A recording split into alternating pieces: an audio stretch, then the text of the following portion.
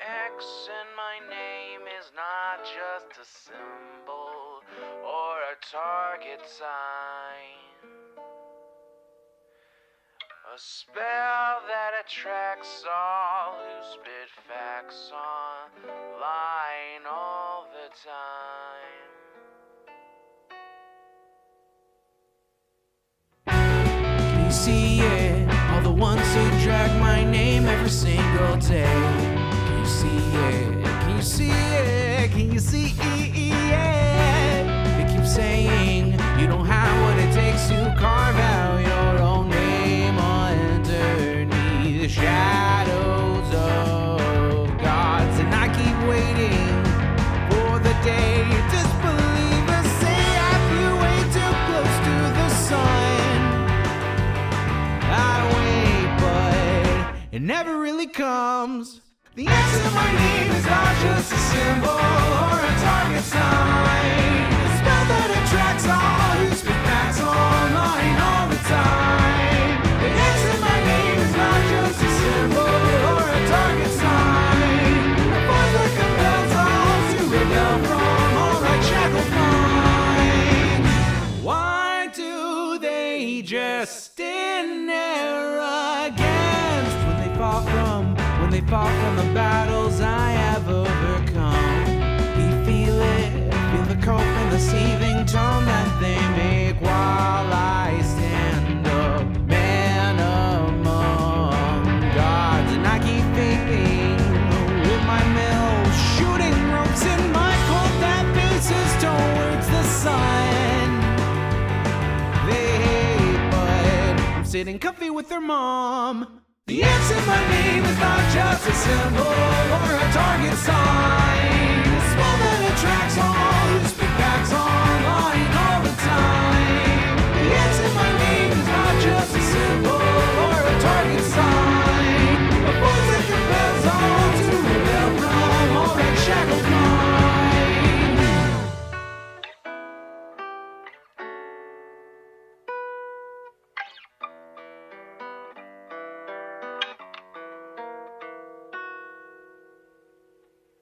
The X in my name is not just a symbol or a target sign. A spell that attracts all who speak facts online all the time. The X in my name is not just a symbol or a target sign. A voice that compels all to rebel from all right shackled minds.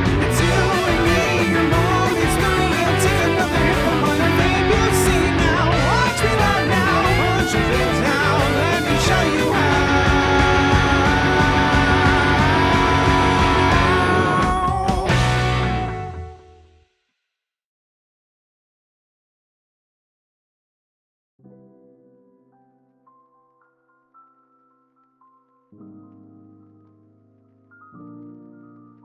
Good afternoon, everybody.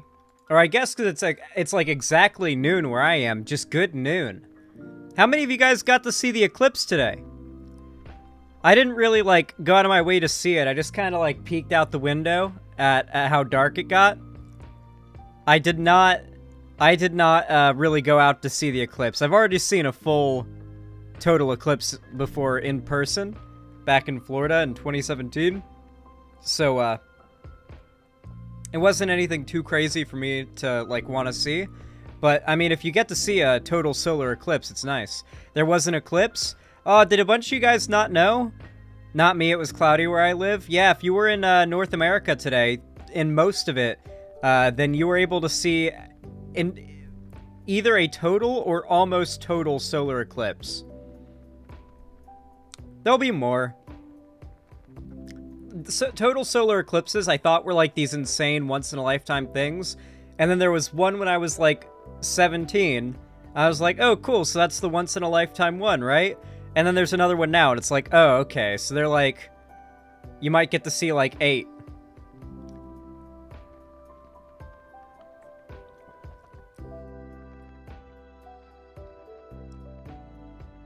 Yeah, comets are far more rare. Yeah, there are way more rare phenomena than like a solar eclipse. And lunar eclipses happen all the goddamn time. I've seen some insane supermoons. Like, you guys know when the moon's just fucking huge for no reason? Like, just, it's usually at sunset, you start to see the moon, and the sun's going down, it gets more full, and it's just fucking enormous for no reason. That's always cool.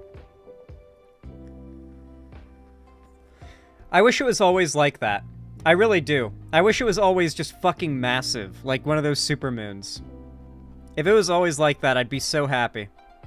Though it's not very good for the tides, I imagine. I mean, it's very good for the tides. It's not good for things that don't want it to be high tide. Or very low tide.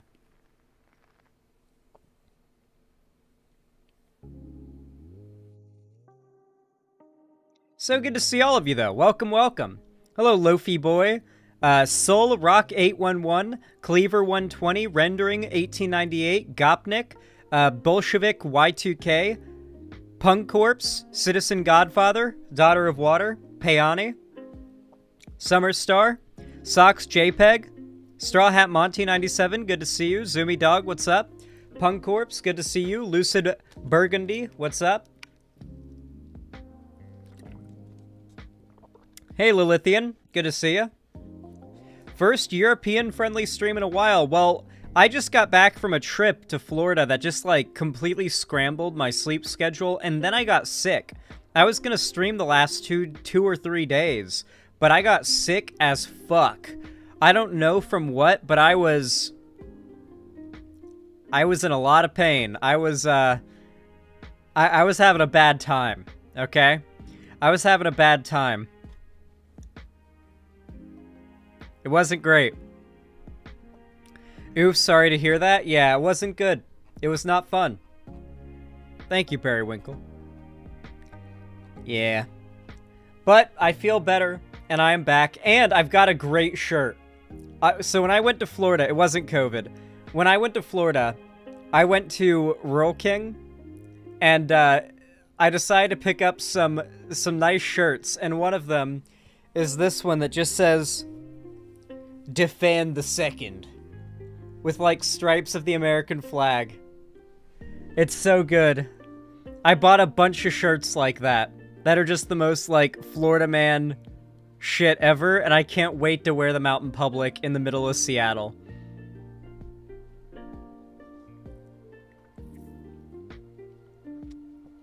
I've had COVID before, Zach. I would know if I had it again. If anything, it's long COVID. Because, like, I'm still partially, like, kind of fucked up from when I had COVID back in April.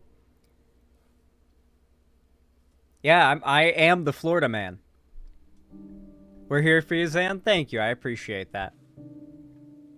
Oh, speaking of Florida, I had an idea for a southern character and decided to make him Floridian. Or at least have the accent. Could you demo a Florida accent, Zan? There are a bunch of different Florida accents. It depends on what you're looking for. A lot of the people who live in Florida are snowbirds. Like old white boomers that are wealthy that move down from northern states to vacation or just retire in Florida.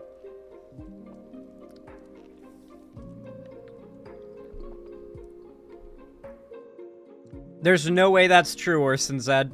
You're trying to trick me.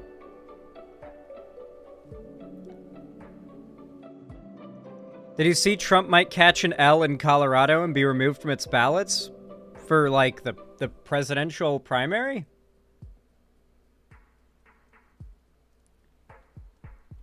Nope, Orson Zed is right. Wait. So the supermoons where the moon is fucking huge... The moon's not... I mean, obviously it wouldn't be any bigger. The moon doesn't change size, and I don't think it gets any closer or further. My assumption was just, like, some type of optical illusion was happening, but not that the moon was just so low in the sky that it looks bigger. Because I know that we don't get closer to the moon.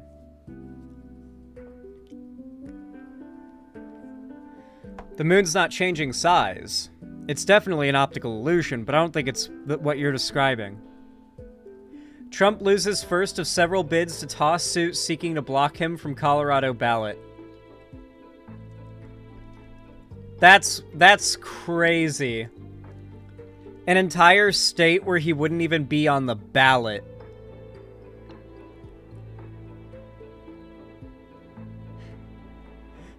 Dog, I got so scared for a minute. I saw a headline that says Keanu Reeves' girlfriend Alexandra Grant calls him and I got really scared, and then I hovered over it, and it's an inspiration. And I was like, oh, thank God. It's like every other Keanu Reeves headline.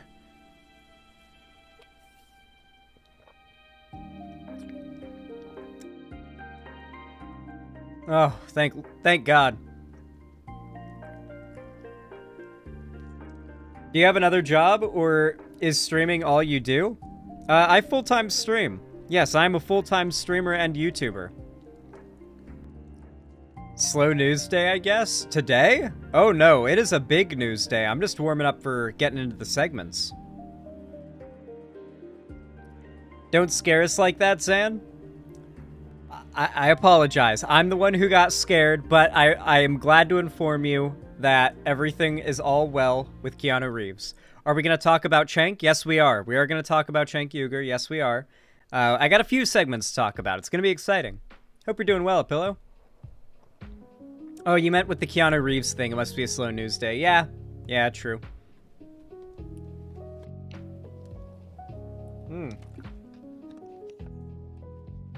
Oh, we've got some people supporting the stream I want to shout out first.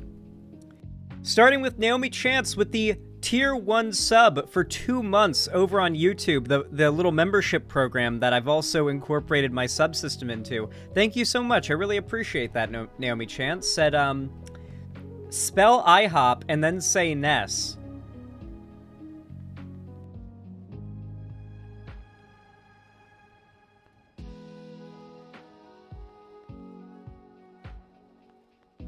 I've heard that one before. I was in 5th grade once, Naomi Chance. Thank you. Periwinkle43, thank you for the Tier 1 sub. I really appreciate it. Thank you for the $5. Very kind of you. Said, can't participate much in chat today, but I'll be listening in. Oh, well, thank you. Well, even if you're just watching as sort of a lurker, I really do appreciate it. Though, for completely free, you can always support the stream simply by dropping a like. Those little thumbs up you leave over on my YouTube stream go a long way to help support my channel. And it's totally free, and it takes half a second, so please consider it. Cherry T21, thank you for the 5 Tier 1 gifted subs. I really appreciate that as well. Thank you for the 25 bucks gifted to DJ Reaper Skier, Lofi Boy, Coin Dog, Perpetually Wrong, and Augusta Nora. Thank you. Said, here, have a wacky science breakthrough. I love wacky science breakthroughs. This vanilla ice cream is made from plastic waste. Oh, God. Okay. Okay. Okay. How? Vanilla ice cream can be refreshing on a hot day. The ingredients? Milk, vanilla of course, and a large portion of plastic waste.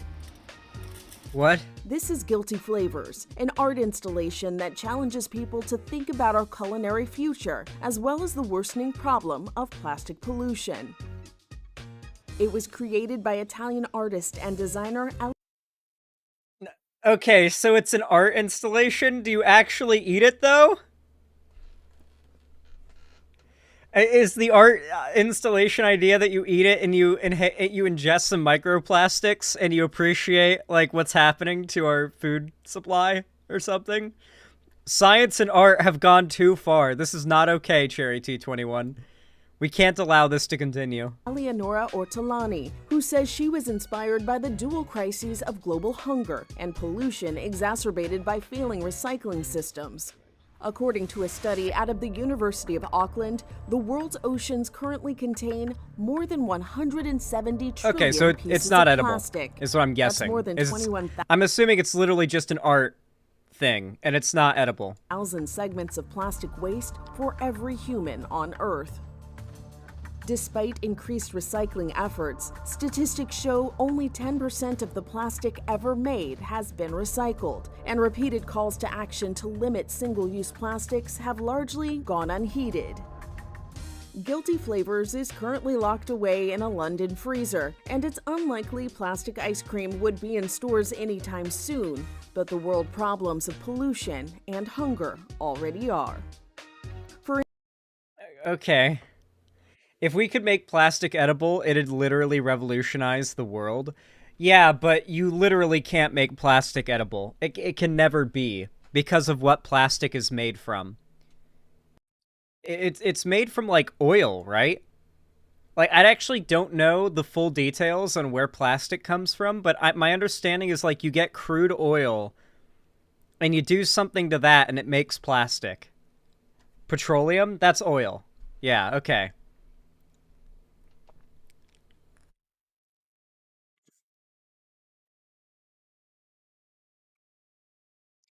What would plastic taste like if we made it somehow edible, like plastic? We are carbon-based things, not oil-based things, yes. If you break it down chemically, then I presume you can use that stuff for ice cream. But what? There's nothing in it that is useful for ice cream, right? It's just... I don't know.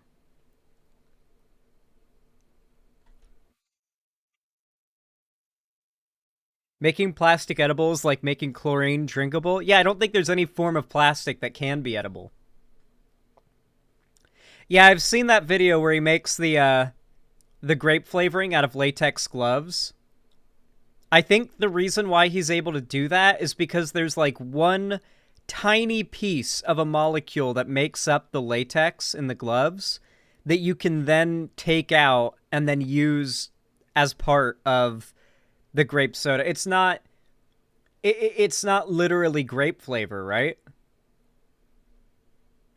Or I guess it was. I guess the chemical literally was the same as they use for grape flavor. But that's an added chemical. And also, what we use for grape flavoring is not, like, grape. Or grape flavored at all. Like, there's a difference between grape flavored and the color grape flavored. Right? You guys know what I'm talking about.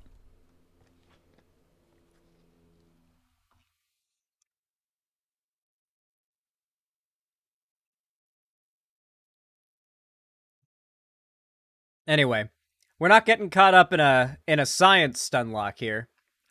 Oh wait, no, I closed a link I was gonna cover.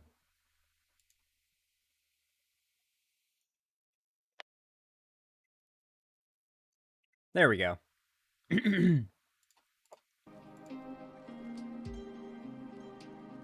All right, everyone. Y'all know what to do when I say action, right? 3, 2, 1, action. Well, I got sent this article in chat, and it's literally 6 minutes old at this moment, so I feel we ought to cover it because it's some pretty fresh off the presses, like literally just piping hot off the presses news. So let's cover it. Leave that burp in, Cherry. I demand that you leave that burp in. Do not edit it out. I want every single person who watches that video to hear it. Anyway, Trump loses first of several bids to toss suit seeking to block him from Colorado ballot. Former President Donald Trump has lost the first of several attempts to throw out a lawsuit that seeks to block him from the 2024 presidential ballot in Colorado, based on the 14th Amendment's prohibition against insurrectionists holding public office. Dude. This is some Giga Chad shit. This is some super Giga Chad shit. Just straight up saying, no. It's literally in our Constitution that says we will not have a insurrectionist as our president and hold office. We refuse to allow you on the ballot. That is just Giga Chad as fuck. Why is every blue state not doing this? Colorado District Judge Sarah Wallace this week rejected Trump's bid to get the lawsuit dismissed on free speech grounds. The former president still has several pending challenges against the case, which was initiated by a liberal government watchdog group. A trial to determine Trump's eligibility is set for October 30th if the case reaches that stage. Colorado election officials say there's a hard deadline to resolve the dispute before January 5th, when the ballot printing process begins for the March 5th Republican primary. A post-Civil War provision of the 14th Amendment says American officials who take it... I like that. Post-Civil War, specifically. who take an oath to uphold the Constitution are disqualified from future office if they, quote, engaged in insurrection or rebellion, or if they have, quote, given aid or comfort to insurrectionists. He has done both of those things. But the Constitution does not spell out how to enforce this ban, but it has been applied only twice since the late 1800s when it was used against former Confederates. In a 22-page ruling, Wallace said she wasn't swayed by Trump's argument that the lawsuit seeks to improperly restrict his rights to participate in the political process. The court has no difficulty concluding that it is to the benefit of the general public that regardless of political affiliation, only constitutionally qualified candidates are placed on the ballot, Wallace wrote. So the judge outright wrote, agreeing with the lawsuit, saying that he is not a constitutionally qualified candidate, and threw out his attempt to have the lawsuit canceled. Oh, shit. How many more states could you guys see this being done in? Obviously, it would affect Trump's ability. Like, you want Trump to win the primary, and for all of this to affect him in the general, not the other way around.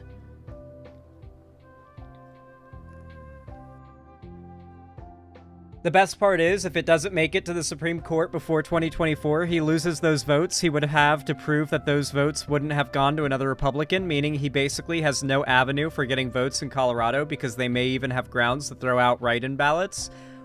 Oh, that is beautiful. Thank you, Killjoy, for 40K. That is music to my ears. Oh.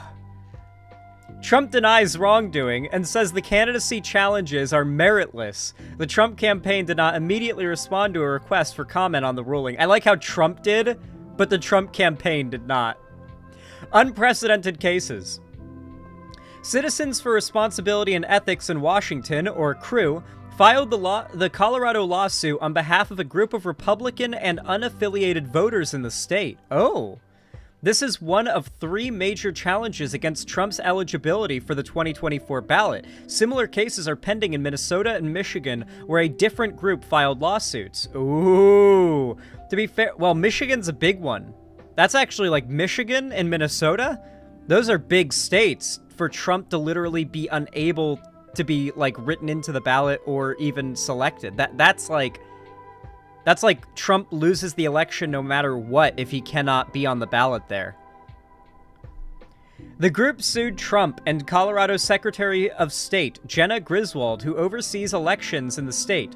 Griswold, a Democrat, previously told the judge that she doesn't have a position on Trump's eligibility and would comply with the judge's final decision. However, Griswold has said in court filings that she believes that Mr. Trump incited the insurrection and therefore wants the judge to determine if the 14th Amendment's insurrectionist ban can be applied through Colorado state law, because she has sworn a solemn oath to uphold the U.S. Constitution and to effectuate its requirements. In recent months, a growing and bipartisan array of constitutional scholars and former jurists have thrown their support behind the theory. But experts on both sides have also expressed concern that blocking Trump from the ballot could lead to a backlash and would deprive voters the chance to decide for themselves who should be president. Oh no, if we don't keep the insurrectionist who tried to overthrow our country from running, then his supporters won't be able to vote for him. Okay.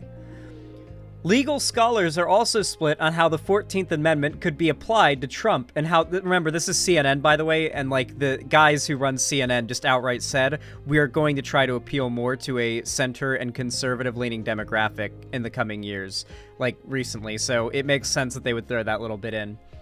Legal scholars are also split on how the 14th Amendment could be applied to Trump and how the ban would be implemented, whether by state officials, Congress, or a court.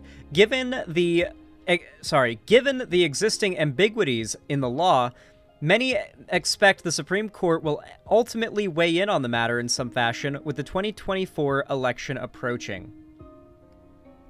All right. So it seems like in the state of Colorado and potentially Michigan and, where else was it? I'm forgetting what the other state was. It's one of those other very, unfortunately, forgettable states. Minnesota, thank you. Minnesota. Yeah, if Michigan and Minnesota follow suit, particularly if Michigan does, it's a pretty big deal. Like, I remember when we were covering the 2020 election, I literally did all-night coverage. I covered it until we knew that Biden had won the presidency, pretty much, and there was no way for Trump to mathematically, like, pull past him. And I remember it was all a wait for Michigan to turn blue. Like, it came down truly to Michigan. Once Michigan turned blue, everything turned around. It seemed like Trump was going to win for a while during the, on that night in 2020. But then, Michigan turned blue.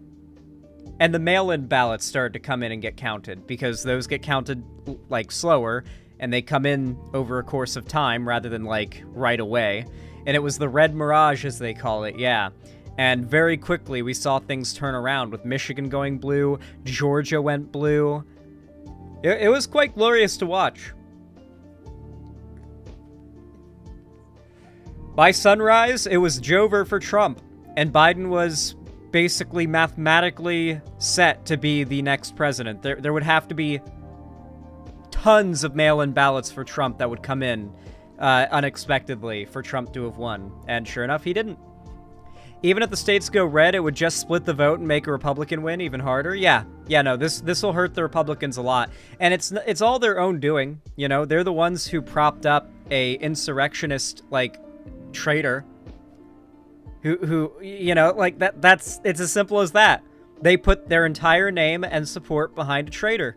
And now their entire party is going to suffer the consequences for that. I can only hope. Let's hope this really hurts the Republican Party. I think it will. I actually do think it will. Colorado is itself a pretty, like, liberal state when you look at the cities, but outside of the cities, it's pretty conservative.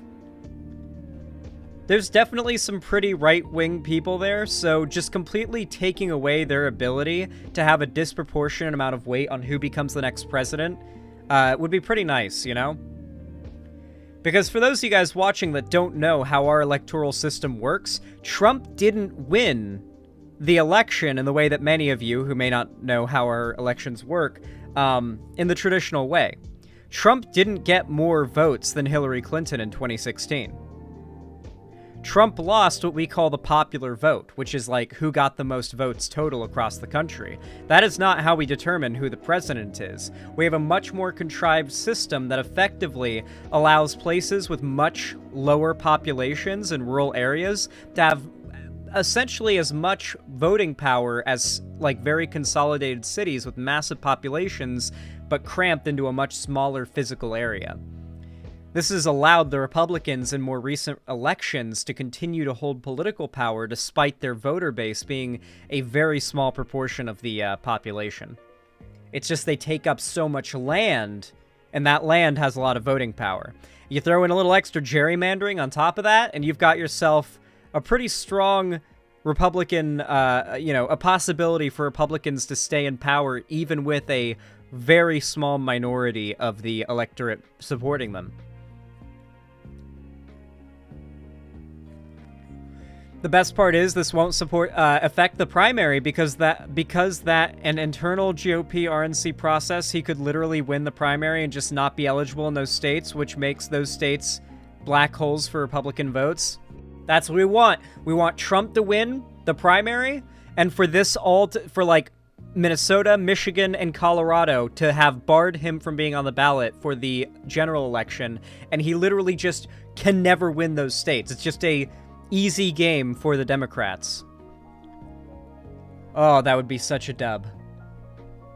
Do you think Republican voters would still vote for him and make him the nominee, even though he can't win the election, because they would refuse to believe that he couldn't win the election despite not being able to get votes from those states? They would refuse. They're completely disconnected from reality. That you would tell them, he literally mathematically can't win. You should try to get somebody else as your primary candidate. And they would spit in your face and say, no, and then lose. And then say who could have predicted this when they lose. Oh, this is going to be phenomenal. Thank you for sending me this article. I forgot who did, but whoever did it, thank you. What do you guys think of that little mini segment before we get into the main planned topics for today?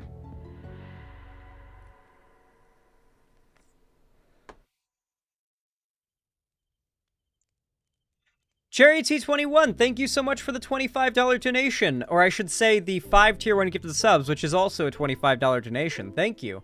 Gifted the subs to Admin, Lilithian, Sunbeam Boy, Colony of Dice, and Phoenix. Says it hasn't been tested for consumption yet, but basically the bacteria is able to break down plastic and produces vanillin, the chemical that produces vanilla. Oh, it's a chemical that breaks down the plastic. Well, not the chemical, the bacteria that can eat plastic. I've heard about that. So apparently the bacteria eats the plastic, and then the chemicals it produces are like vanilla flavored? Okay. Okay, that's a little more understandable. So it's a misnomer to call it plastic ice cream. It's actually not plastic. Let me update the dono goal really fast.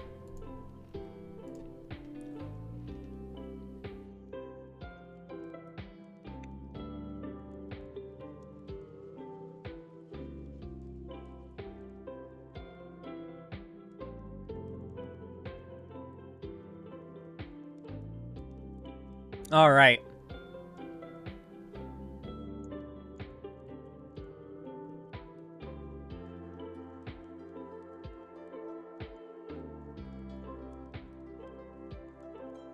Welcome back to the YouTube. Gotta love your unpausing after I pause the video while it loads. Fantastic.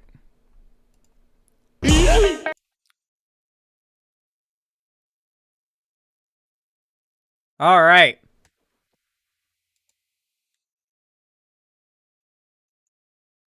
Y'all know what to do when I say action, right? 3, 2, 1, action. Well, everybody, we're back, and today we're going to be covering another one of my favorite right-wing grifters here on YouTube. One small thing, one tiny little detail about the way she presents her entire branding is what makes her my favorite right-wing grifter on all of YouTube, and I'll get into that in just a moment. But I want to give you guys a bit of an update on how she's been doing. You see, she's absolutely exploded on YouTube. Back in the day, the biggest of the, of the Daily Wire stooges were like Ben Shapiro, Matt Walsh, Andrew Klavan, but they've kind of fallen off. Conservative content is kind of on its way out again in the online space. That sort of era of red pill, anti-left-wing demagoguery that I correctly predicted was coming is now, once again, as I correctly predicted, on its way out. It's just kind of dying off, particularly the red pill stuff. You've seen like Ben Shapiro and a lot of the Daily Wire types trying to separate themselves from it and calling it out, but while also trying to agree with their positions because they recognize that the only way to stay around and relevant is to siphon the audience from the red pill sphere into their sphere. So it's a very bizarre attempt to criticize what red pillers believe while also saying everything they believe is correct, they just take it too far. It's really, really embarrassing. However, and you know, you could obviously see that in the numbers, right? The classic OG Daily Wire stooges are kind of falling off in terms of numbers. You know who's not falling off, though, at all, by any means? Brett Cooper. With the Daily Wire, she has ballooned up to 3.5 million subscribers in a very, very short period of time. I think last time I covered her, she was sitting at 600,000 subs, so she has literally just magnitudely increased in sub count very quickly. And the reason for this is that her reach has expanded beyond the Daily Wire sphere. Now I'm going to get into the astroturfing that's basically made her my favorite right-wing grifter. You see, YouTube and the Daily Wire have a very, very important, coexistence that they work with.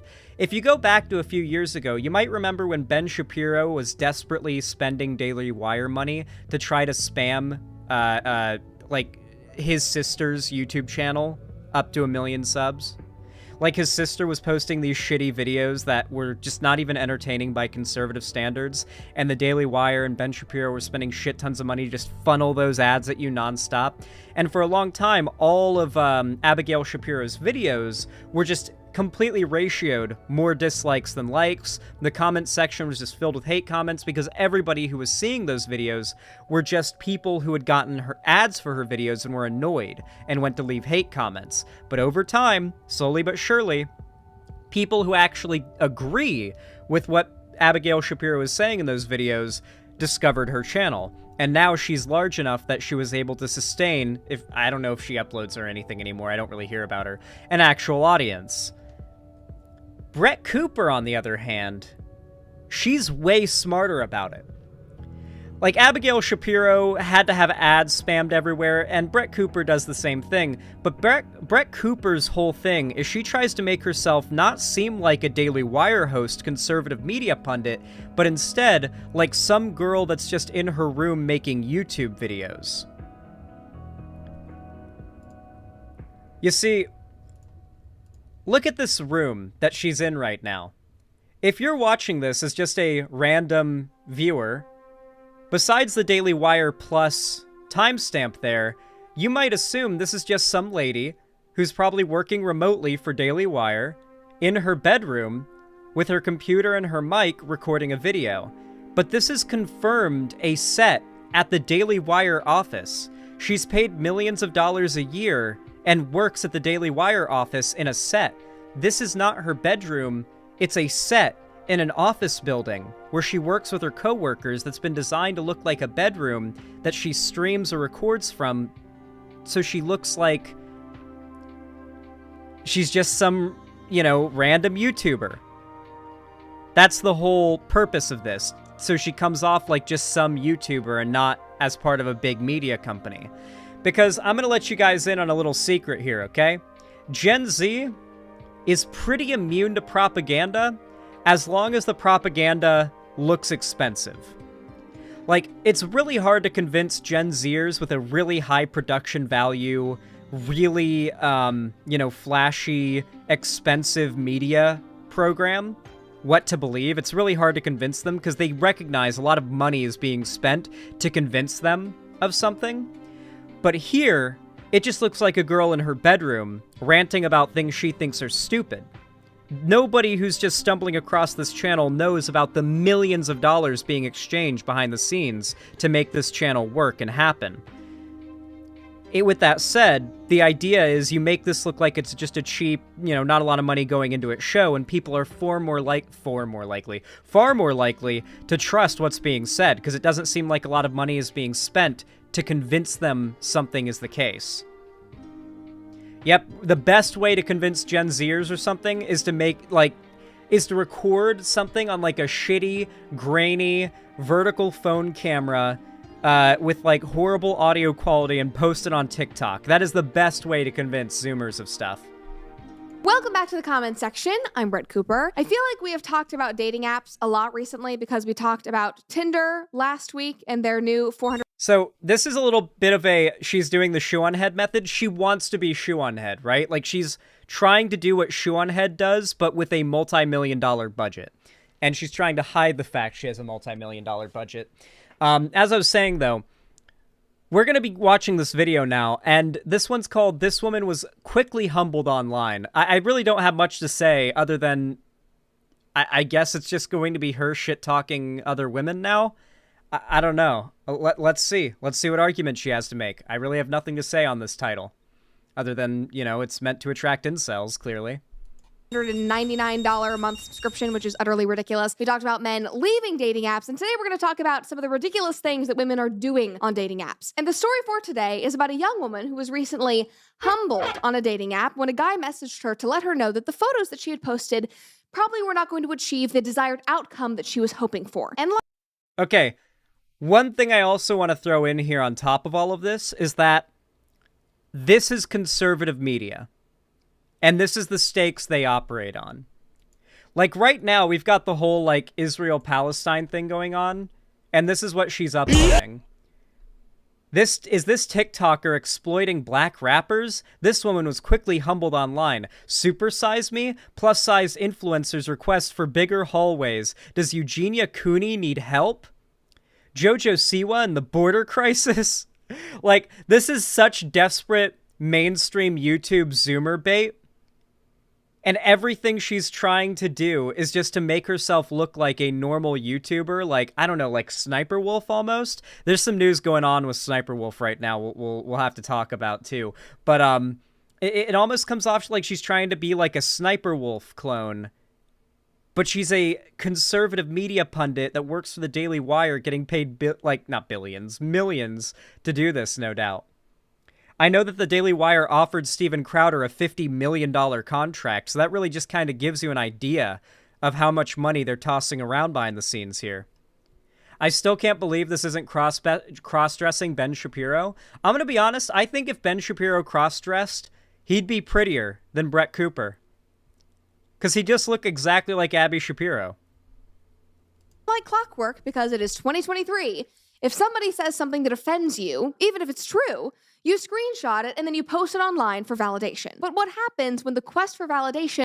But I do want to say, though, isn't it interesting how, like, there's so much important shit happening right now, but the only content this lady makes is the most, like, culture war, internet-brained content ever, but it's going massively viral because she knows what actually works with the audience she's targeting, and I can respect that to a degree, at least more so than the rest of the Daily Wire stooges, because they're kind of falling off right now.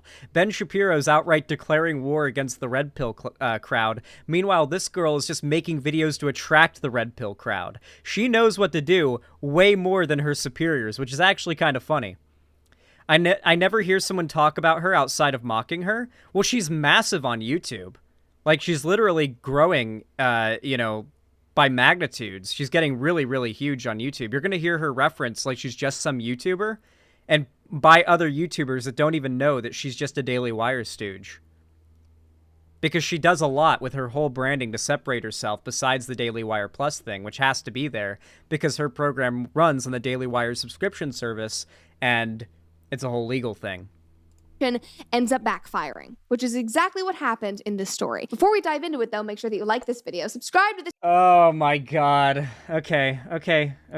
Yep, I know. You gotta get the money. Off the clock episode. Let's check out this message this young woman felt the need to share with the world. This is Zoe, and according to her, from her lips, she is on dating apps in search of a long-term relationship. And she recently posted this photo to her Hinge profile, which is what caused this firestorm online, in her DMs and online. So she posted this photo, and then she received a message from a man who said the following. He said, "Hey Zoe, just wanted to let you know, the pictures like this put off respectful guys who know how to hold a conversation and attract guys who just want to sleep with you. Have a nice day. Smile."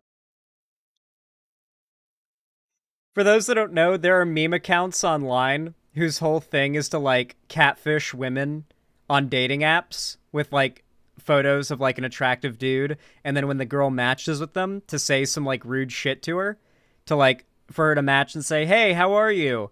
And for him to respond with some, like, insult or, like, some indication that she doesn't matter to him. Like, oh yeah, he's on this dating app matching with girls, but he's only here to tell them off. It's rage porn for incels. They like to imagine this hypothetical guy who goes out there, gets women attracted to him, and then rejects them to make them feel the same way they feel. It's an incel fantasy, and there's a lot of guys who make memes like it, or about it, where they, like, catfish a girl on a dating app, and then they try to make that happen in the DMs, basically. So I'm guessing that's one of these occasions, because I'm going to be real. I don't think that some guy matched with her and was like, "I just want to let you know that pictures like this put off respectful guys who know how to hold a conversation and attract guys who just want to sleep with you. Have a nice day," and then unmatched her. And it was actually an attractive guy that she right-swiped and matched with. Like, that, there's no shot. There's no shot. This is literally incel rage porn fantasy. You see this kind of shit on Instagram memes. Smiley face. Gasp! The horror that a man would be blunt and refreshingly honest with a woman online. Why would you say so? I wonder what the what the audience demographic of this channel is. I'm really curious what the audience demographic of Brett Cooper's channel is. I want to read the comments. If you want to get married and keep a relationship, then posting pictures of your body isn't the way. I'd rather see pictures of a woman doing her favorite hobbies. The dude hit the nail on the head. If you present yourself as scantily with your legs spread, you're going to have the wrong dogs barking up your tree. It's really not that complicated. Men want a woman, not a thought. Her saying she never thought... Well, this is actually a woman posting this. Child of Christ 7625 says... Her saying she never thought nothing of that photo when she took it, ? I don't believe that for a second, lol. She knew exactly what she was doing. She's offended because he's right. We're living in the look at me syndrome era. Hopefully this too will pass and people resume normalcy. If she genuinely didn't understand why a good man looking for a long-term serious relationship would object to photos like that, she herself isn't ready for a long-term serious relationship. These guys are so desperate to be able to be the guy who turns down a woman they see as lesser than them for being a slut. I need you guys to know that despite how rude these insults are and how much these guys on their internet comments try to come off, like they're just swimming in pussy and they're just rejecting women that are after them left and right because they've got such high standards, they're in happy relationships, they're not. These are the guys you see posting on incel forums and the comments of Instagram pages about how any woman in any situation must be in the wrong because they totally know how these evil women operate. Listen, I know there's going to be some incels or incel-adjacent people watching my content right now, and let me be honest with you guys. There are a lot of women out there that just suck, okay? It's true. I've had my fair share of run-ins with women that just kind of suck, and like just bad people, you know. I've had relationships with them. I've had friendships with them. I don't think I need to go into any further detail because people who know the lore of my channel can pretty confidently say that if I didn't know better, I'd have a lot of reason to be an incel. Hell, my last relationship, my first ever long-term relationship with a woman was with an abuser who was robbing me and manipulating me, who was significantly older than me, and using that as like a way to take advantage of me. There's a lot of reasons why a lot of guys in this age demographic, the Gen Z age demographic, might have some like anecdotal instances where they've decided women are awful. I've had those thoughts before too, trust me. It's when I was younger, I was a little incel shithead. The problem is, as you get older and you get to experience more things and you meet more people, you start to realize how broad the amount and variety of people out there are, and you start to realize how difficult it is to make broad statements about everybody and every social interaction. The truth is that in some ways, when it comes to some women, incels are right. There are tons of women out there that are exactly as incels claim every woman is. And many of those incels had very bad interactions with those women, and those anecdotes are what drove them to where they are now. I am not denying the existence of those scenarios. I'm not denying the existence of women who, for example, will say that they want like a traditional relationship where they're, you know, very much exclusive to each other and their bodies are for each other's eyes only, and it's supposed to be very committed and very traditional and very conservative, but at the same time, that girl wants to be flirty with other guys and post like pretty lewd pictures online. It's like, wait, you said you want the one thing, but you're doing the other? Like, I see like where you're coming from with that, and I see why so many guys witness that kind of thing and immediately see hypocrisy. They think, feminism is just this movement that's trying to empower women, despite the fact that women are just getting worse and worse and more awful to men by the day. And feminists argue that we're the ones bad to women. And there's like tons of guys, and I mean, oh wait, hold on. I switched wrong screens. I was going to bring up this stat. I mean, you could say that what I'm saying right now is just my own experience or whatever, but I mean, look at the statistics.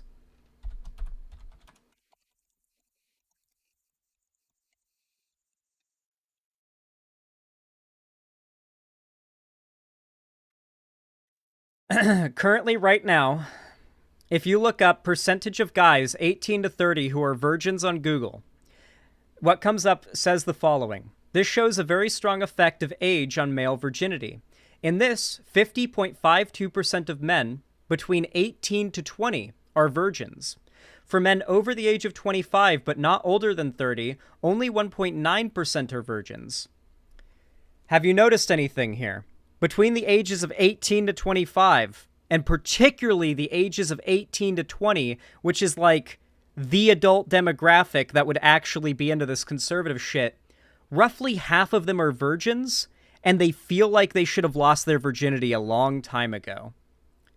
And this rate is going up, obviously. We've seen the statistic, what is it? Since 2008, it's gone from 8% of men who are 30 to 18 who are virgins to 27% in 2018, and only rising with COVID and you know, each passing year.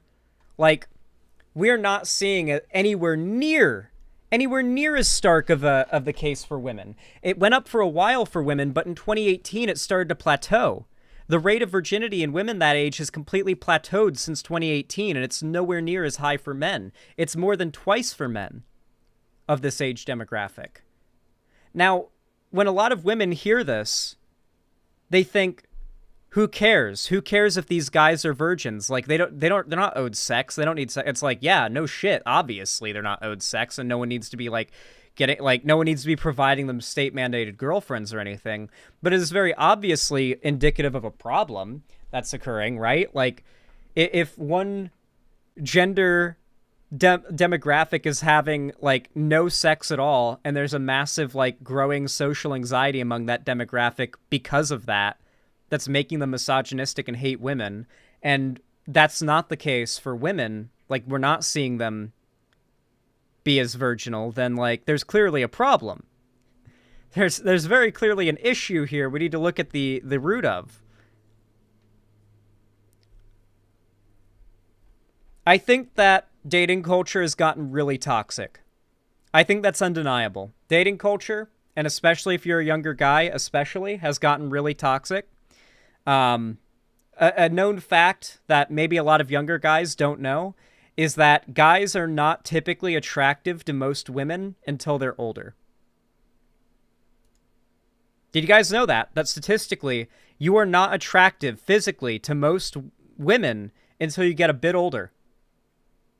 Like right now, I am not in the age demographic where most women will ever find me attractive. It's actually once you get into your mid-30s is when men hit their peak in terms of attractiveness to women, both physically and outside of that, in terms of like how financially stable they are, how much they've got their life together, how mature they've gotten by that point.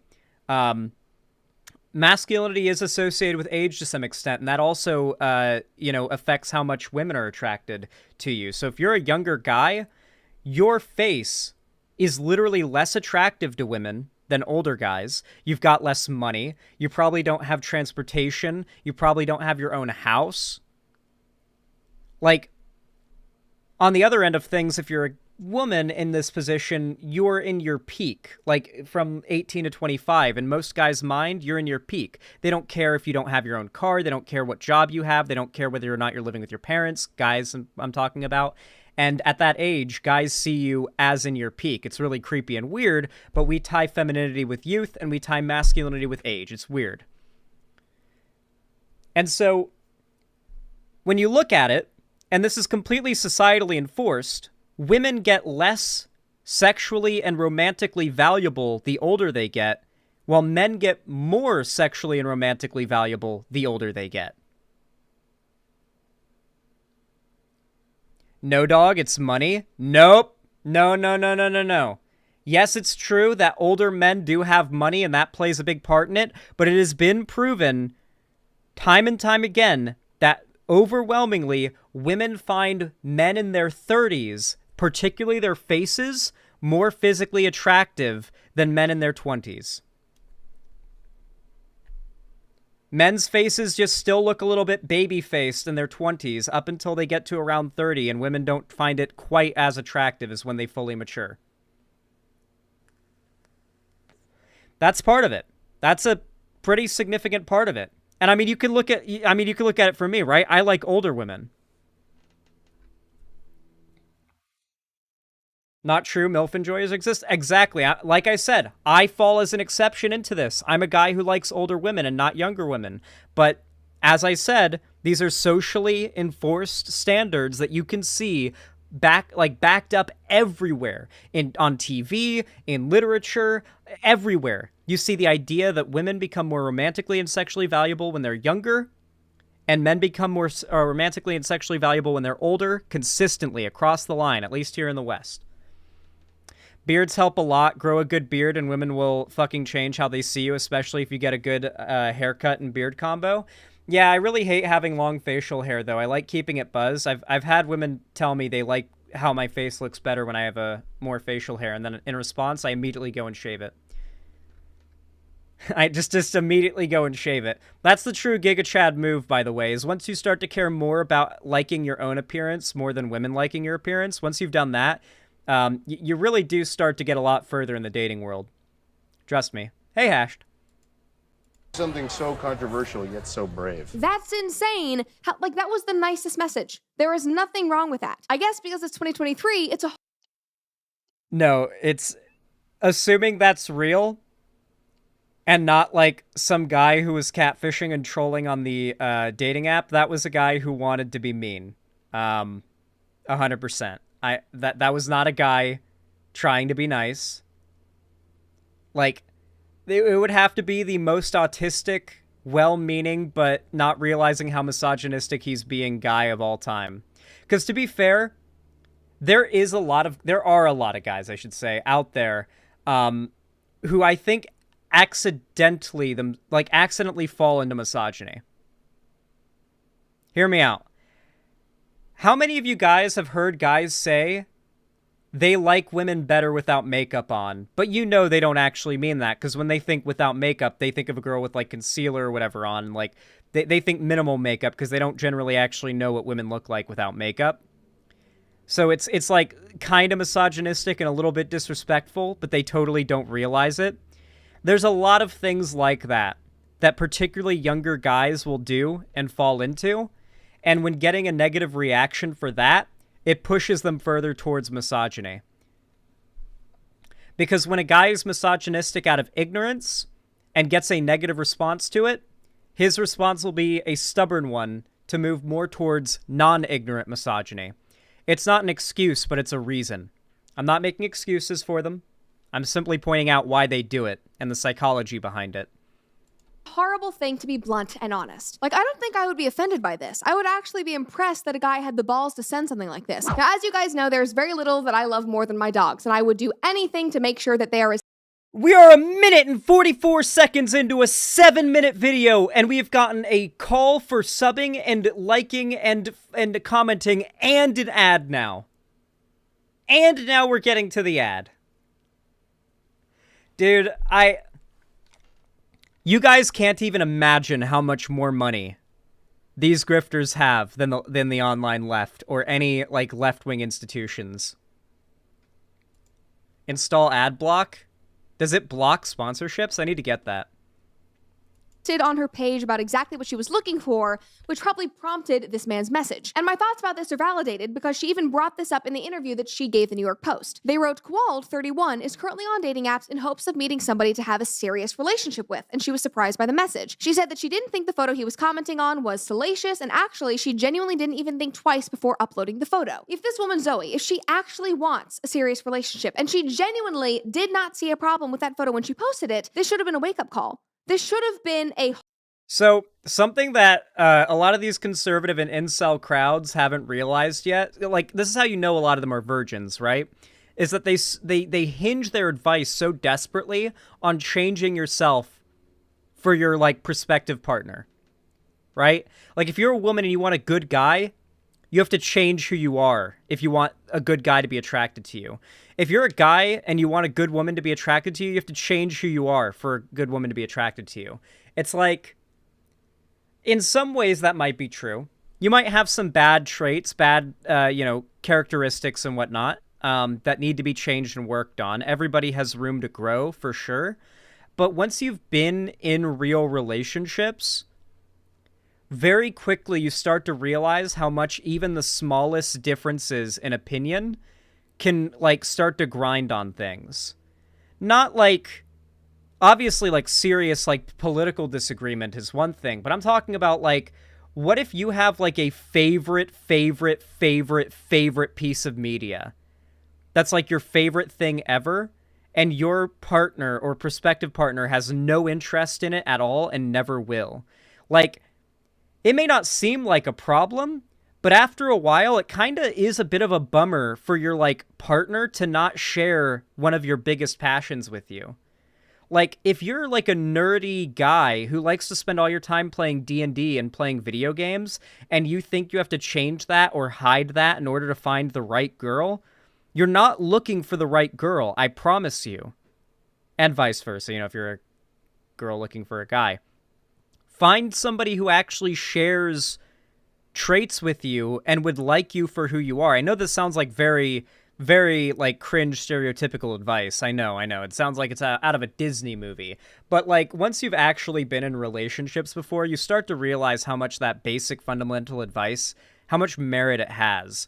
Because, like, you don't want to have to change who you are to be in a relationship. It's literally torture. It's literally torture.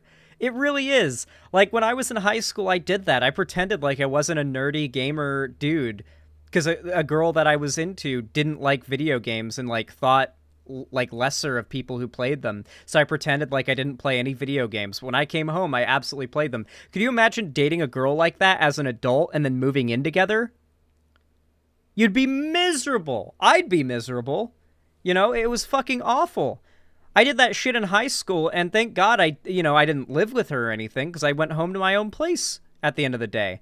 But, like, those experiences will quickly bring appreciation to the fact that, like, you don't want to have to change and learn all this shit and, like, dedicate your entire personality to learning how to attract women or how to attract guys if you want to succeed at finding the right one. Xanderholic can be alright if they at least get happy for you, but if they're weird about it, that's a nope in my opinion. I'm gonna be honest. There were a lot of big problems with me and Lonnie's relationship.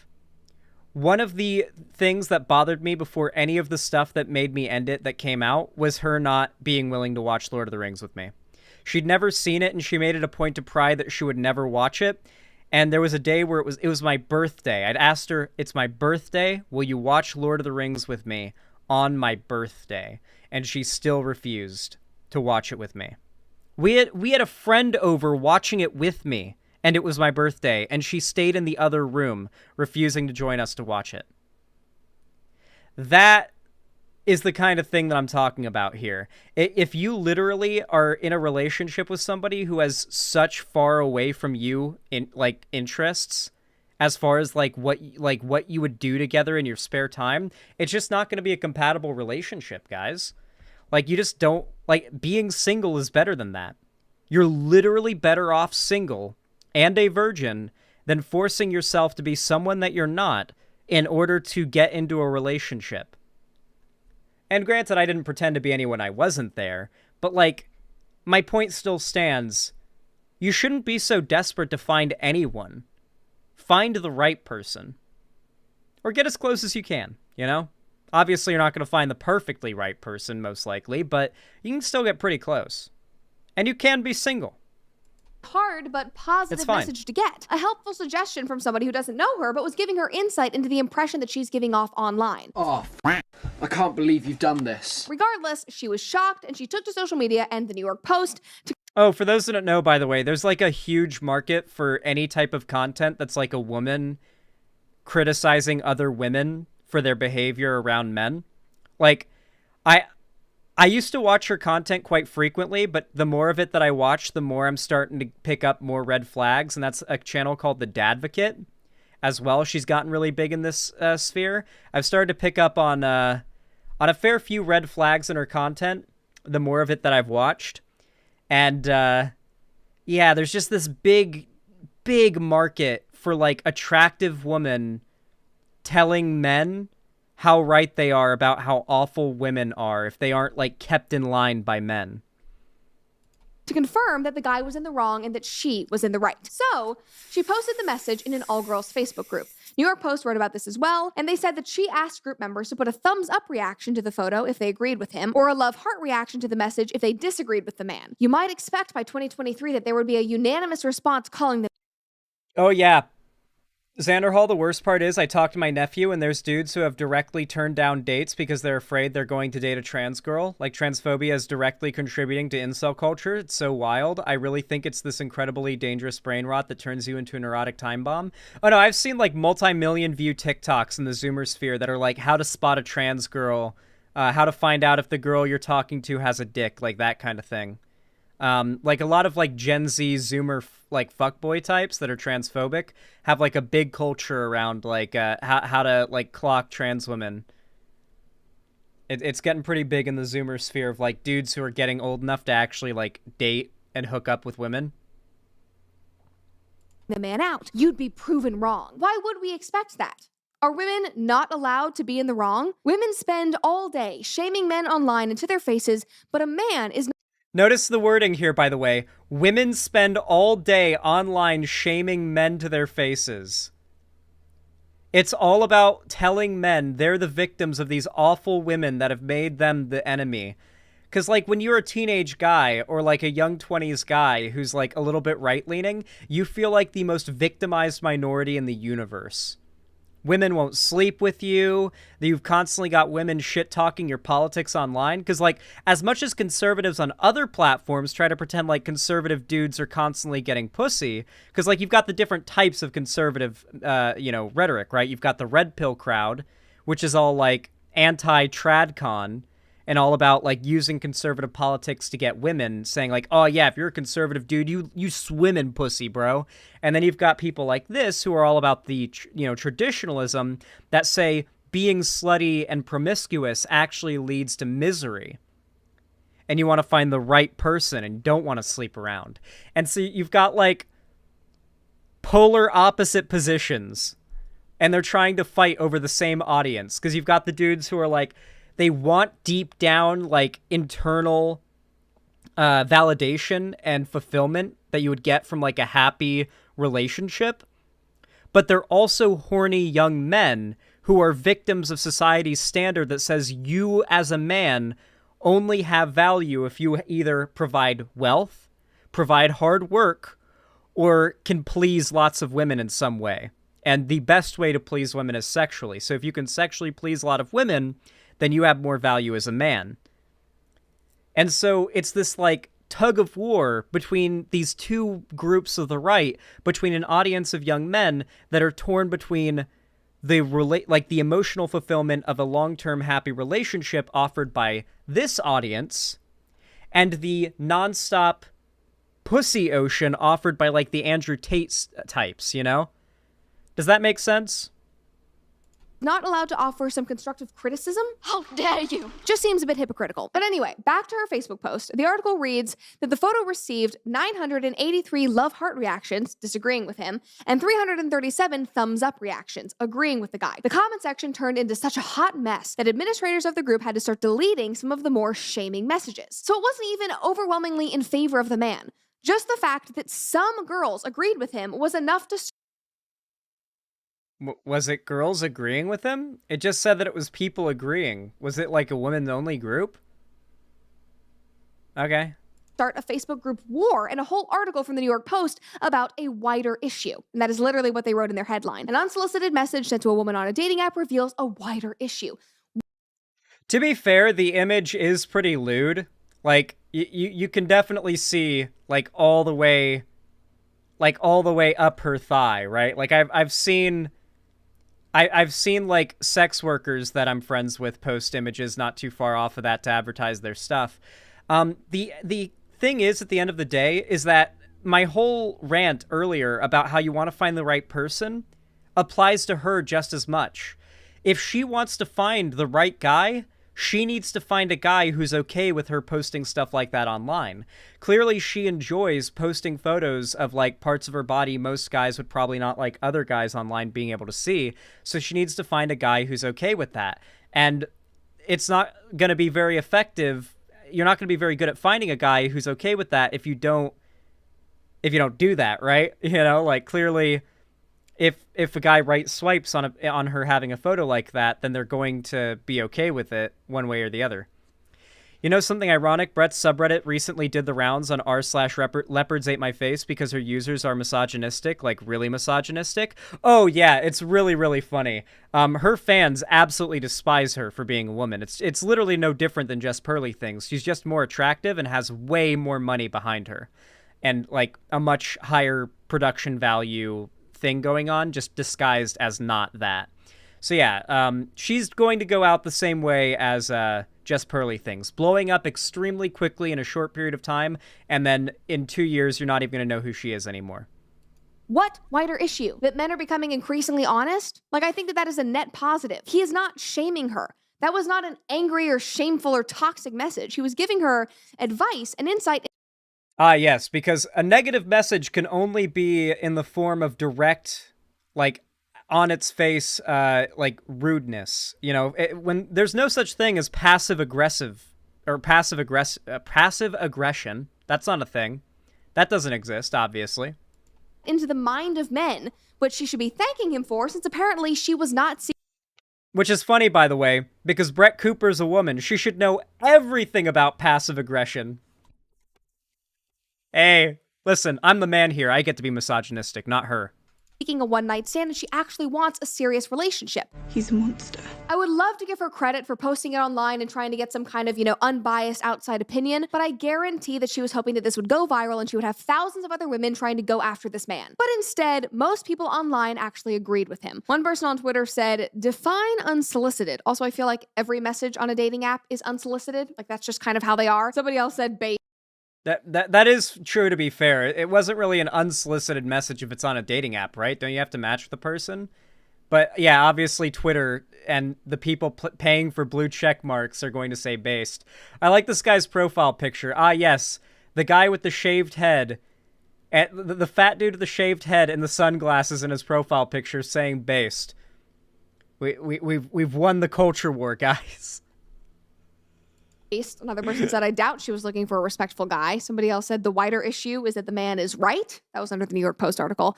Somebody else said, "A wider issue of women having no dignity." And then this guy did not hold back, but it was my favorite comment. He said, "Typical not to take the advice of a man. You're all very critical of everything a man does, but can't accept criticism when it's put back on you.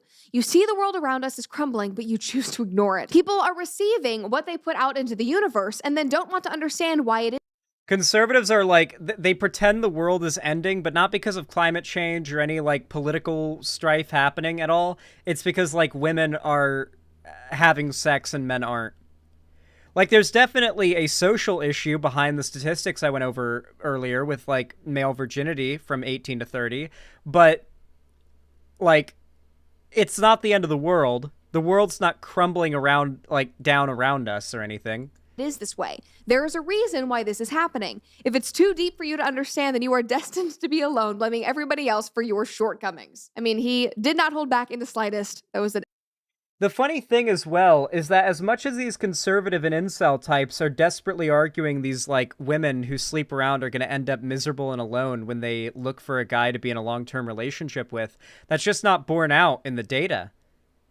Like, the data shows that, especially now as well, that it's the guys who are lonely and are virgins and not finding relationships. So even when they do get older into their 30s. So that's not happening. Guys are the ones who are suffering all the way through if you're looking at the statistics as far as loneliness goes. So this idea that, like, oh, you women out there, you may sleep around now, but when you get to your 30s and 40s, you're going to be alone and miserable. That's just not borne out in the data. It's just not. Most women who have been married have had several sexual partners prior, more sexual partners than most married men. So that data is just not, it's not real.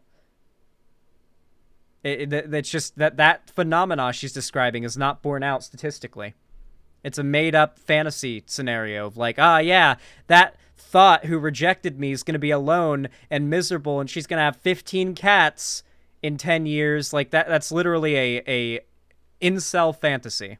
An excellent mic drop comment. But are we honestly surprised by this response from men? Because the way you dress and how you post online does have an effect on the way people perceive you. And if you are a woman looking for a respectable guy who desires a long-term relationship, like apparently the girl in the story, then you have to be aware of that. You may not think it's scandalous and your intentions might not be provocative, but that doesn't mean that they aren't being perceived that way. I cannot tell you how many girls I see on social media complaining about being single.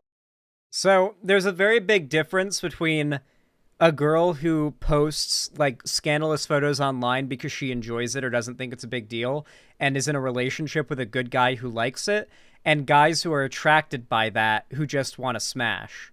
Like, there are definitely women out there who can't tell or make it seem like they can't tell when a guy wants to fuck them, but I think they can. Like, here, I'll throw a bone to the incels here. Like, how many guys have been in a relationship with a girl, and then a guy starts messaging her, like, clearly hitting on her, and is, like, creepy and weird, and you're just like, just block him, and she makes an excuse for why she shouldn't block him. Instantly end relationship right there. That's always been my policy. I instantly end the relationship right there. Because that is a bad sign. Weirdo creep comes into like the girl you're talking to's DMs, hitting on her, saying, please send boob. And you say, block him. And she says, no, I don't want to be mean. No. Nah, that's an instant relationship ender. Instant relationship ender. If she's not willing to block the person. And that's something that you're not comfortable with her not doing. Yeah. I think it's reasonable to have very like high standards of like what you consider to be like fidelity in a relationship. I don't think that's unreasonable, but I think there's this like conflation between you like being a loyal partner and being promiscuous. Like, I think somebody can have like 50 partners or 50 sexual partners like casually and then be completely loyal in a relationship and have a completely fine relationship. These people think that it like somehow mars your soul once you've had a certain amount of sexual partners, and you can never be like a loyal, devoted partner to a single person ever again.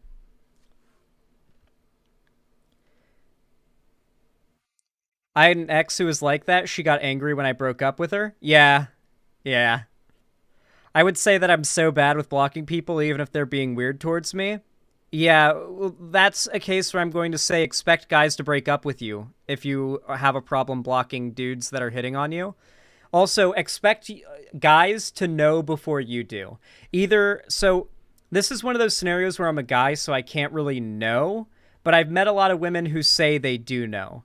There are a lot of women out there who will have a guy they're friends with very clearly be into them, and they'll be in a relationship, and their partner will say that guy is clearly into you, and the girl will deny that.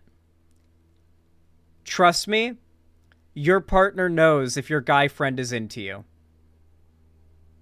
Your boyfriend knows with 100% accuracy whether or not your guy friend is into you. Because your guy friend might have been your best friend for a decade, hiding feelings for you. Your guy friend's going to detect them, or your boyfriend's going to detect them instantly. And he's instantly going to be uncomfortable with it.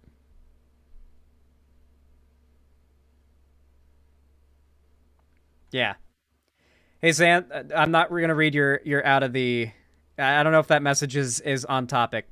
Do you think the obsession with purity is why the right thinks a cross-dresser in a sundress is a sexual thing? Yeah, they believe that, like, they're obsessed with the idea of all things being as simply put as they can possibly be. They refuse to accept the complexity of reality.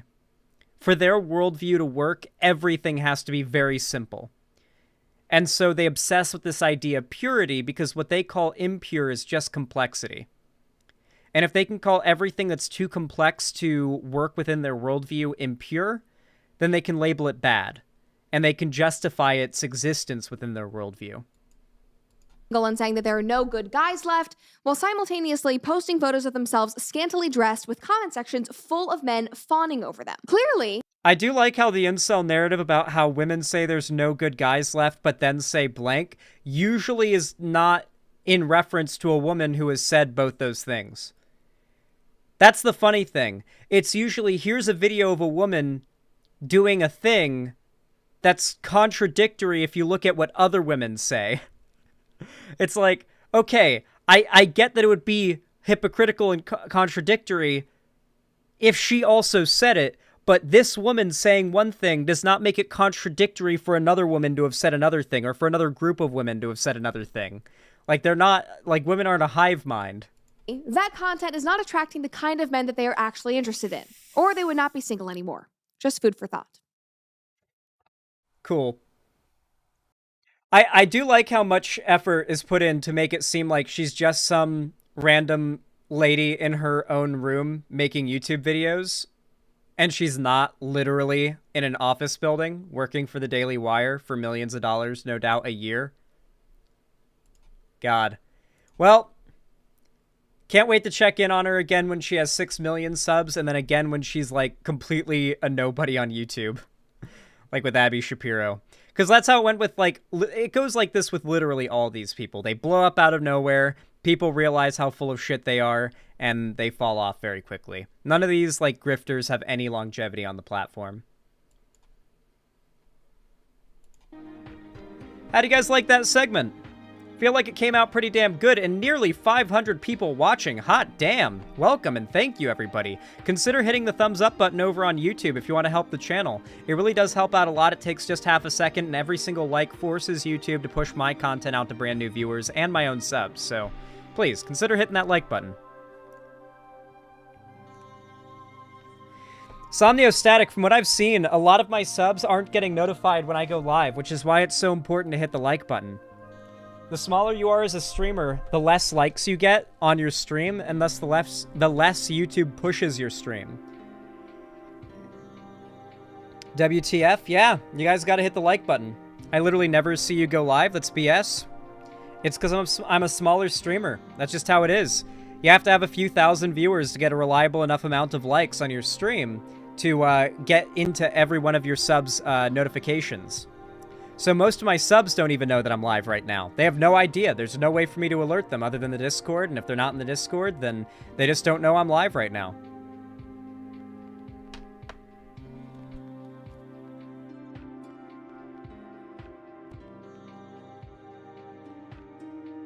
Thank you, Nessingwary.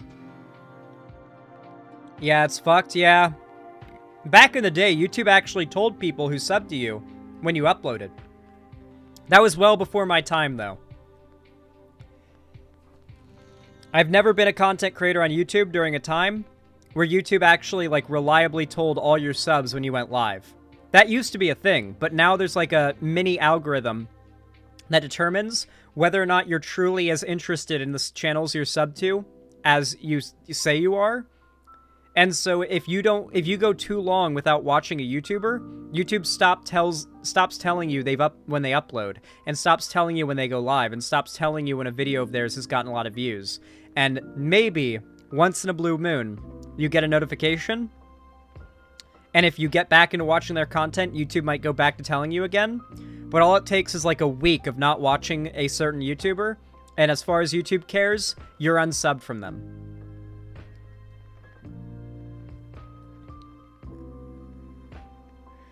Which heavily affects YouTubers that don't upload that often, too. YouTube stopped telling me when you go live. YouTube stopped telling me when you go live, but always tells me when you upload a video. That's not true. Where is the proof of that? Nice try, Nazi account. But yeah. A lot of people have been saying they don't get notifications, so the best way to help is to hit the like button.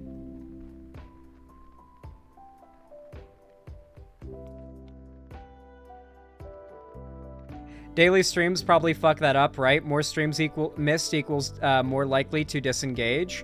No, it's more of a time-based thing. the more frequently you upload, the more likely YouTube is to push videos to your audience. And your audience is, like, at a base level pretty likely to watch your content eventually. You really just have to make sure YouTube shows it to your audience. YouTube doesn't notify me at all. I wouldn't know. I wouldn't know you were live right now if it wasn't for the Discord. Yeah. Yeah, like most of the people here watching now didn't even get a notification. They just know because they're in my Discord server. So if you're not already in the Discord, then consider it. YouTube Don't Fuck Over Creators Challenge, level impossible. Well, it's just the big creators that don't get affected by this. Smaller creators make YouTube no money. I make YouTube no money. So whenever YouTube rolls out a bad change, I and YouTubers my size get punished by it. YouTubers like Vosh and Hassan's size are so big that they don't get affected by most of these negative changes to anywhere near the same degree.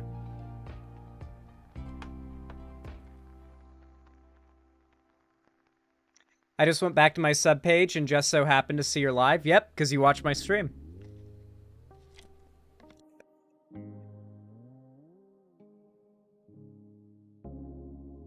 I only knew because I saw the live symbol next to your name on the sidebar. Discord is how I found out. Yeah. Writing a message telling people your live might work. Messages seem to go through more than videos and live streams, like a community post. I don't really get a lot of engagement on community posts either, but I don't know. I mean, the Discord announcements do pretty well.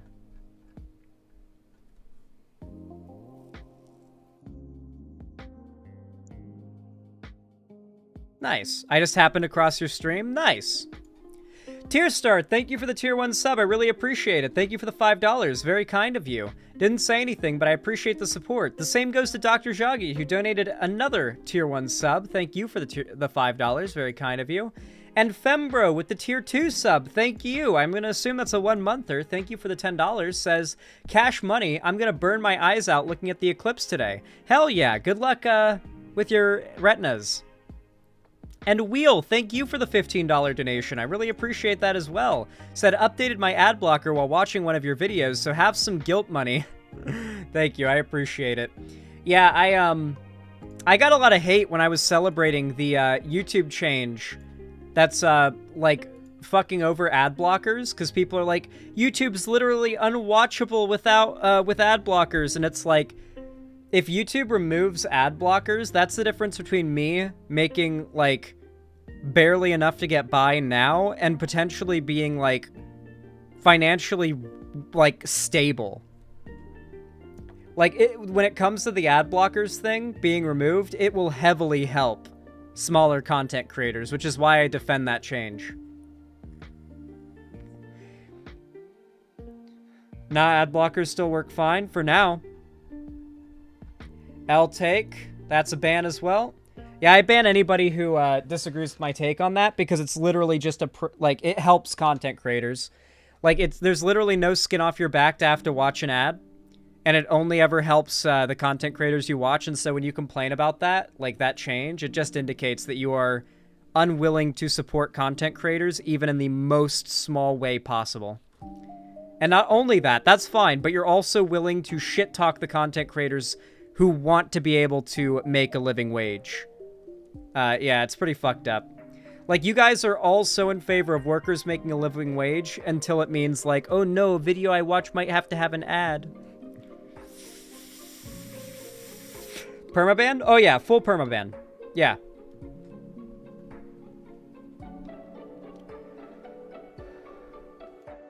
Do you receive money when I use Premium? Yes, if you get YouTube Premium, content creators receive money, and it's more money than any ad view would be. So if you get YouTube Premium, you're helping every content creator you watch, even more than if you were a non-premium viewer and you were watching ads, and especially more than if you were watching with ad block. So you don't get the ads, and you support the content creators you watch more. I've got a whole section for how many viewers I get that were premium viewers, and it heavily impacts my amount made a month positively.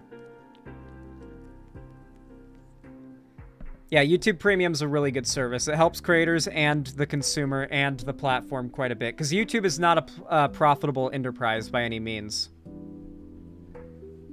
Zan, check your DMs. I sent you a sponsor skip thing. You can turn it on for the grifters. Thank you. I appreciate it. I already see it. Thank you, Hashed. The Superintendent, thank you for the £5. That's pounds, right? I think it's pounds, yeah. Says, hello, hope all is well. Shit sucks with the pro-Israeli rhetoric everywhere, barely hiding the lack of understanding and subtle Islamophobia. Oh, sorry, I've got to burp a lot today. Yeah, well, thank you so much for the £5 I really appreciate it, Superintendent, and I'm sorry to hear about all the pro-Israel stuff going around. My mom is, like, pro-Israel like any other lib would be in that way, and so I sent her the statistic of, like, what percentage of the population of Gaza are under the age of 15 years old. She did not expect it to be nearly 50%, and that definitely swayed her a bit on Israel's attacks on that area. And their claims that there are no innocent civilians. You know that, right? That Israel's, like, defense organizations have outright stated that there are no, quote-unquote, innocent civilians in Gaza because they could have, quote, overthrown Hamas. So they're now operating under the assumption there are no innocent Palestinian civilians. They've outright said it.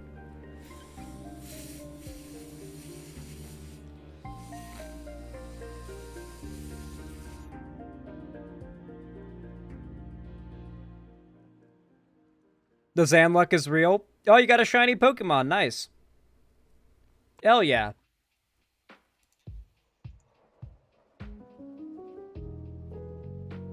Let's have a little bit of a palate cleanser.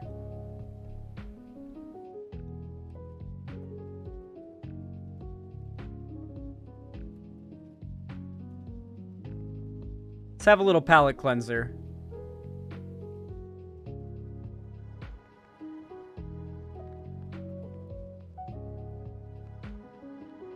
Would be a good palate cleanser for this point in the stream.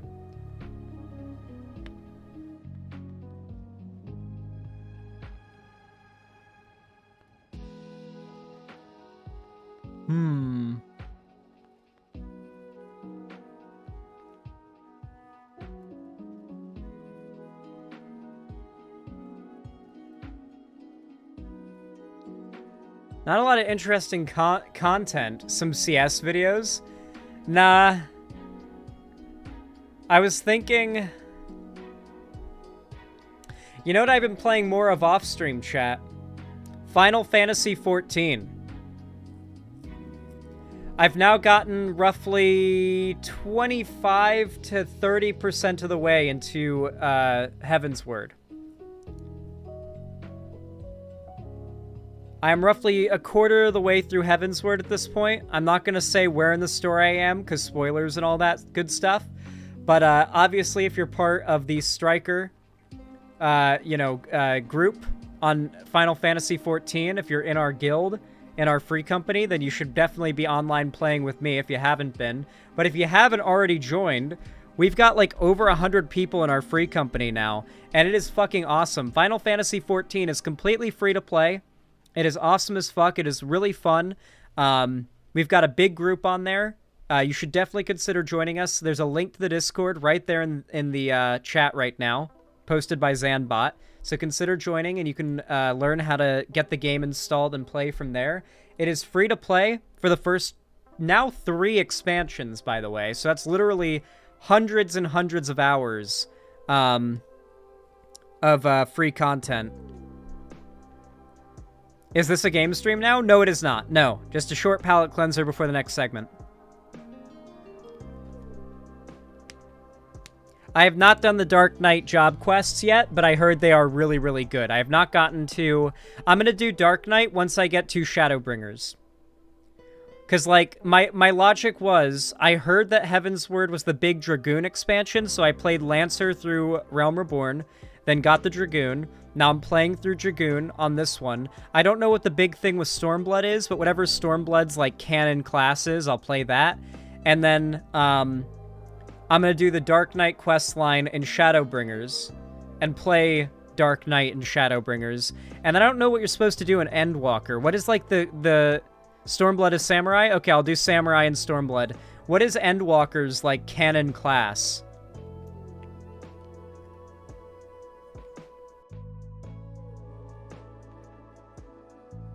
And Walker is Paladin. Okay.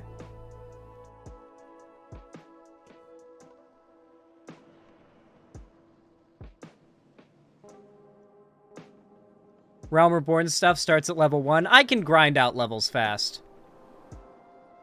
Samurai and Ninja have some unique dialogue. That's cool. I discovered I'm really just a slut for hot queer anti-heroes, Loki, but also just finished reading The Bone Spindle, and I'm in love. If I ever join the Discord, my server name will reflect accordingly. I just thought to mention that because I think it's funny. Okay, Jill S. Well, consider joining the FF14 free company. Seriously, it's a fun time in there. We be having the fun. We be having a good time. Let me see how many new people have joined. That's 3 new people. Come on, I know more people than that can join. Come on, hop in there. I want to see some people join FF14. Here's the link once again. Hop in there. I want to see some people join. I'm in the VC fairly regularly, especially when we're running raids and dungeons. So hop in there and catch up with me on the game. Let's get that Zan recruitment wave going.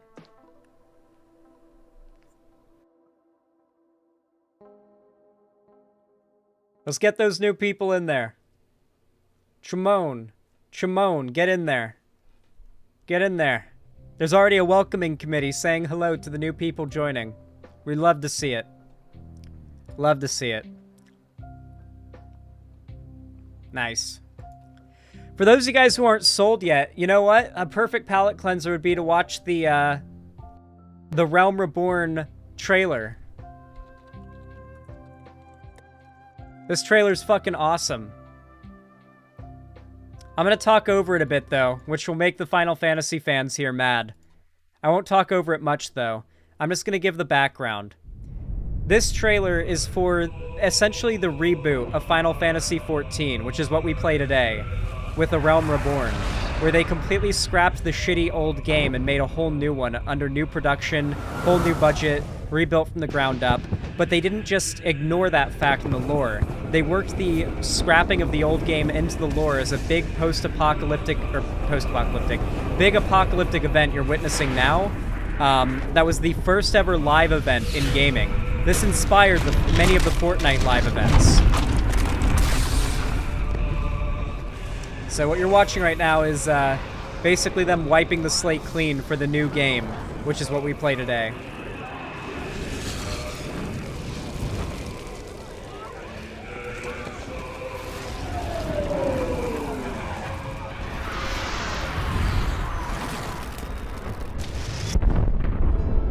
Fantasy world anti-magic Nazis are trying to explode the moon.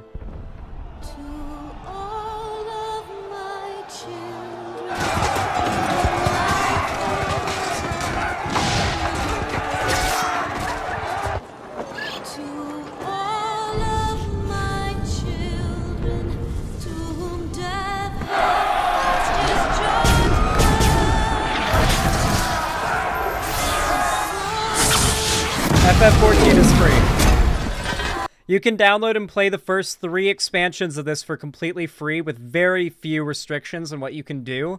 But the payment is like $10 a month, $12 a month. It's less than a WoW sub, and it's very worth it. But like, there's literally hundreds and hundreds of hours you can get for now right now for free. So just play it all for free. Just play tons of time for free, and like, you know, get invested as fuck and decide whether or not you want to pay for it once you've reached the limit. But you will literally play for months, literally real life months, maybe years, depending on how much time you have to play it before you hit that wall. This game has so much fucking content, and the main questline scenario plays like a AAA like game story. There are cutscenes with voice and dialogue, some of the greatest cinematics you'll ever see in the gaming industry. It's won shit tons of awards. It's great.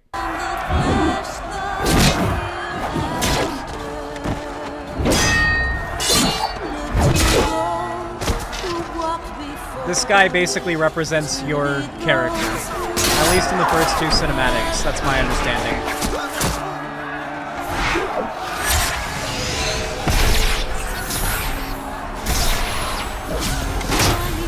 The only rule for joining our free company is your character's last name has to be Stryker. Striker.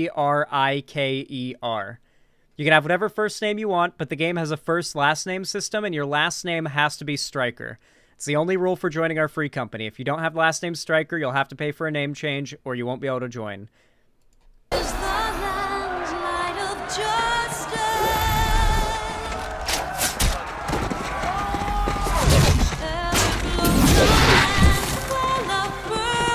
Invincible Season 2 trailer just dropped. To watch that too. I want to see that.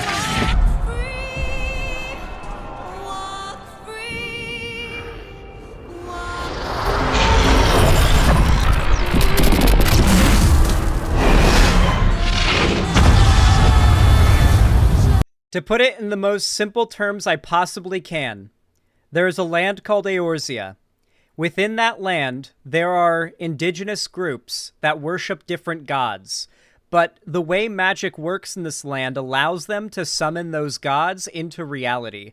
At first, they're not a big problem, a bit of a local threat that someone needs to deal with, but if they gain enough admiration and enough worship and power, they can literally turn into an apocalyptic world-ending threat like what you're seeing here.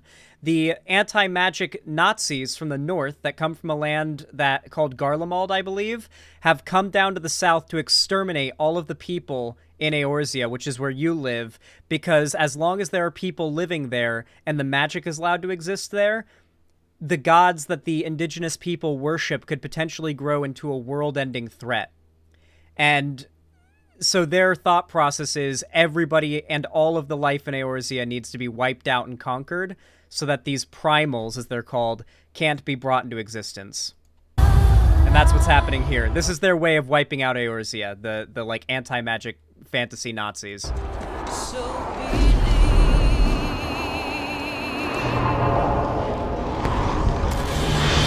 Just conquer? Okay.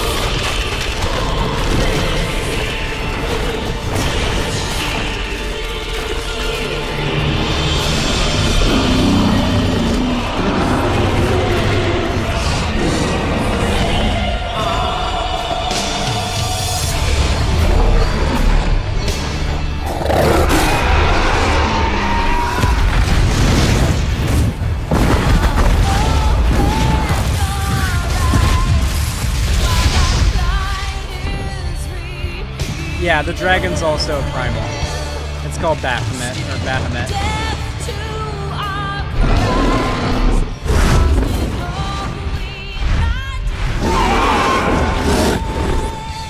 They made a whole cinematic to represent the game wiping. I need to do the raid against this guy.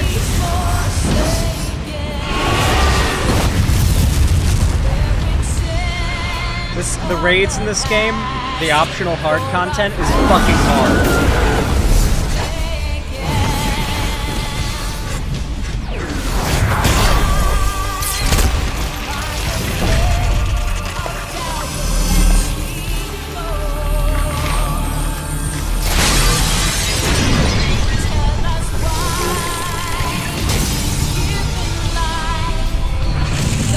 This game can run on a potato.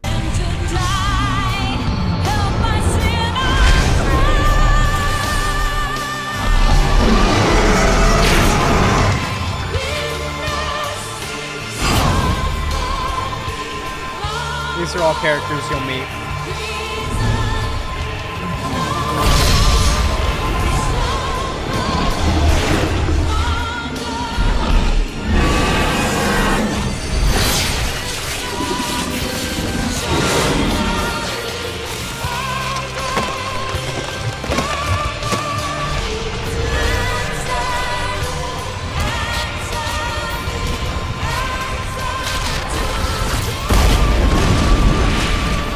Damn, Killjoy.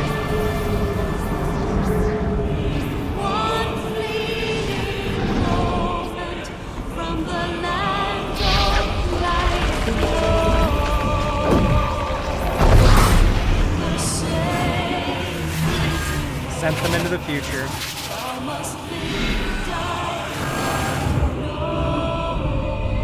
You've probably seen this on Twitter. I crack up every time I see that fucking image. Every time that scene, dude, I laugh. I know I'm not supposed to, but I laugh every time because all the memes, like, just flash in my head that use that gif.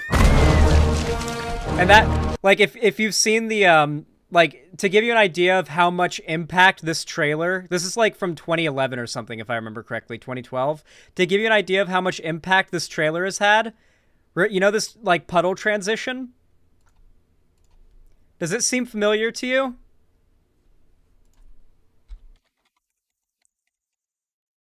I'm gonna put on the Fortnite Chapter 2 trailer. Any of you guys who remember this might know what I'm getting at here. This whole event, that was the first live event in gaming history. And it even inspired Fortnite's Chapter 2 event.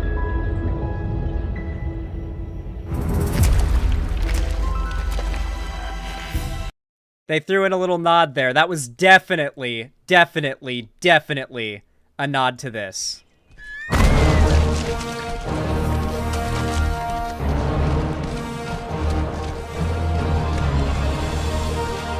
5 years in the future.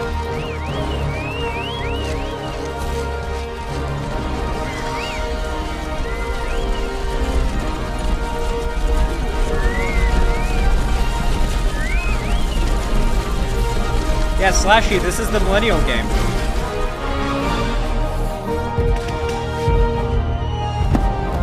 Just 5 years? Yeah, weird, huh? You'll have to play the game to find out why it looks like this only after 5 years.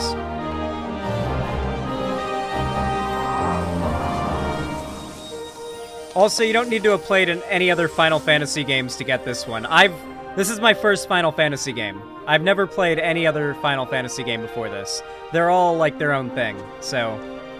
There are, like, you know, similarities and, like, things that are in all of them, like certain characters that are in them all, but they're all a separate story. So this is its own thing.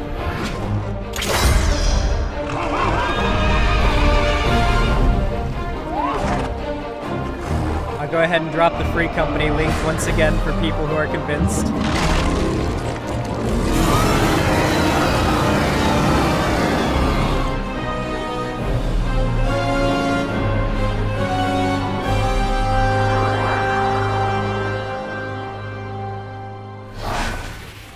That's the Crystal Tower. I remember doing that. Sent into the future.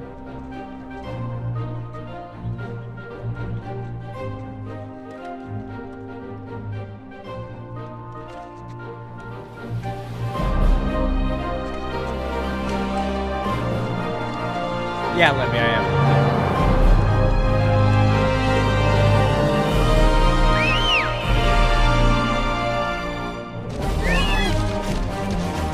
Just makes you want to play the game. The thing is, this played right after the event that shut down the servers, so you would have seen this and you wouldn't have been able to play the game at all.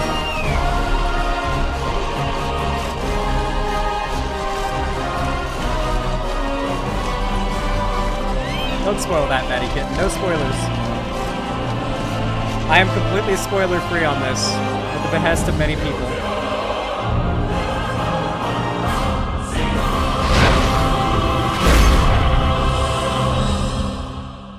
Soundtrack sounds great. You don't even fucking know, dude. You don't even know.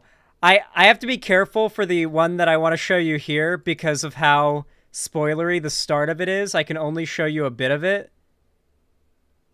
But, like, this is the one I'm on now. How much of this can I show without it being spoilery?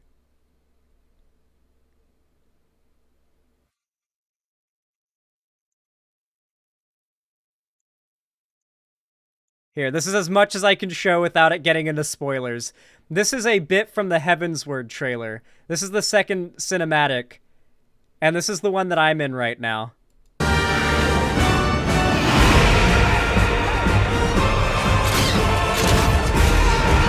spoilers here.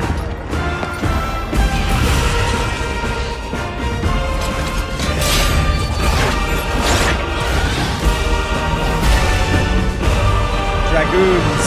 This is what I play.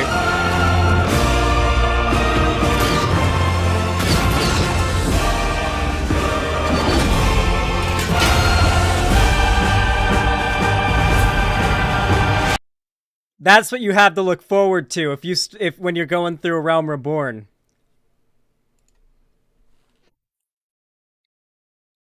That's the cinematic that makes you go, oh shit, I should play Dragoon.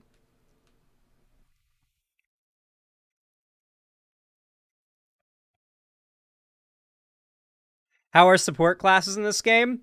Really good. Because you're not a girlfriend class.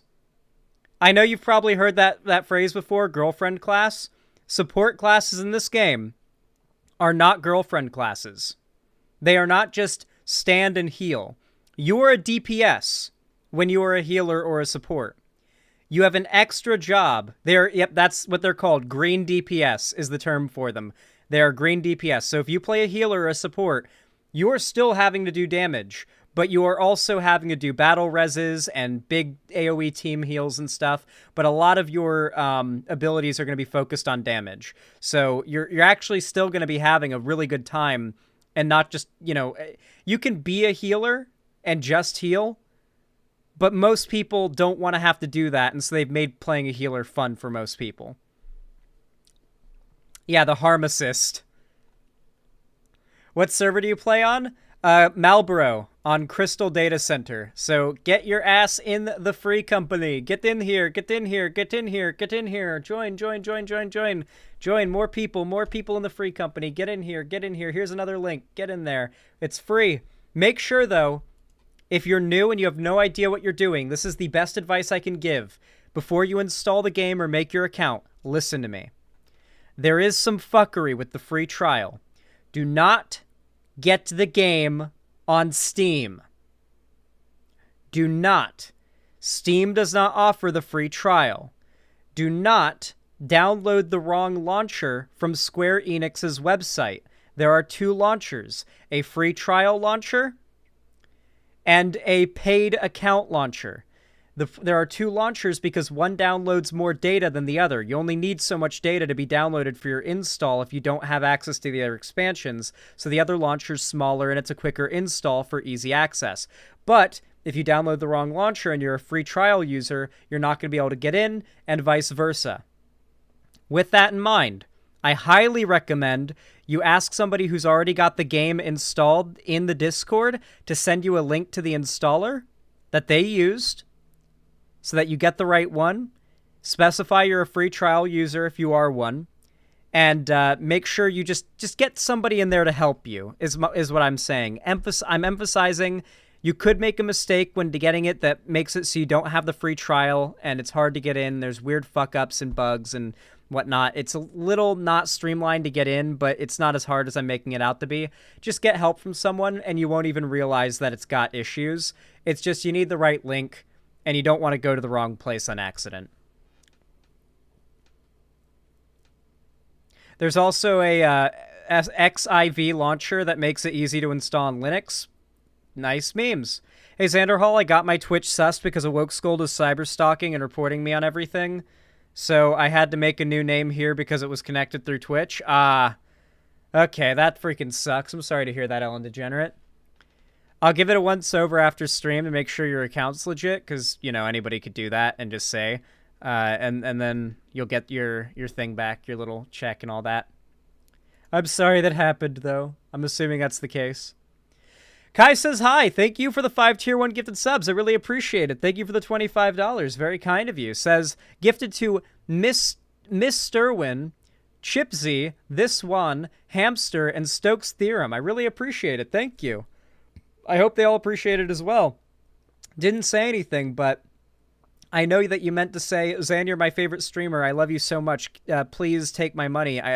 Also, fuck my mom, please, because you're so awesome, Zan. Yes, I know that's what you meant. Thank you for the dono. I'm sorry. Anyway, Kai says hi with another tier 1 sub. Thank you for the $5 extra. Says, I got a credit card like a month ago. You're the first creator I'm subbing to. Aww. I'm sorry, I would not have sex with your mom unless you wanted me to. My mom is far away from you? You underestimate my resources. I have access to planes. I've flown like 6 times in my life now. I'm far less afraid of planes now. Still pretty freaked out, though. Every time there's turbulence, I'm, like, gripping the seat and my hands are sweaty, and I'm like... I imagine that scene from The Boys where Homelander, like, lasers the plane in half, and it's like... I fucking hate heights, dude. What about her consent? It's assured.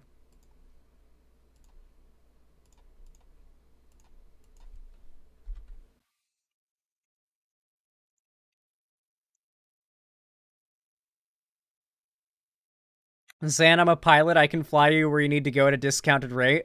Is that true? That kind of scares me a little bit. I'm scared of those little tiny planes, though. It has to be like a proper, like, private jet or something. I'm scared of those little propeller planes. I do not, like...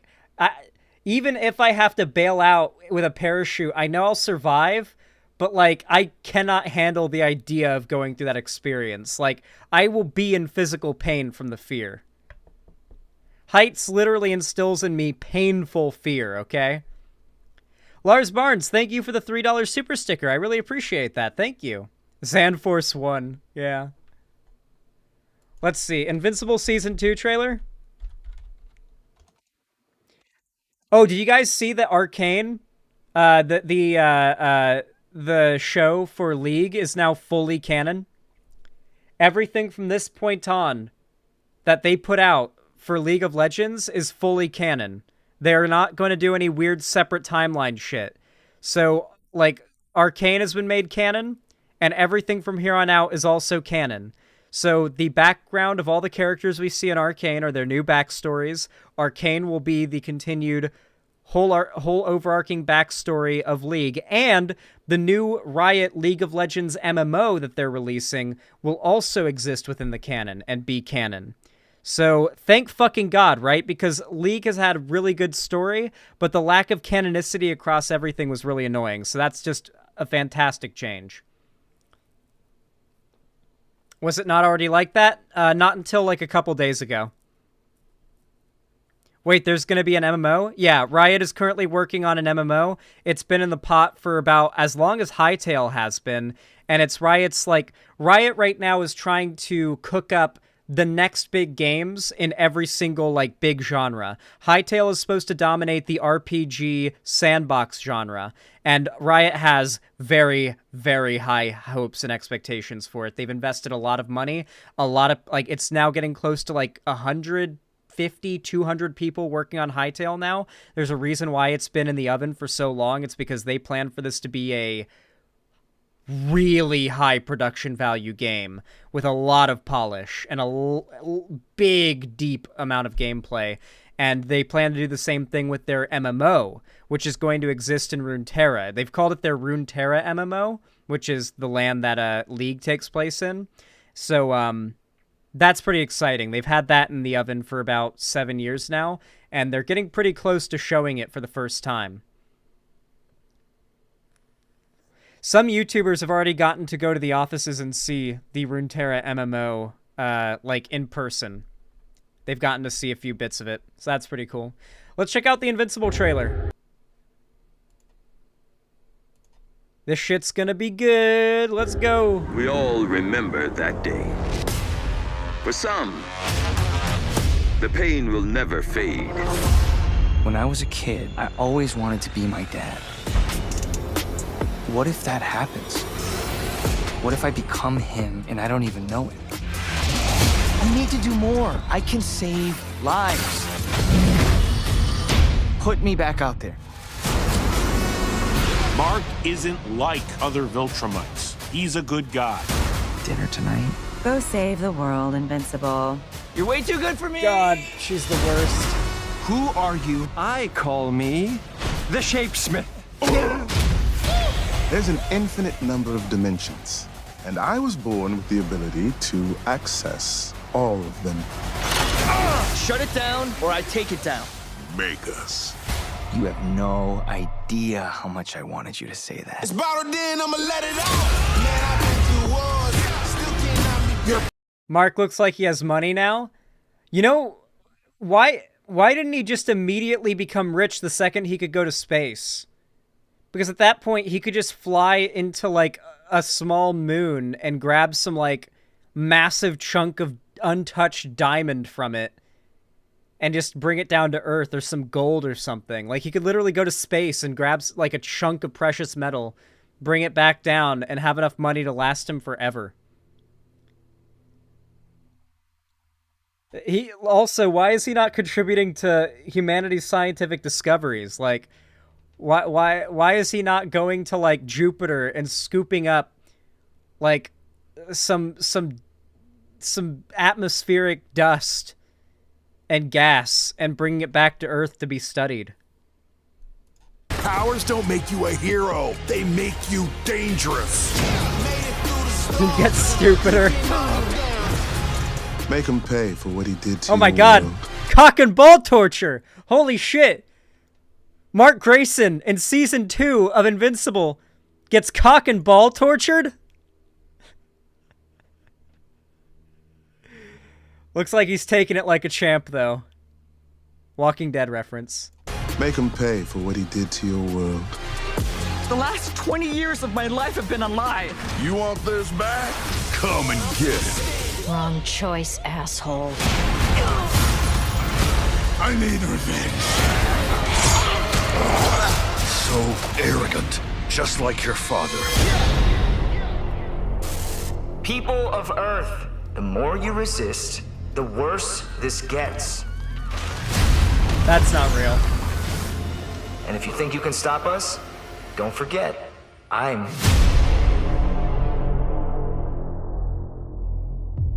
fucking hyped. Is there gonna be an after credits stinger? There's gotta be, right? I guess not. I thought there was gonna be a little afterwards sting. Nope. Nothing. November 3rd. Yeah, holy crap. Oh my god, that's just a couple weeks away. We'll be watch partying that. You guys know. Dude, I love the later end of the year when all of the good shows come out and new seasons of all the good shows come out, because that's when it's watch party season. Like, during the summer, there's not really much. The spring, there's not really much. But in the fall and winter, we just get non-stop really good shows premiering weekly to watch party in the Discord. The year goes fast. Every year of my life goes by faster. You know what, though? This year has gone by really slow because I've moved, and it is dragging because I am just desperately waiting for the first snow here in Seattle. And I am really, really waiting for it. I check the weather every day. And it's going to be a while. Realistically, it'll be in, like, December that we'll actually get the first snow in Seattle, but yeah.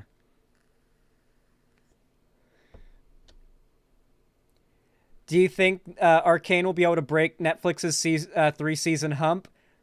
I think so, but I think the question really lies on whether or not Season 2 blows up as big as Season 1 did. I'm really curious about whether or not, like, that big phenomena can happen a second time. 'Cause, man, the internet really blew up with Arcane, and I feel like it's uncharacteristic for the internet to have a positive opinion on something for that long. I feel like no matter how good Season 2 is, it's going to be compared to Season 1 and said to be worse. And the internet's going to say it's bad, and I think that's what that's what's gonna happen. I don't know.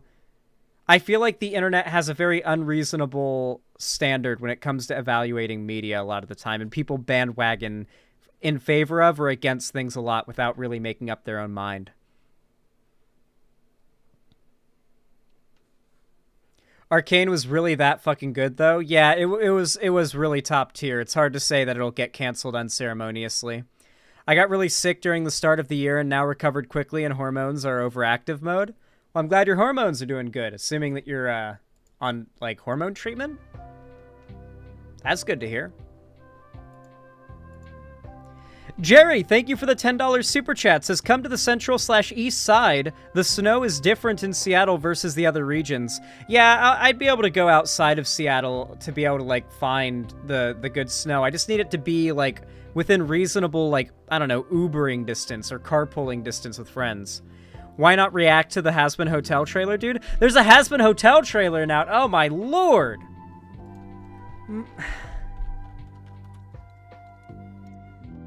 Shit's popping off today.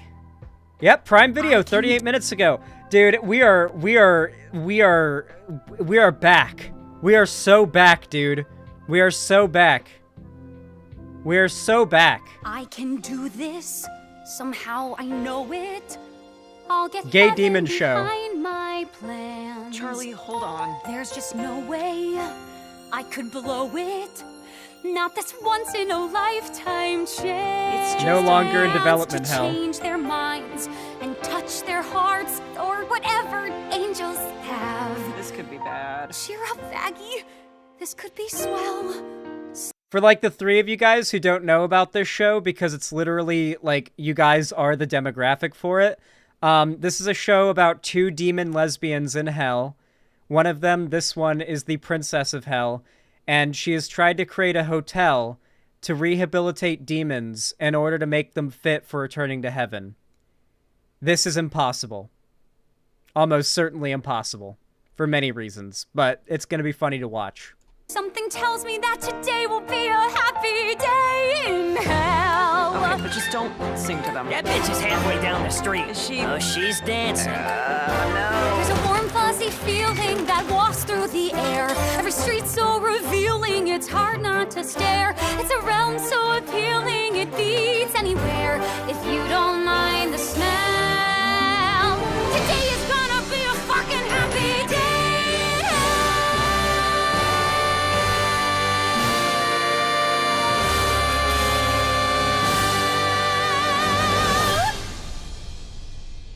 January. Oh, we've got a bit, dude.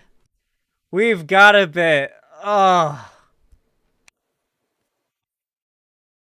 The creator is highly controversial, though. Listen, can I tell you guys something that...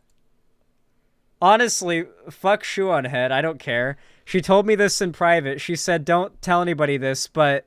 and don't talk about this publicly, but Vivian Medrano, or whatever her name is, got into drama because she was a Shoe on Head fan and had, like, publicly bought one of Shoe's plushies, like, a few years ago when they came out, and had to, like, publicly disassociate and unfollow Shoe on Head in all forms. I mean, I think, like, especially back then, it's not exactly, like, a very negative character trait to have been a Shoe on Head fan. She makes pretty, like, normie friendly content, right? Like, I don't think that most people who watch her are Nazis or anything. She herself is not very good politically, though.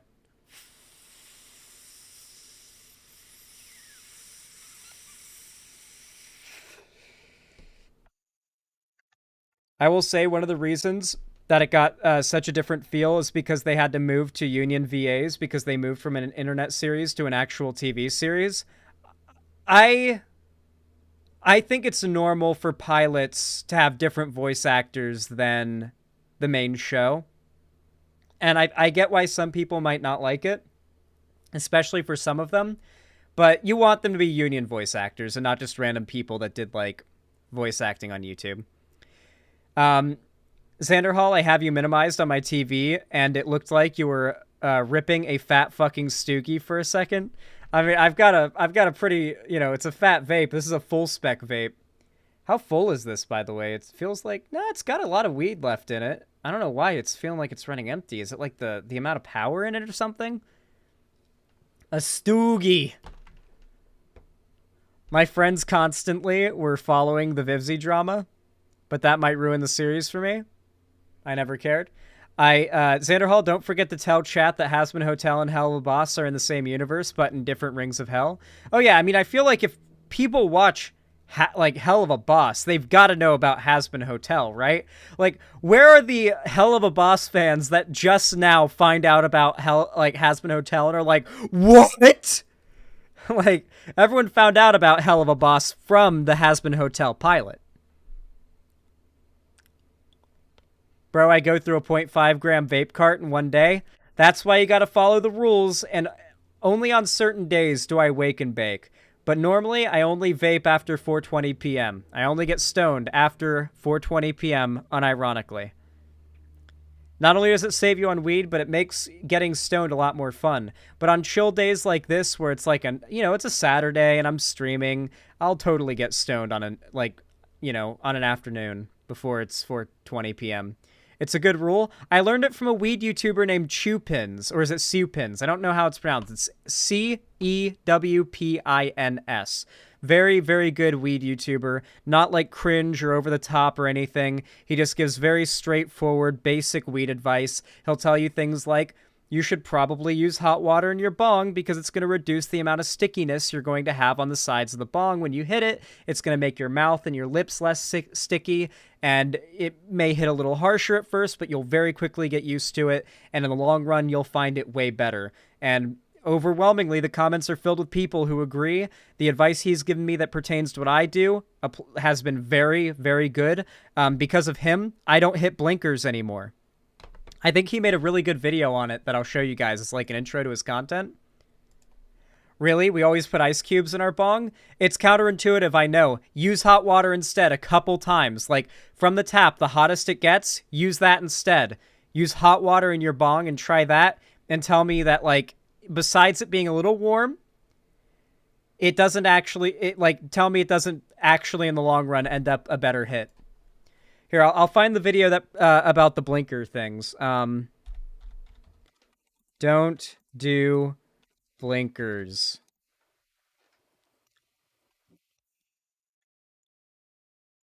I need you to be honest with me. Are you hitting blinkers on your vape pen? I literally thought it was only high schoolers in non-legal states smoking on pine resin out of Mario Karts, but apparently everybody's hitting blinkers. Are you hitting blinkers on your vape pen? Did you know that's literally the worst way to vape your oil in the pen? It's the worst way to do it. For those of you that don't know what a blinker is when you take a vape pen like this, a little cartridge pen with a battery, and whether it's button activated or pull activated, you hit it for the longest time it'll allow, usually about 8 to 10 seconds on most devices, and to prevent it from overheating, it'll auto off itself. It'll basically just blink and then it'll stop applying heat in the atomizer. Most people take the blinking as some sort of limit. Oh, that's when I'm supposed to end my hit. It's literally when it goes into safety mode, trying to prevent the device from damaging itself. These atomizers have metal in them that can break down when you apply too much heat to them constantly. If you're doing blinker after blinker after blinker back to back, there's a good chance that you're breaking down the metals in your vape pen and they're leaching into your oil, so the next time you hit it, you're vaping metals, which is bad for your brain. Doing constant blinkers on this will break down the metals so they leach into your blood-brain barrier. It's what most people do to try to get the biggest hit. They want the biggest cloud out of their vape. They want to pull it for 8 to 10 seconds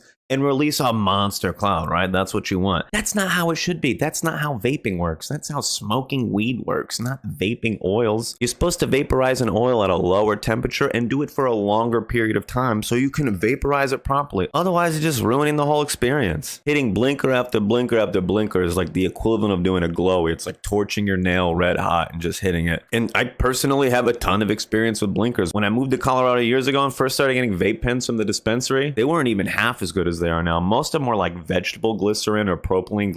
I only started getting into weed when I turned 21 and was in California. I was such a fucking square.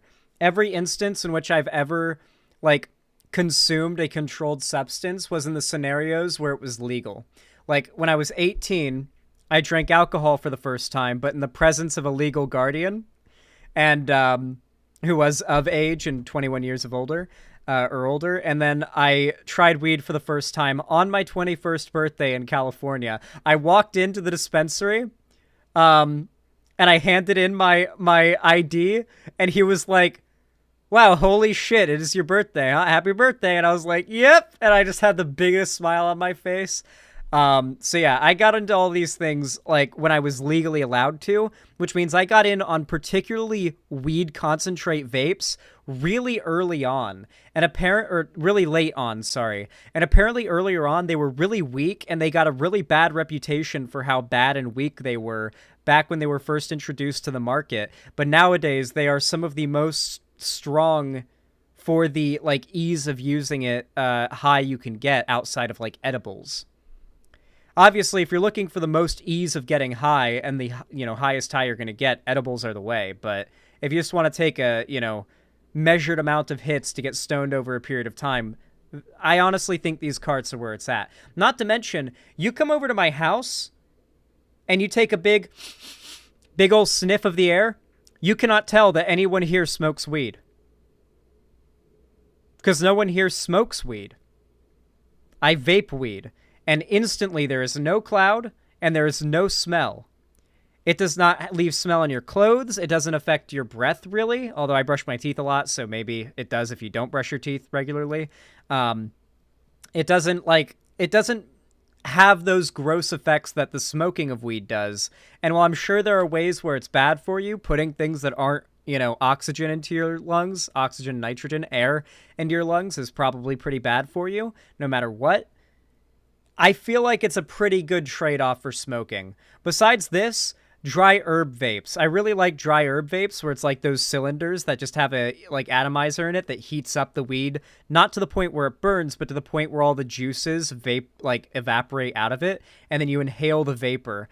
That always gives me a really giggly, really happy high. I really want to get one of those again and start getting big ol' ounce bags from the dispensary to grind up and use in one of those dry herb vapes, because it's way more economically efficient too. I'll literally go a month using one of those instead of the week one of these will last me realistically. So yeah, I want to do that. That'd be fun. Yeah, dry herb vapes are great. Glycol infused with distillate, so they weren't even filled with cannabis oil like they are today. I've used a Puffco, yeah. I think it was a little overrated, but it was an older one. It was one of the first Puffcos. I tried it at a dispensary. They had a little nozzle that they could take off and put new ones on, disposable nozzles, because it's a dispensary. That was one of the nicest dispensaries I've ever been in. They were so nice there too. It was this big lounge area where you could smoke your weed. You could smoke the weed you brought there. And we were hungry. It was when I was in California in Palm Springs and my parents were visiting. So it was me and my mom and Lonnie, and we were in the little thing and we got hungry, and we asked them, can we order food on DoorDash and have it delivered here and eat it here? Is that okay with you guys? And they were like, yeah, bro, whatever, man, who cares? Go ahead. Hey, maybe order me something too, though. Just kidding, unless. Yeah, they literally allowed us to get our food delivery there, and we they had a hookah, a weed hookah in the middle of the table, and we had all of our Japanese delivery hibachi out on the table in foam boxes, and we were eating and getting high. Really great dispensary. It's a good one. Palm Springs, California has some damn good dispensaries. I used to get 6 or 7 of those O-Pen pull activated pens, and I would literally pull 10 seconds, take a 1-second break, 10 seconds, and see how many blinkers in a row I could do on how many pens I could do. I used to do just stupid stoner stuff because that's what you do when you're trying to get high. If I could take a time machine and go back in the past and slap myself in the face, I'd slap myself twice. Some pens do give instruction, but I've bought a lot of different devices before, and some of them just don't tell you what to do. You're really supposed to pull on this thing for 2 or 3 seconds at a time. If it's pull activated or button activated, it's really 2 or 3 seconds at a time. Give it a moment and you can do more and more. It's light puffs over time and not one big rip. You're not supposed to. Yep. I recommend getting into his videos if you're a weed smoker. He gives some of the best advice I've seen on all of weed YouTube, and as you can tell, he's not very obnoxious about it. He doesn't do the over-the-top, I'm a weed smoker, hey, yeah, man, weed, yeah, marijuana, yeah, getting high, whoa! Zan, have you ever used AirPods? They're nice as fuck. I can't afford AirPods. I can't afford any Apple product. The most expensive thing that I own is my handgun. The smallest single thing that I own that's compacted to that size is literally my gun.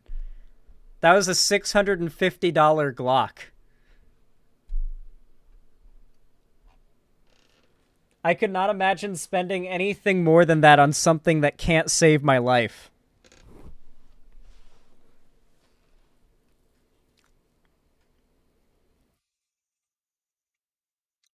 Glorks be expensive. Yeah, I should have gotten a knockoff Glock, the Glork 19.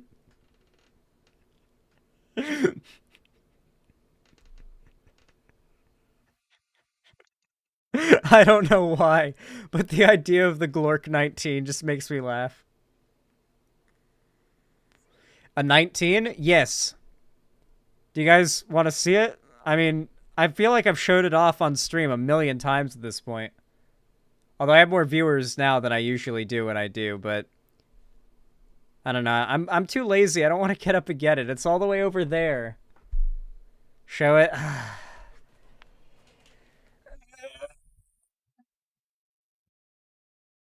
God damn it. I don't want to show my legs. It is not a 3D printed gun, no. Here you guys go. Here's my mag. It's empty. There you guys go. Look at that.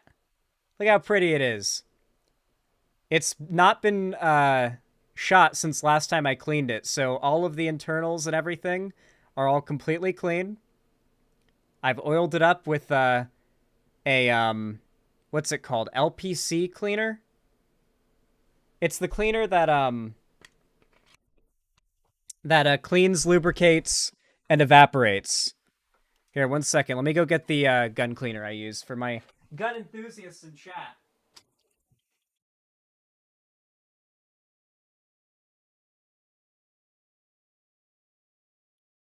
From my understanding, this is the good stuff. I'll take the little price sticker off because I got this on clearance. I get most of my gun stuff on clearance. I find really good sales, and then I go to where it's cheapest because gun stuff, especially in liberal states, is heavily taxed. And so every single penny you can save is worth it. Every single penny you can save on anything gun related in a liberal state is worth it because they tax the fuck out of it. Another way that Democrats like to alienate legal gun owners in this country and make them not vote for them.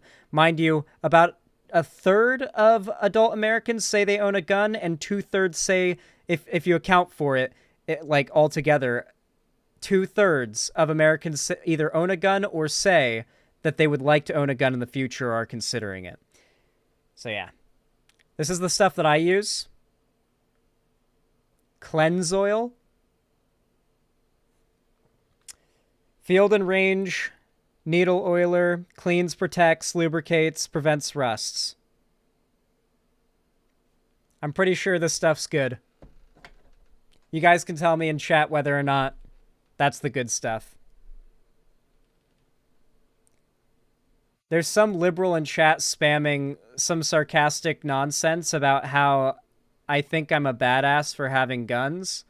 The only reason I showed my gun on stream is because people in chat wanted me to show it to them. And also, owning guns doesn't make you badass, it just makes you a gun owner. There are literally millions of gun owners in this country. Literally millions. Okay? Not everybody who owns a gun is like a badass action hero. I like having a gun for my protection, and primarily, honestly, I'd like to never use it for my protection. Every single gun owner that's like a reasonable, sane human being will say the same as what I'm saying now. I hope to God I never have to use this thing on a person, whether it be intentionally or accidentally. You know, for the most part, just gets used for range shooting. It's really fun. Like, it is really fun just to shoot the gun at the range. The other day, I went to the range, which is an outdoor range in Washington called the Triangle Pit, and I shot my Glock at some onions. Somebody left onions out on the range, and I just decided to pick them up and use them. And so we shot some onions. And if you pay attention, you'll be able to see that when I get a direct hit on one of these little onions, it fucking explodes. Like, they literally just pop like they pop. It's really fun. This is why gun ownership is based. This is why most people own guns. Because you can go out to a safe, designated area and do something like this, and it is genuinely fun, especially when you're honing your accuracy and getting better at it as you do it.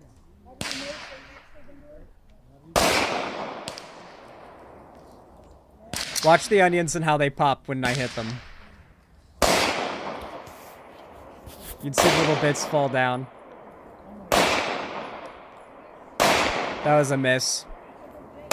This is one of my less accurate takes, but it was the only one where the sun wasn't fucking up the camera and making it so you couldn't see. I'm putting in another mag.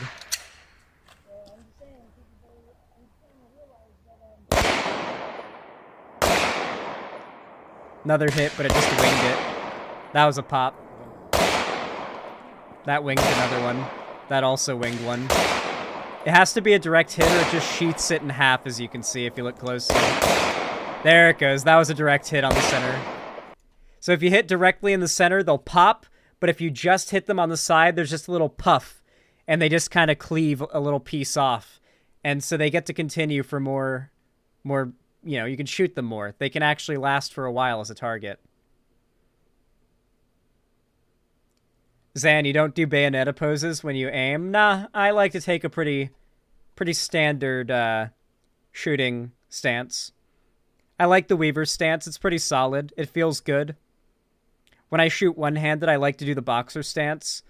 It feels good, and it's pretty accurate for one-handed. But yeah, two-handed, I'm pretty accurate with my Glock. Like, pretty damn accurate. If I'm shooting from 10 feet away at a paper target, at, let's say, a bullseye this big with my Glock, I'll go through about 5 magazines before a single shot goes outside the bullseye.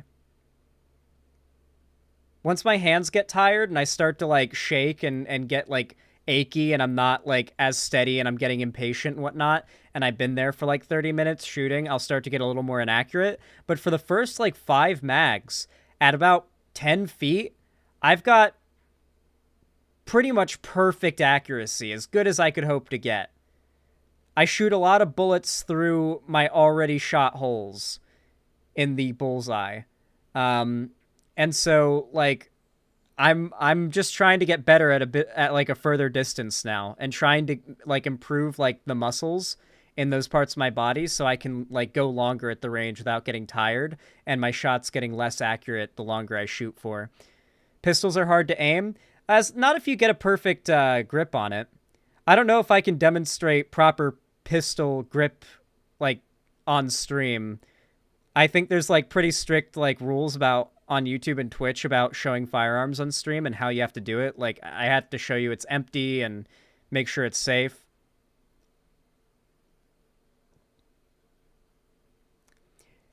Aim the Glock with your thumb. Yeah, a lot of it's in the thumb. A lot of it's in the thumb. You really want to bury it right here in this part of your hand and make sure that your thumb is really pressing up against the frame. There's a little groove right there in the frame for your thumb to go there, and you press there hard, and it gives you a lot of leverage over the recoil, a lot of leverage over your natural body sway and natural body movement, and you'll have very, very, very clean and accurate shots. There's a reason why the Glock 19 is so ubiquitous and stereotypical, and it's because it's a solid fucking handgun. It is very precise and very accurate. It basically checks all the boxes of customizability, reliability, simplicity, accuracy, precision. It has everything that you could hope for in a handgun. It is as stereotypical and popular as it is for a reason. It's also really easy to field strip. Oh yeah, I could do it right now in a second. Yeah, it's ridiculously easy to field strip. You literally just empty it, dry fire it, pull down those 2 tabs there on the front, pull back the slide just a little bit, and then let it go. And then pull it forward. NSFW gun undressing. Okay, time to get into the next topic. We've stun locked on all sorts of topics, or on all sorts of things for too long now.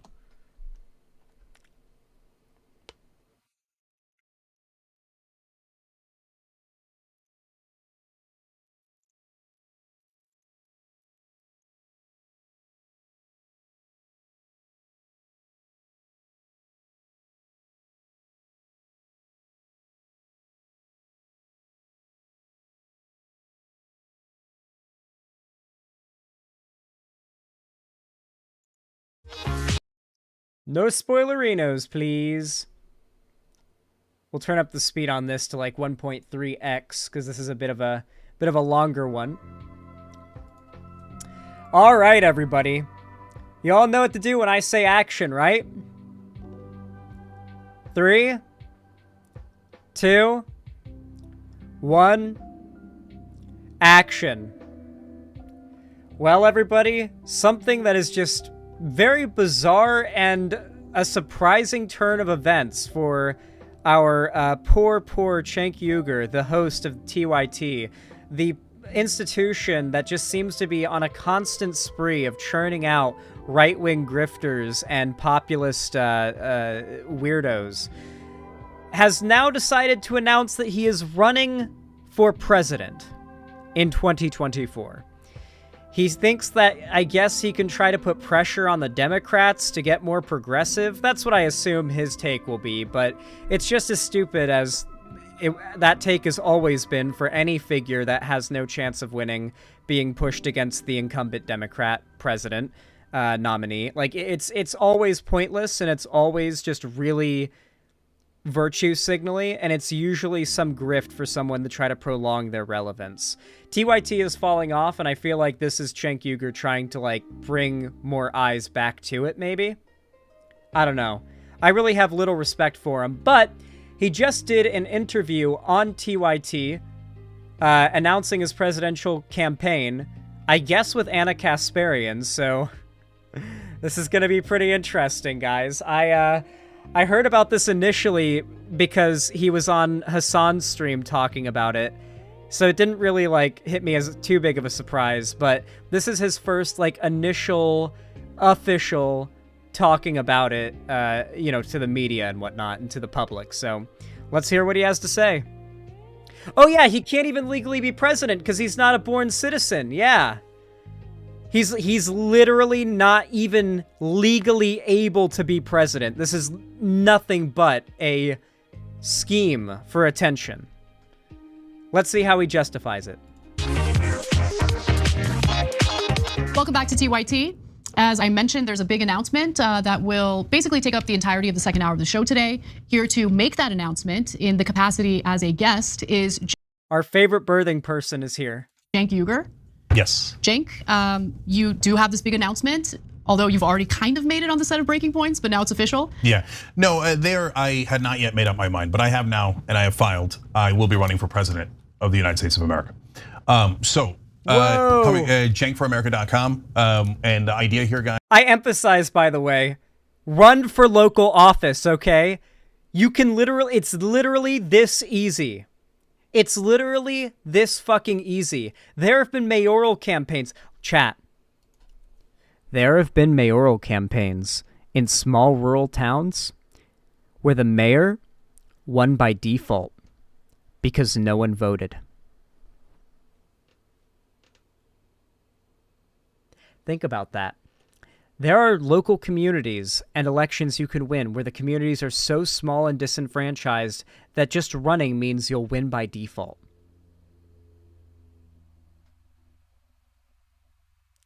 It won't usually be that easy, but you will be astonished by how easy it is. Please, if you live in a smaller area and that area is pushing for some pretty bad policies, consider running.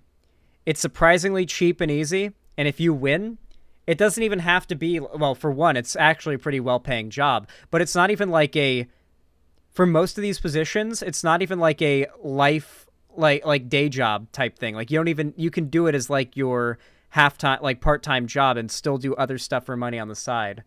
Yeah, but it's still itself a pretty solid source of income. So, like, seriously, consider running. If you win, there's a lot of upsides. Is let's change the course. Right now, Joe Biden is down 24 points in the economy, 19 points on jobs when he actually did better on jobs than Trump did. He's down 13 points from where he was in 2020.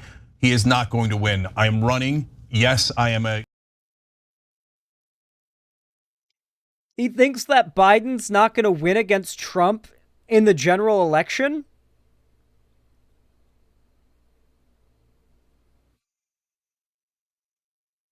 Really?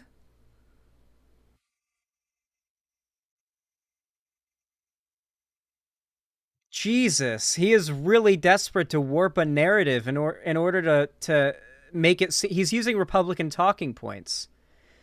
Like, people are not happy right now with a lot of things about like how Biden is running the country. But when it comes down to the choice between Donald Trump and Biden, how happy people are with Biden on certain issues may not be what decides their like ballot vote in 2024. Yeah, he's trying to make it all about him and how he could be the guy to come along and change everything for the Democratic Party. I guess he thinks that if he can make the Democratic Party more radically left-wing, then that'll make people... Guys, I've got bad news for you. When you poll on these individual issues on a more specific level by the issue, the amount of support for the more leftist position or the more leftist policy goes down astronomically even among Democrat pollees. I'm sorry, but it's true. When you ask in a poll, for example, should every American have a guaranteed right to health care, roughly 70 to 80% of Americans answer yes to that question. If you ask them, do you think every American should have access to a public option that is paid for by your tax dollars, the number's a bit smaller. Gets down to like 50, 40%. If you ask them, do you think every American should have nothing but free health care offered by the state, there are no private institutions offering insurance, and you pay through it through your tax dollars, and here's how much that's going to be, including for the middle class, where it's going to be a massive tax burden to the middle class. It will be. You can't deny it. It will be. Tax experts and even Bernie Sanders himself have admitted this. Yeah. The polling numbers go down astronomically the more radically leftist, I guess you would call it, and more specific you ask in regards to these questions when you poll people. And so you can't always go off of that polling to determine how popular a certain progressive policy is. In reality, most of these policies that progressives say are super popular are far less popular than they really are once those Americans that support them realize the implications of those policies passing. For example, I think a lot of middle-class liberals would second-guess Medicare for All if it meant that their taxes went up. And they will go up quite substantially. Now, to be fair, in the long run, those same liberals in the middle class would end up paying less in taxes than they would be on insurance, on potential medical emergencies, and, you know, all sorts of other things that like they're currently paying now. But taxes conceptually have been far more politicized than insurance and, medical payments have been. Just the idea of raising taxes is far scarier, and it disenfranchises or pushes people away from voting a certain way. You have to consider how people psychologically respond to the way certain policies are worded. Break glass in case of emergency candidate. It should not have been me. It should have been someone else, but unfortunately it was not anyone else. And now there's only 4 months left. We must change course. He has at best a 10% chance of winning. Donald Trump is an actual fascist. So I am... Okay. Biden has at best a 10% chance of winning.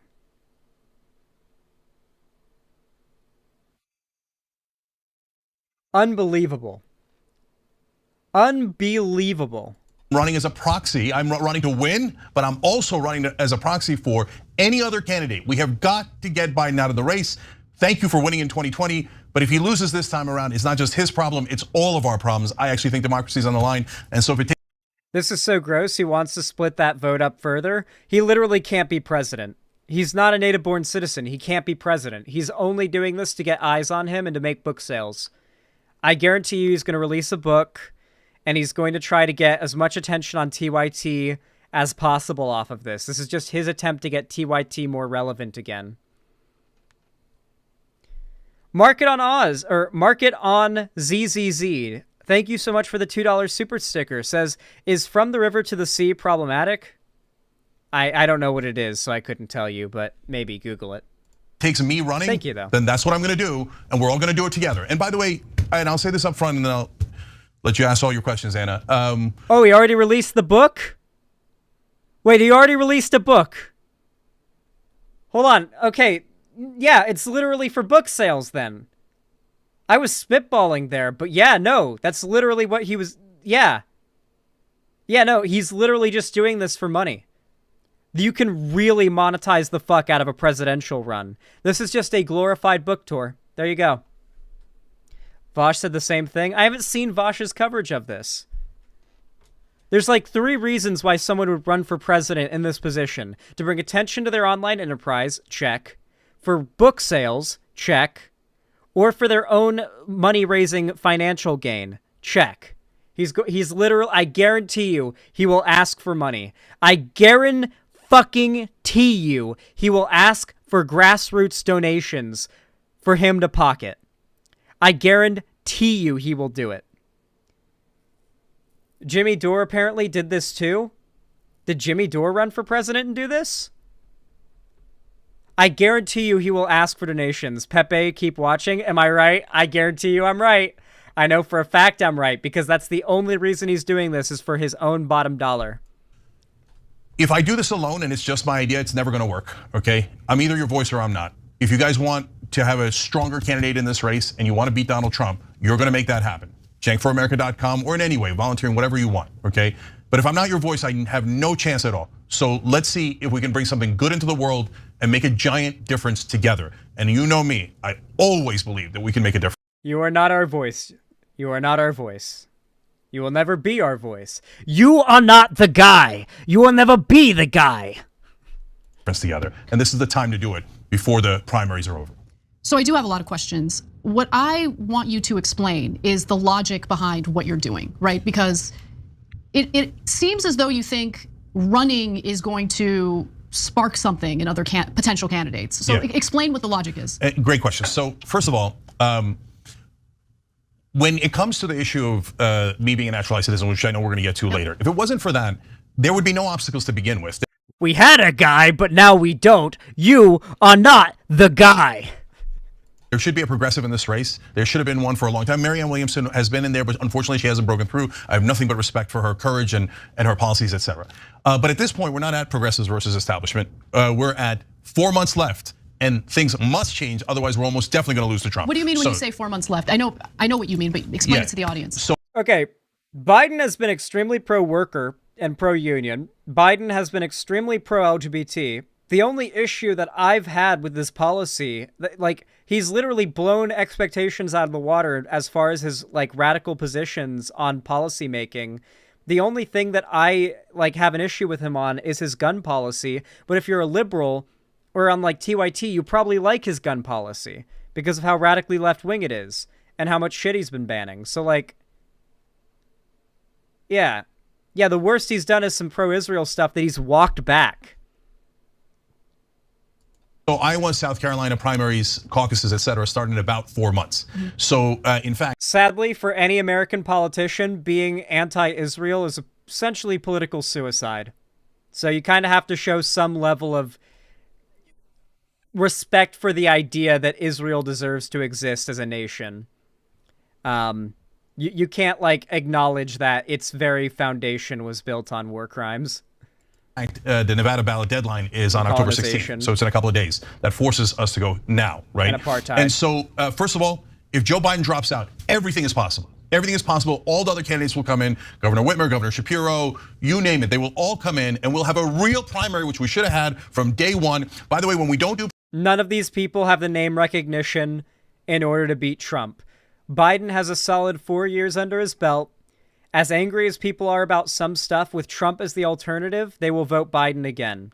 The amount of Biden regret out there is far less than the amount of Trump regret there was after 2016. People just aren't going to go from Biden to Trump. And people are very afraid of Trump getting reelected, especially now. There's a lot of hate for Trump now than ever. Primaries, Republicans get their message out in their primaries is constantly talking about Republican X or Republican Y. Democrats have gotten none of their message out. Yeah, if we include Biden's, like, vice presidential experience, he's got 12 years, yeah. We need a real strong primary. So my job is to be basically Paul Revere. Biden's gonna lose, Biden's gonna lose, Biden's gonna lose. We gotta go now. The 1994 crime bill, Biden is backing Israel, he is a fucking monster. I'm gonna go ahead and ban you from the chat, but I will give you the debunk for the misinformation you're spreading. So the 1994 crime bill thing is actually a really popular thing passed around by the left and the right to make Biden look bad, but it's actually it's a psyop from the right. The 1994 crime bill, for as bad as it is, was something that literally every single Republican and Democrat at the time voted for, pretty much. It was political suicide not to. It was also one of those bills that Republicans tied in a bunch of other important funding and other agreeable bills on top of. So it was something that, like, was literally a compromise bill. Bernie also voted for it because it was a compromise bill. The amount of good that would come from the package deal was better than the bad. It's literally something dishonestly weaponized by Republicans to make Biden look racist so that people who would vote for Biden won't support him. If you've fallen for it, you have fallen for the trap set by Republicans, by fascists, to make you not support the only person who can keep a fascist from being in power. You're an idiot. Congratulations on being a useful idiot for fascists. Vote, motherfucker. We have to change that dynamic. So I'm gonna, yes, pressure Biden to get out of the race. So if he leaves now, he's a hero. He did something incredibly magnanimous. He beat Trump last time. He was a good steward of the economy, so he retires a hero. But if he stays in, I'm gonna explain to people that he's the villain.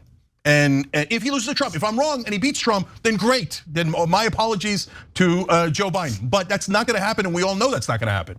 So the idea is to create enough pressure on Biden. And here's how you get the pressure. One of the ways you get the pressure is, everybody thinks that I have almost no chance of winning, right? Well, let's keep it real. Everybody knows that, right? They're like, oh, your name is funny. You weren't born here. You're a progressive. You're an outsider, et cetera, right? Okay, what's your response? If I get to that? 20 or 25, panic sets in. There's no question panic sets in. How are you going to get to 20 or 25%? What? That's insane. That's getting halfway to winning. You are literally, you're talking it down, making it sound like if I can get, 20, 45%, that's literally halfway to winning. Because there's two things that happen there. One, the other candidates go, well, Biden is enormously weak, right? Number two is Biden begins to realize the handwriting's on the wall. If this, yeah, didn't he run for the House and lose as well? Didn't Cenk literally run for the House and lose? How's he gonna get that much in a presidential run? It's literally just to make book sales and bring attention to his career and farm in donations. You know that if people donate to him and he doesn't succeed in his presidential run, he gets to pocket the rest of the money, right? Like, I'm pretty sure that's legal. This Cenk Uygur, who he probably can't pronounce, has gotten to 25. In California, the handwriting's yeah. on the wall. He's gotta go. And by the way, Anna, the reason why this is realistic is because there are a lot of people in Washington, inside the establishment, that are trying to get Joe Biden to drop out. We need to help them. We need to create that pressure. Okay, let me jump in. You have publicly Bill Maher, James Carville, behind the scenes, other members of the Democratic Party urging Biden to drop out, saying that this is a massive risk that will likely get Donald Trump reelected again. Why do you think that you would be an effective voice in dissuading Biden from running again? Yeah, there's two things about that in it. That's literally their entire goal, is to keep Biden, or what they're saying their goal is to keep Biden from running again. This is all just a roundabout loop-de-loo way of bringing more Republicans into their audience because, hey, I may not agree with everything TYT has to say, but at least they're anti-Biden. At least they're fighting to keep Biden out of office.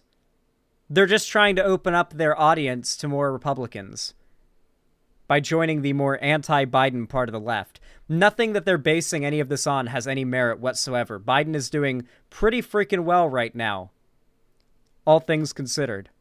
So number one, why aren't they in the race? So look, you can say, well, what do you mean? Why should Bill Maher go in the race? Of course, James Carville's not gonna go in the race. Yeah, but guys, just talking about it isn't getting anything done. So you need to actually have someone in the race that is actively pushing him out and saying, so like these like polite beseeching of Joe Biden isn't working. And yes, we've got to crank up the dial. And so one of the ways you do that is you have a real candidate who actually makes a real run at him. And when you have make a real run at him, that's going to create an enormous amount of pressure rather than just chitter chatter sitting there as time runs out in Washington, D.C. Now, you're getting to an important point here. And I know some people are nervous. Well, I mean, if Joe Biden only has a 10% chance of winning and Cenk, you criticize him, They keep saying a real candidate. Biden's the incumbent. Biden is the incumbent. He is going to win the primary by default, pretty much. And up against Trump, I mean, we just went over a story where Trump himself specifically may be barred from being on the ballots during the general election. If it's Biden v. Trump, Trump might be literally barred from getting any votes from Colorado. It may also be Minnesota and Michigan too. If that's the case, Biden pretty much just wins the election by default if it's against Trump. This is based on complete conjecture. They're pulling this out of their asses. There is no real political theory they're basing this on.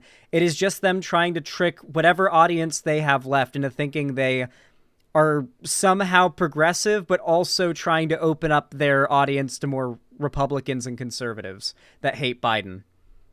Does that come down to 9% or 8%? What difference does it? Yeah, this is about as based in reality as Tim Pool's 48 state landslide for Trump shit he did in 2020.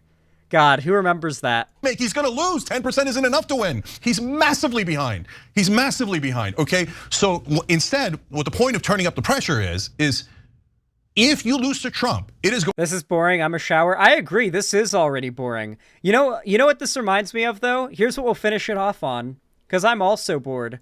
Here's something less boring that is about as politically valid as this. Tim Pool 48 state land slide. Where's the compilation? Who's got the compilation?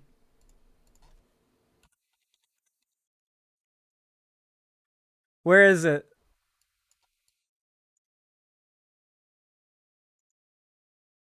All right, so let's talk about other. That's someone covering it.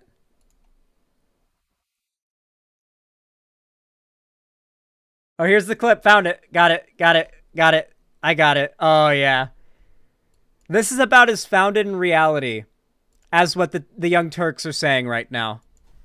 I think Kamala and Biden might be throwaway candidates. They know they're going to get steamrolled in the election. I really don't see the Democrats winning this. I think it's fair to say Trump's going to win re-election. I think Trump might have a massive, massive victory, which shocks the left. I think we're looking at a Trump victory, man. Trump 2020 landslide, even with everything going on with COVID. I think that's what we can expect. I wouldn't be surprised at all if Trump had a 49-state landslide. I think we could see a 49-state landslide. We may be looking at a Mondale-Reagan type scenario where Trump landslides 49 states. And we may see a 49-state landslide. Maybe a 50-state landslide. That'd be amazing. I think we might be seeing a 49-state landslide. I just really think it's more likely that Trump wins 520 electoral votes. No amount of mail-in ballots will matter. If Trump gets 537 or 36 or even 538 every single electoral vote. We all know Joe Biden will lose. Like, let's be real, man. As I've stated 1,000,001 times, Donald Trump's gonna win. The Republicans are gonna sweep. Ladies and gentlemen, Joe Biden has defeated Donald Trump.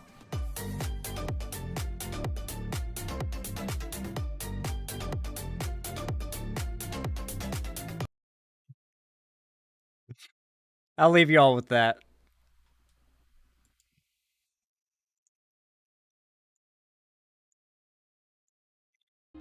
How'd you guys like that segment? I feel like that was a good one. I feel like that was a really fun one.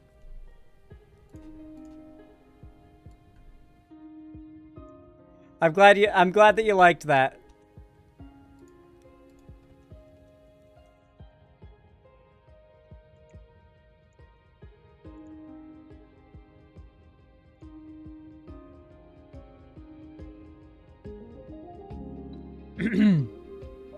All right.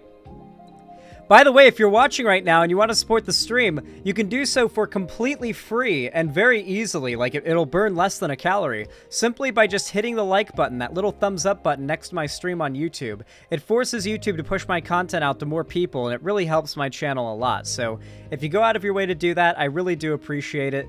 Really, it means a lot to me, and it helps so much. So thank you to all of you who, you know, go and do that. Thank you.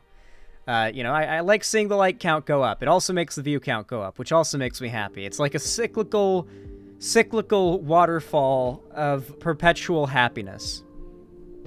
Maybe this is an old thing to bring up since it was some weeks ago, but you said you'd prefer people looking for SRS to prioritize people with dysphoria. If so, will the doctors determine this? Would you? Considering, I mean, doctors would be in charge of that. I'm not gatekeeping shit. No, I mean, like, everything that I say should come down to, like, the person wanting to get, like, sexual reassignment surgery or any type of gender reassignment surgery type procedures and their doctor. I don't like policy making. Like, I don't want it to be like a policy that says you can't or can do this. I think that the freedom to get that is important. Doesn't hurt anybody. Anyway, are you all ready for the next segment? I haven't minimum volts, but I'm about to do a different segment right now, so let me get into this.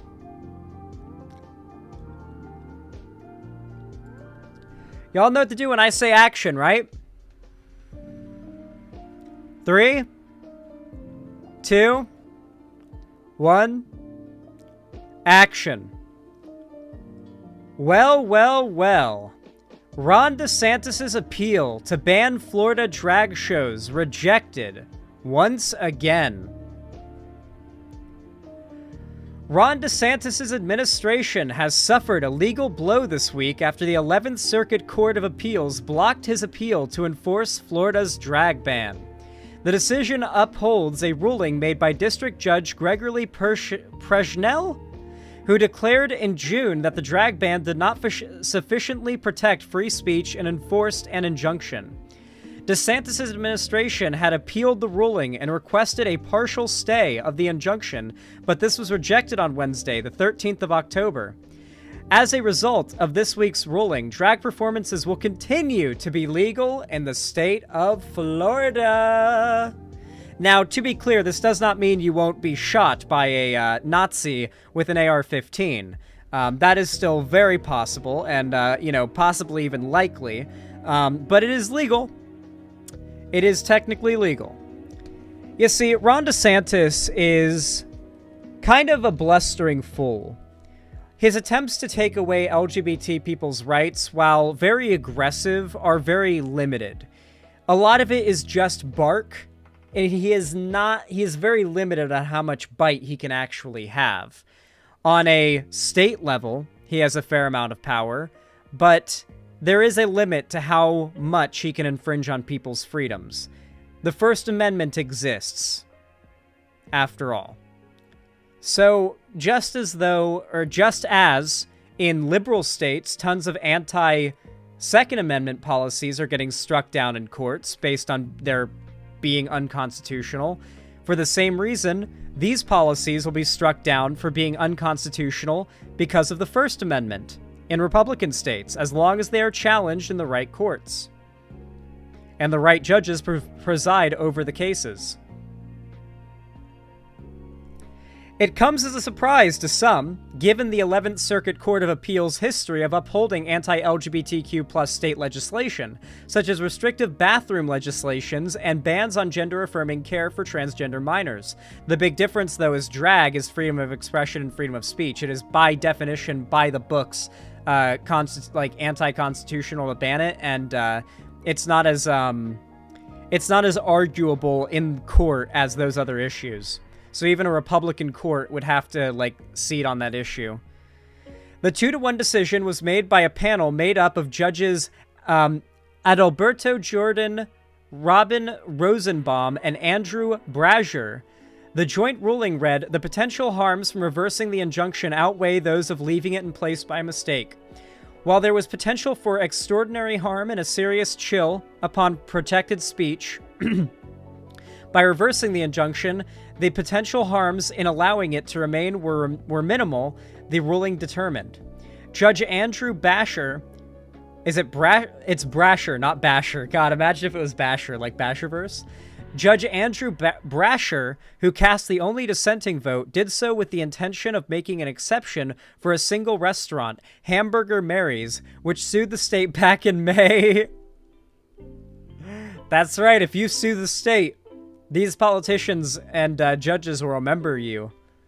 The Orlando restaurant, known for its family-friendly drag brunch performances, Based, sued Desantis' administration over its controversial Protection of Children bill, which they argued was too vague and broad and had as a result affected their business and violated their free speech.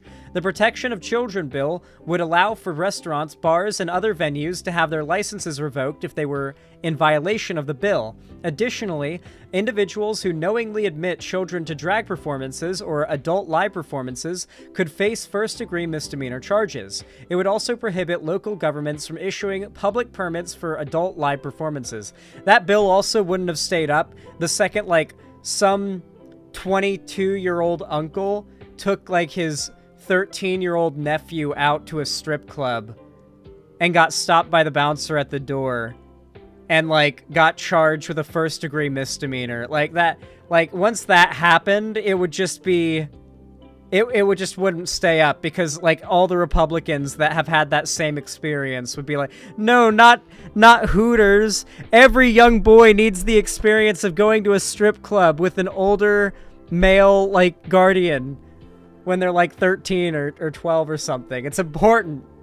A lot of those Republicans are like that. They believe that. And so the second that law would be applied in that scenario, they wouldn't agree with the law anymore.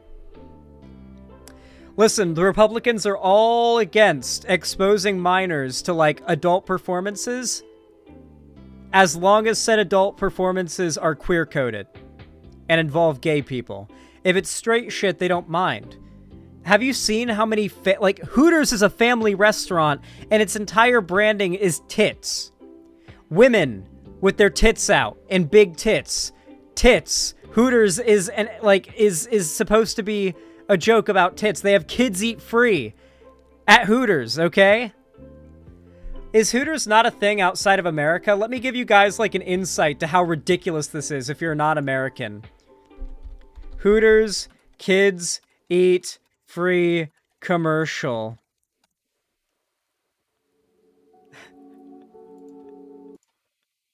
Look at this shit. I think this is literally a meme.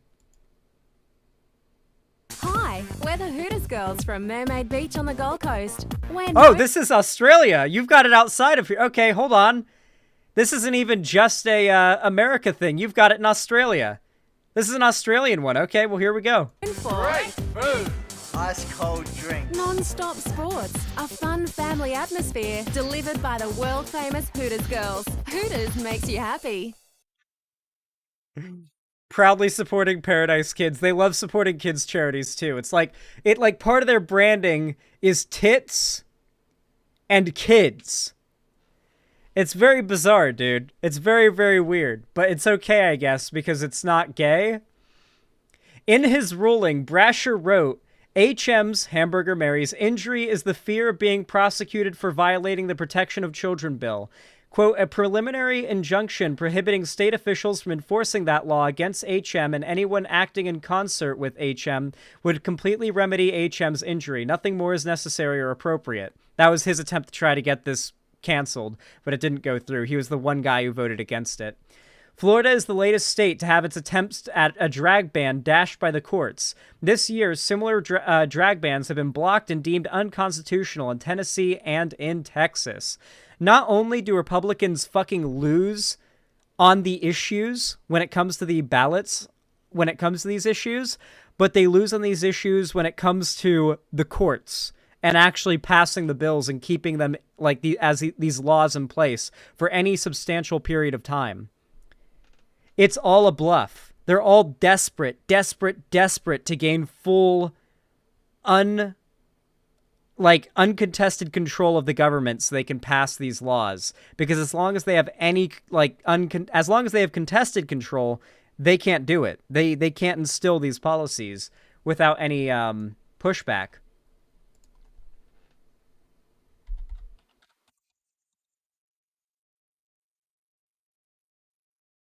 I believe there was also a video that came with this.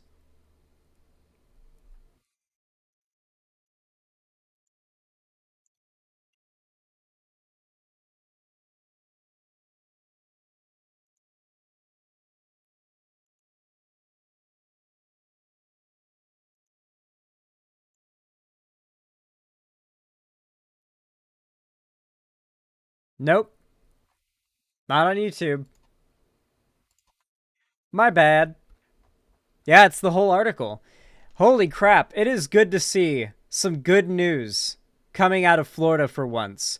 Ron DeSantis, I will say, I love that this article, by the way, chose this photo of Ron DeSantis, where if you really squint, it looks like he's Sieg Heiling. It looks like he's doing a little Hail Hitler if you squint.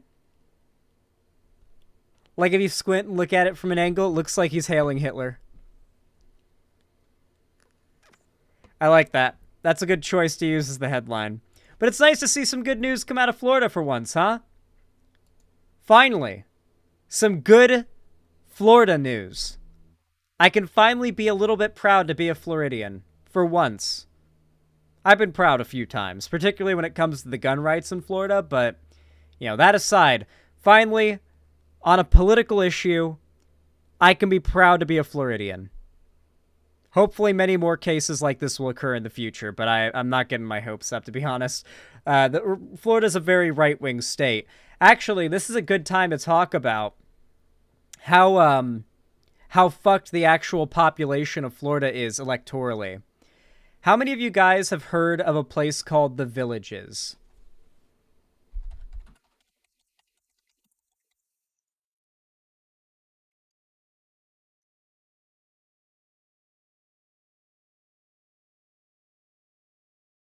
Ooh.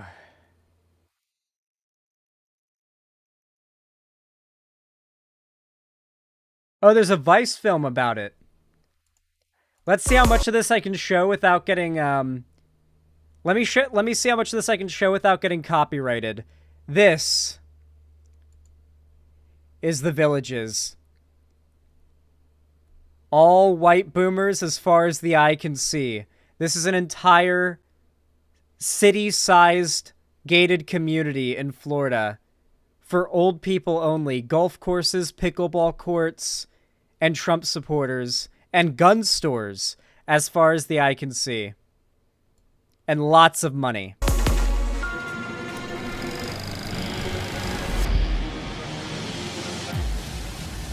Let's see how much of this I can watch before I get copyright memed. These are folks who have a very clear idea of society and what it should be, and it matches perfectly with what the developers provide them. Today we're screening The Bubble, a film that takes place inside a retirement community. It's like a college campus for the elderly, with a lot of golf, booze, and guns. Getting old doesn't have to be depressing. These people have worked hard, and now they're playing hard. Do you miss your families at all? Trust fund babies. They didn't work hard.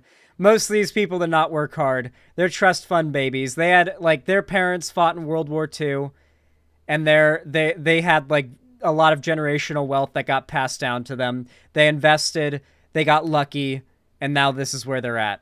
It's the fastest growing municipality in the United States, a sprawling American utopia for mostly white boomers. And where else but Florida? Directed by Valerie Blankenbill, here's The Bubble.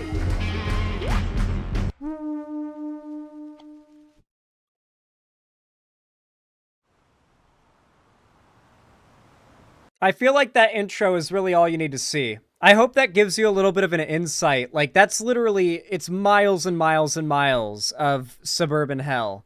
And then on all four corners, there are town halls. There are these little town squares where they do nonstop drinks and boomer swingers parties and shit. It's a hellscape. And it's all a big gated community. And the population is 99.9% white. The only non-white people there are workers. There are some Hispanic people that work as you'll see working as landscapers, and you'll see some black people working in convenience stores. And you better believe they are so relieved when you're polite to them, because oh my god, you've never seen anybody working in the service industry who's more abused than a non-white person working in the Villages in Florida. They get screamed at nonstop. I saw multiple cases. I went to the Villages for maybe 4 hours in my entire life. I saw multiple instances of old white people screaming at non-white people. usually workers that were like doing things for them. It genuinely is hell. It is hell. And because of its location, if you live in that area or around it, it's the only work there is. So the people in that situation have nowhere else to work but the villages and the businesses in the villages, because it's literally a city inside of a gated community with grocery stores and liquor stores and gas stations and shopping malls and big strip malls and stroads, classic American stroads, like miles and miles of classic American stroad with big parking lots, and it's all inside a giant gated community. It's fucking huge. It is the size of a city. It is a literal fucking nightmare. Oh, and if that's not bad enough, every other house has a cop car parked in it, because there are a lot of them are cops, and you cannot go... There are cops on every road. You will always have a cop driving with you on the road. The stress of there being a cop there will always be present when you're driving around the villages. There's always a cop behind you, in front of you, driving next to you, or parked somewhere in your line of sight. What is a strode? I guess this is somewhat related too. The Great American Strode.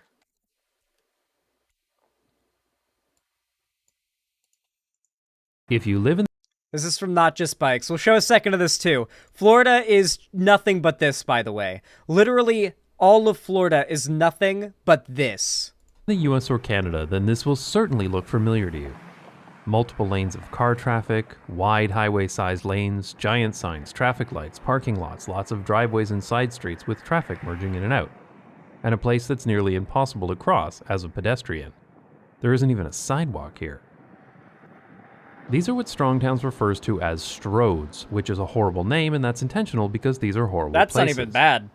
Stroads are a street-road hybrid, and they are dangerous, in Florida, it's way expensive, worse and than this. ineffective. I'll get to those issues in a moment, but That's first, what it's like let's in talk Florida. about the difference between a street But no and sidewalk. a road, according to Strongtowns. Don't worry, you just have to walk a mile of car dealerships to get to the grocery store. You know? And whatever this giant field is as well. This is a road. It is a high-speed connection between two places. Because of the high speeds involved, there are several safety features. The lanes are wide and forgiving so that vehicles do not bump into each other. The road is as straight as possible, and when curves are necessary, they're designed to be gentle, making it easy to drive along. The area next to the road, called the clear zone, is free of any obstacles that could be hit, just in case a vehicle runs off the road. The signs are very large, designed to be read from a distance and at high speeds. And entrances and exits are few and far between because the road is designed to keep vehicles at a high speed for as long as possible to minimize travel times. Roads are important. We need roads, though I personally prefer my roads to have rails. Trains are cool. I like trains. This Everyone is likes a trains. street. It is a complex environment where life in the city happens. That is not America. Buildings are placed right next to the sidewalk to be easily accessible by people walking, and it gives a sense of space, almost like an outdoor room. This is a place that feels comfortable Yeah, to it's be definitely in, not so America. you find people here. Frederick, There are many explain. entrances and exits to and from the street, and there may also be street parking for vehicles and deliveries.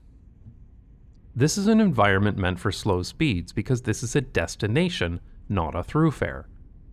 High-speed traffic is not compatible with lots of human activity, so vehicle speeds are reduced. Everything on the street is at a human scale. It's designed to be inviting, encouraging people to walk, to window shop, or to just sit and watch the world go by. The street is designed to get the most value out of the that's space nice. available. That's nice. Streets are very important, and we definitely need streets. A strode, on the other hand, is neither of these things. Just like how a futon converts from a terrible uncomfortable couch to a terrible uncomfortable bed, the strode is the futon of transportation. It is a street that is designed like a road, and in doing so, it fails at being good at either one. In America, you can see there's a city, like a downtown in the distance, like that's a larger city. I don't know what city this is, but this is very, very common, where you'll have a large city, let's say, for example, where I grew up, Tampa, and from it, stretching out several highways, main highways that'll, you'll go off on. And then you've got like interstate roads and main roads and whatnot.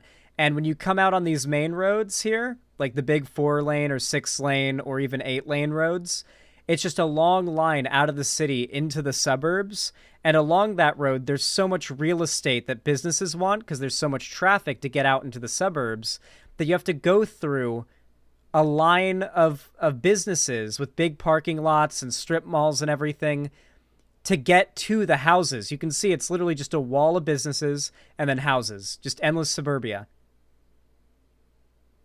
That's most of how America is set up. The Strode fails at being a street. So yeah, Florida does this quite awfully. It is quite persistent on that. So I'm glad that with this story, we finally got something for me to be thankful to be a Floridian about, you know? Finally something.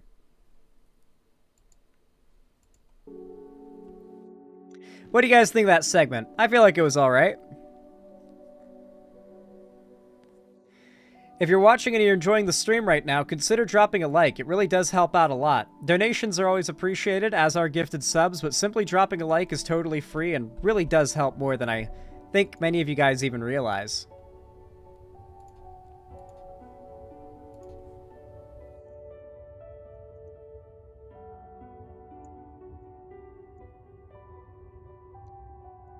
Pepper T21, thank you for the $5 donation. So kind of you. Thank you. Says, just announcing I've changed my name from Cherry to Pepper, as I've been made aware my dead mother would have named me this if I was born a girl. Aww. Well, that's a very cute name. I appreciate it, Pepper T21. Thank you for the $5. Thank you so much. It's very generous. And thank you as well, Puffle Cakes, for the 3 Tier 1 gifted subs. Says, tomorrow's my birthday, but I have a funeral on Monday, so I'm just trying to get as blasted as I can before my flight. Light one up for me, y'all. Hell yeah. Happy birthday, Puffle Cakes. Thank you so much for the donation. Giving me gifts on your birthday like a hobbit. Thank you so much. And hopefully T-Fly Pat, Puppy from Los Andes, and Payani all really appreciate it. Thank you, thank you, thank you. Let me update the dono goal really fast. Oh, apparently I got a donation through Streamlabs for $2 from Slashy, who said, watch Amazing Digital Circus on stream, or at least the trailer. I can't watch the show on stream, but I'll check out the show. Thank you for the $2. I appreciate it. Let me update the dono goal.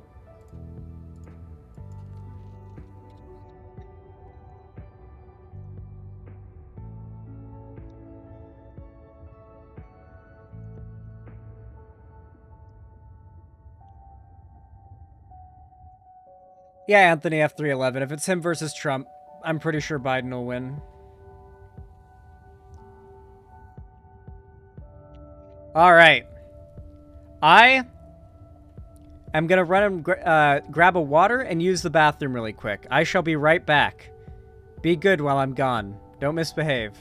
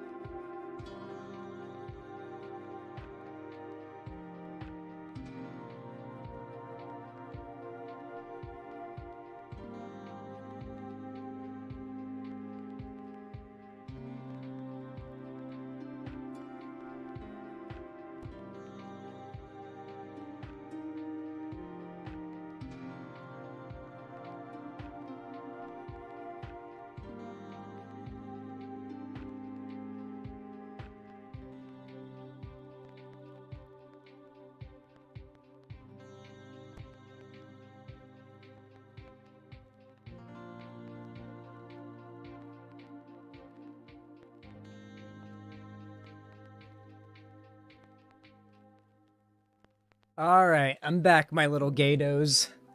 I also re-upped my coffee. Thought that'd be a good idea. That'd be a good idea. You know, re-up my coffee a little bit.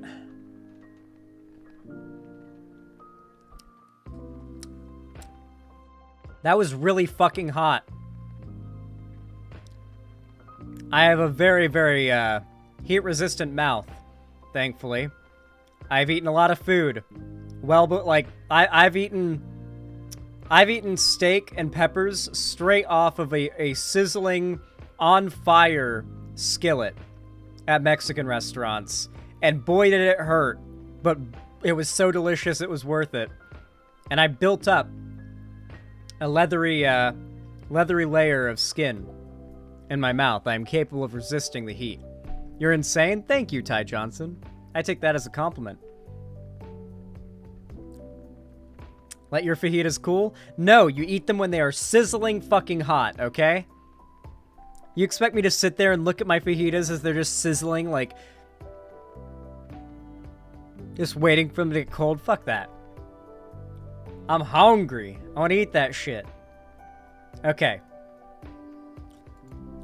Y'all know what to do when I say action, right? 3, 2, 1, action. Oh boy. This is not good news. Israel, white phosphorus used in Gaza. Israel's use of white phosphorus in military operations in Gaza and Lebanon put civilians at risk of serious and long-term injuries, Human Rights Watch said today in releasing a question and answer document on white phosphorus. Human Rights Watch verified videos taken in Lebanon and Gaza on October 10th and 11th, 2023, respectively, showing multiple airbursts of artillery-fired white phosphorus over the Gaza City port and 2 rural locations along the Israel-Lebanon border, and interviewed 2 people who described an attack in Gaza. Well, this is pretty horrendous. You see, the only use that white phosphorus should be having that involves people is when you do the little magic trick with it to make your hands create smoke. Have you guys ever done that with a match before? Where you, like, get the... You, like, burn the red phosphorus to make it into white phosphorus, and then you wipe it on your hands, and then you, like, rub your hands together, and then your hands start burning, because there's, like, a very... It doesn't hurt or anything. It's, like, warm on your hands, but it creates a cool smoke reaction. Vsauce did it? Yeah, I think Vsauce has done it. I'm sure he has, yeah. That is the only use it should be having involving people. On the subject, here's Al Jazeera posting proof of Israel bombing ambulances as they followed the route Israel told them to on their way south to South Gaza. Yeah, they basically now said, so for those that don't know, the Gaza Strip is like just a literal prison. It's just a massive prison with a population of millions. And so when Israel says you've been cut off from a quarter of your land, you need to evacuate or we're going to bomb the shit out of you, that is pretty much like them saying when you're in a prison, move out of the way, we're gonna burn a quarter of the prison. Of the cell block that you're in. It's like, that's a pretty big deal. Yeah, it's a pretty much genocidal action that they're taking here. Here's the tweet. Warning distressing images. I imagine so.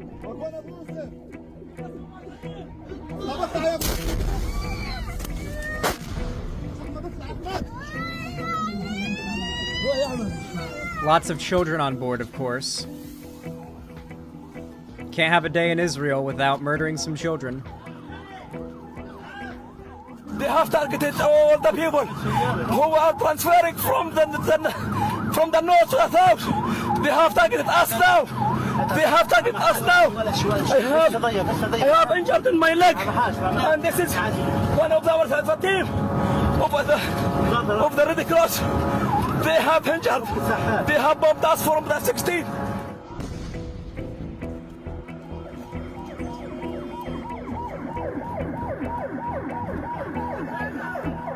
Indeed it is. Clearly marked medics, too. Clearly marked medical vehicles. War crime. War crime. War crime. Just as much as a war crime as the Russian tanks rolling over cars with babies and children in them that we saw at the beginning of the war with Ukraine.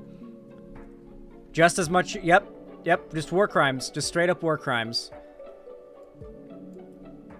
Oh, it gets worse, by the way. It gets way, way worse. I've got a good excerpt here.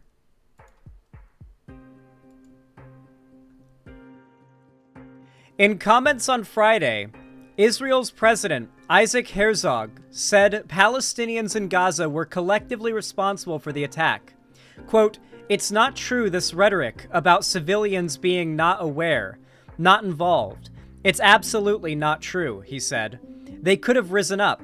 They could have fought against that evil regime which took over in Gaza in a coup d'etat."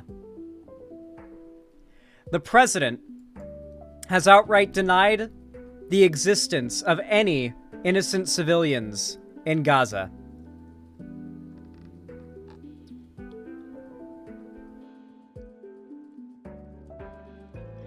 The argument is that if they weren't in favor of it, they would have couped Hamas out of power. Reminding you guys, by the way, that nearly half of the population is under 15 years old. Yes. Nearly half of the population is under 15. And it is the most densely populated city on Earth. The last election was in 2006. How? They should have voted. Are people falling for this? Not really. I think everybody knows what's happening. You know, Justin Bieber, this is funny. Justin Bieber made an Instagram post with an image of just a bomb-to-shit Gaza, like an entire block of Gaza, the Gaza Strip blown up, and captioned it, "Pray for Israel." So that was Justin Bieber's reaction.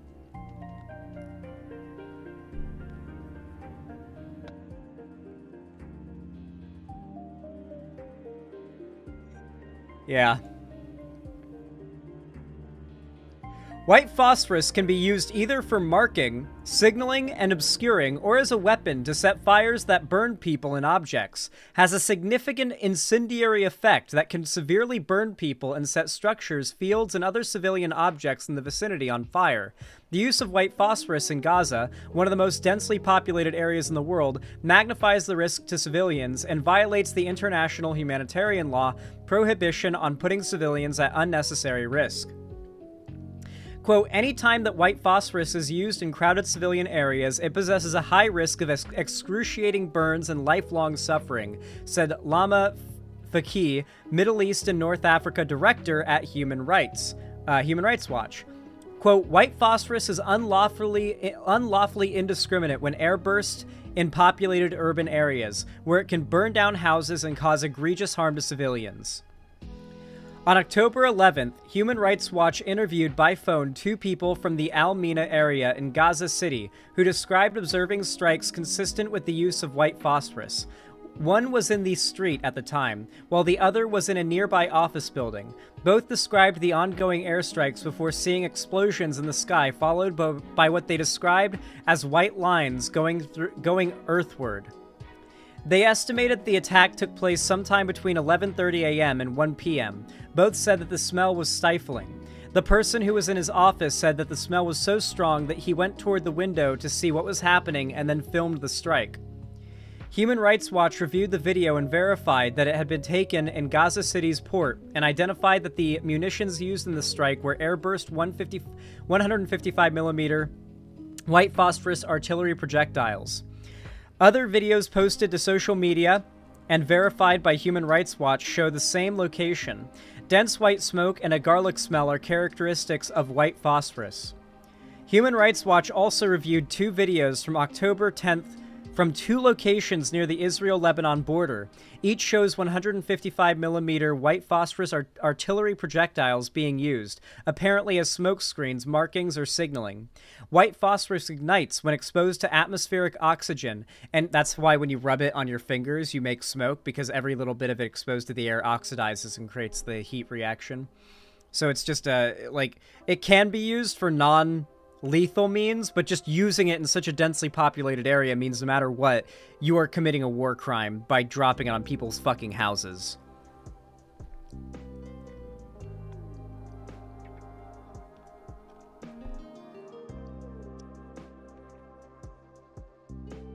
Upon contact, white phosphorus can burn people thermally and chemically down to the bone, as it is highly soluble in fat and therefore in human flesh. White phosphorus fragments can exacerbate wounds even after treatment and can enter the bloodstream and cause multiple organ failures.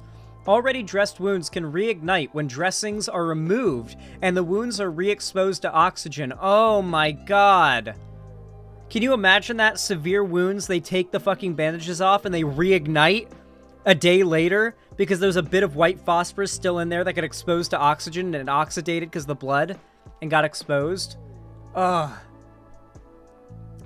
The use of white phosphorus in densely... Hold on. Oh yeah.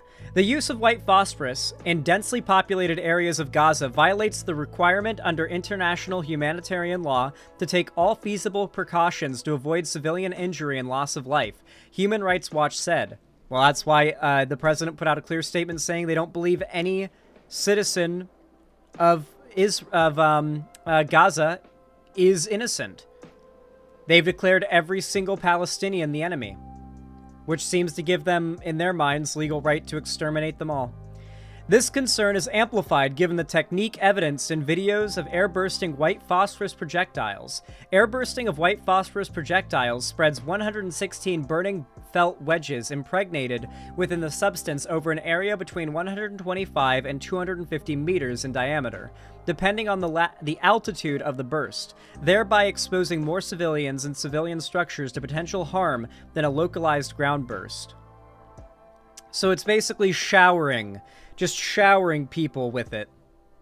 Israeli authorities have not commented on whether or not they used white phosphorus during the ongoing fighting.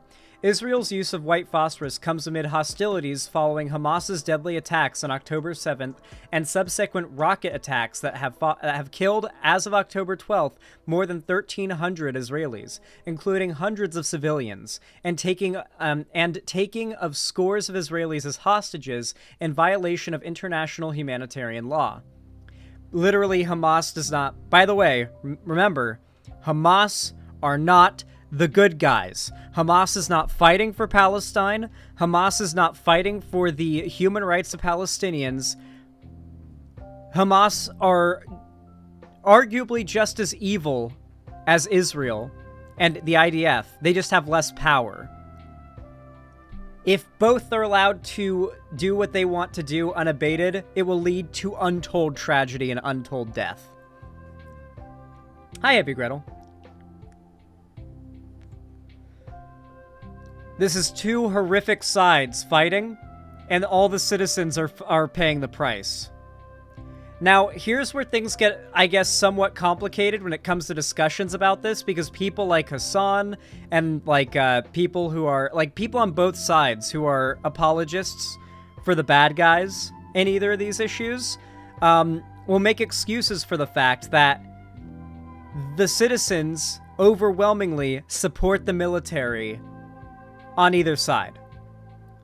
Like, in Palestine, a lot of the civilians support Hamas because of course they would when the alternative is being bombed by Israel. While alternatively, when you've got bombs exploding over your head from Hamas every day, a lot of Israelis are very pro-IDF.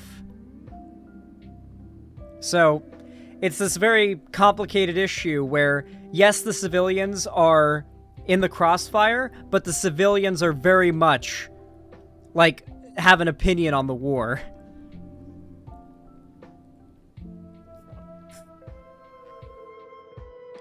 That's true, J-Dubs91. But let's not look past the fact that the attack Hamas did on the border was the largest killing of Jews since the Holocaust in a single span of 24 hours. Like, yeah, like,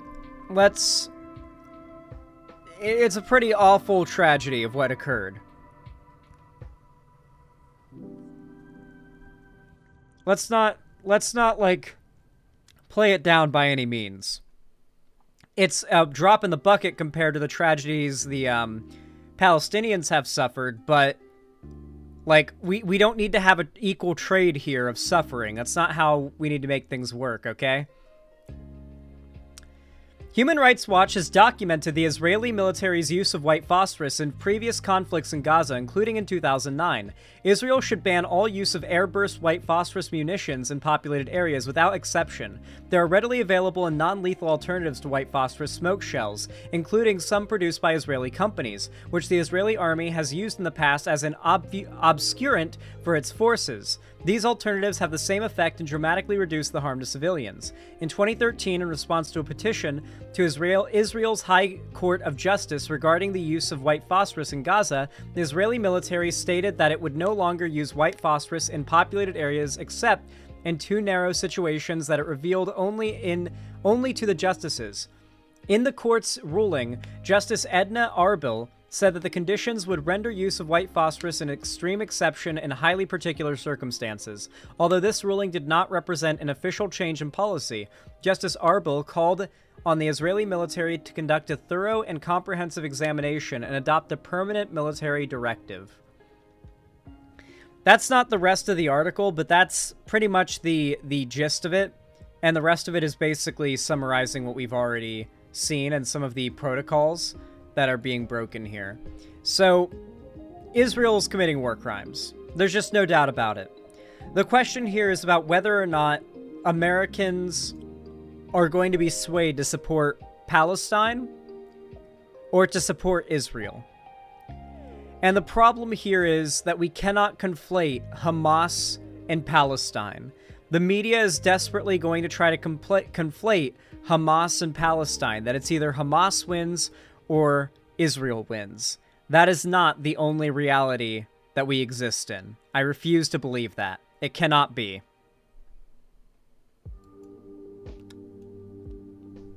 I hope you guys liked that segment. I feel like it was pretty good. Pretty good update video on what's happening. Heavy Gretel, thank you for the tier 1 gifted sub to Lucky Otter. I really appreciate that. Thank you so much.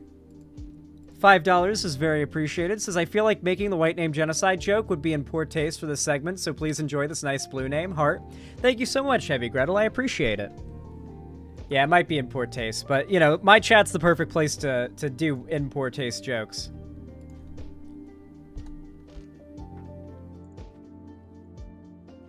All right.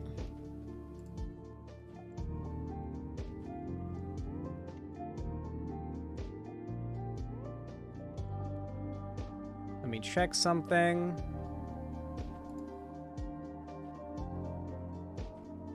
Okay. All right, guys, that's all the segments I had planned for today, which means it's time to do a little cooldown. Oh yeah, the Sniper Wolf thing. Oh. Yeah, we can do that as an extra segment. How about that?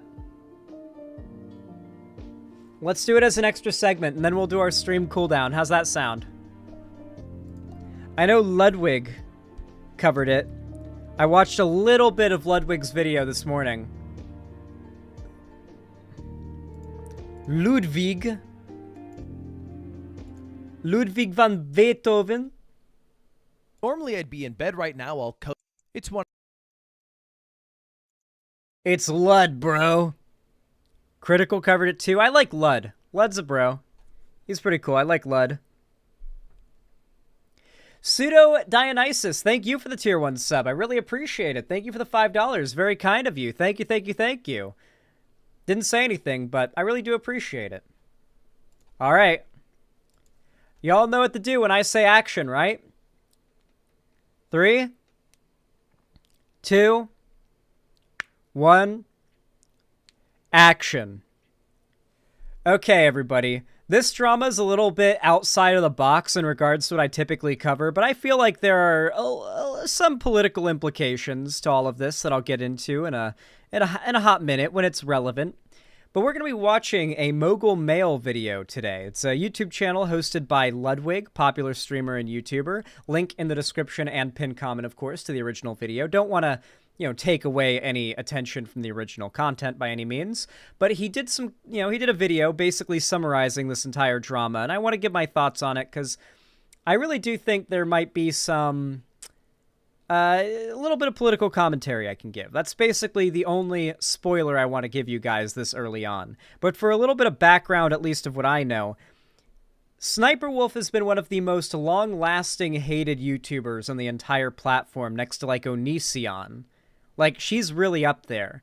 I remember back in, like, 2013 when she was getting exposed for her boyfriend being the one that records all of her gameplay and the fact that she was, like, provably a fake gamer girl.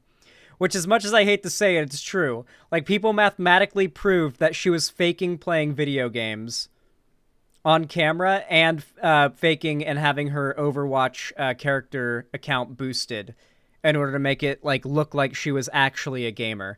Because she is a woman who has clearly put a lot of money into her looks with plastic surgery and makeup and what have you. And wants to fit that, like, hot gamer girl, like, insanely hot gamer girl, like, aesthetic. And people called her out for that back in the day. And, she's basically gone through phases of different types of content she's been called out for on every single type. She did, like, horrible skits for a while, I believe.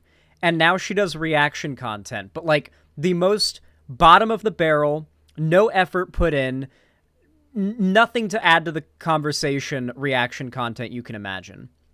So my understanding is that Jax Films has now initiated a bit of a troll on her, where he's now reacting to all of her videos, I believe, on a separate channel, and her response was to go to his fucking house. Just straight up went to his house. Let's watch the video. 1 a.m. And although normally I'd be in bed right now all cozy and snuggled up, I'm instead having to talk about one of the biggest no-nos I've ever seen on the YouTube platform. And to call it huge drama would be an underservice. It'd be a lie. It's more accurate to say a huge crime has been committed by one of YouTube's biggest creators. And that crime is doxing, which it's a real crime in the state of California. Look. Wait. Well, okay. Doxing is not a crime. This is why I feel, when I watched this video, this is the first part where I was like, I feel I could bring some stuff to the conversation. So doxing is not a crime. While doxing may fall under the umbrella of cyber stalking, you need to meet very high standards just to get stalking dealt with, even in California, right? Like, for example, that crazy bitch that I criticized for the rape allegations she had, which seem pretty legit still, Sasha. She filed a restraining order against me to try to claim stalking in the state of California, but it didn't hold up. Because while she could get a temporary request, you have to actually defend it in court, something that would be impossible for such a, nothing case, and so she just didn't do it. But, like, even if it's a legit case, it's oftentimes very much impossible to follow through on. And so, probably not. I don't think that Jax Films could actually have a realistic case against her for stalking, unfortunately. Unless this behavior continues, she indicates she wants to commit violence against him. Even then, it's spotty. There are a lot of content creators who have been outright stalked, as in, like, guys moving across the state into the house across the street from them and hiding in their bushes, stalking, like Sweet Anita, and the cops do nothing. It is very hard to get stalking dealt with. Look, cyber harassment statute, and it was committed by Sniper Wolf. Again, I think the top 100 maybe most subscribed to YouTuber on the platform. she doxed Jack Films, an OG YouTuber. He tweeted out about it, said, creepy, gross, violating. What you did was disgusting. This is wrong. And how did she dox him? Well, she dropped an Insta story and said, should I go visit at Jack Films? He lives 5 minutes away from my shoot. And did a fun little poll. Should I do a crime or not? And I guess her followers said, yes, do crime. And she fucking did. She did. She posted in her Insta story his house. It's blurred out here because I'm not trying to add fuel to the fire, but that is literally a picture of his house with the cat. Sadly, what she did here was 99% not a crime. Very fucked up and could fall as evidence under a larger crime, but doxing is not a crime. It is just a component to other crimes. Doxing may fall...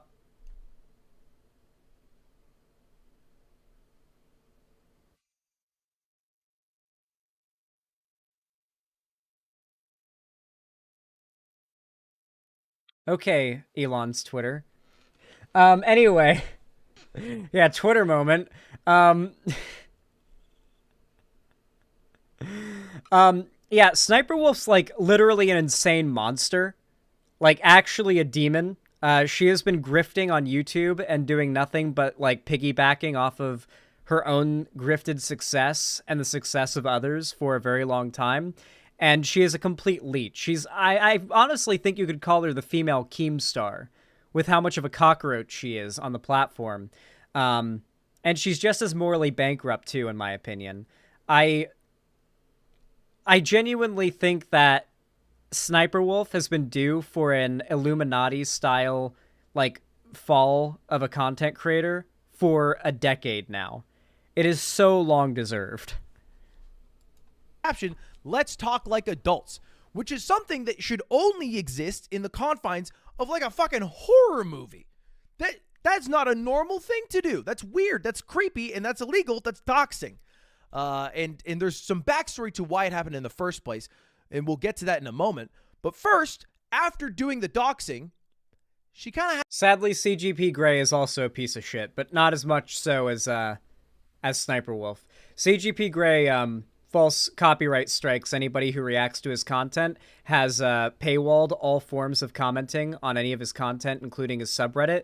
You have to give him money to have any discussion on any forum that he runs about his content. And if you want to react to it, he will, no matter how transformative, he will strike it. Thankfully, the channel that he tried to get taken down with multiple false strikes, that was a actually transformative reaction channel. The history guy managed to get all those strikes overturned because they were false, but CGP Grey just kept sending in strikes to try to get his channel taken down as retaliation for trying to fight the strikes. CGP Grey is a real piece of shit. Had this weird argument saying accusing me of doxing is defamation. I have no idea how to dox, which is crazy because that's like somebody who just, you know, snorted cocaine and said, I don't even know how to do it, officer. It's in your note. You already did it. You should know how to do it because he did it. He literally posted his address on Google and said I threatened him and doxed him. Obviously, that's not how Google works, right? You don't post shit on Google. Fuck, it's impossible. Okay, accusing her of doxing is not defamation. Okay, something you guys need to know about, like, mainstream content creators is that when it comes to law and politics and all that shit, they are clueless. Like Ludwig doesn't know that doxing isn't a crime. Sniper Wolf thinks that saying someone doxed you is defamation. Like, these content creators are insanely wealthy. But their knowledge, they have internet smarts. There's book smarts, there's street smarts, and there's internet smarts. They've got internet smarts. To even find shit on Google these days. Have you tried using it? Google's like back in the 1990s. That shit broke. Everybody's on ChatGPT, and I promise you, Google is a broken YouTuber right would not now. post their address on Google.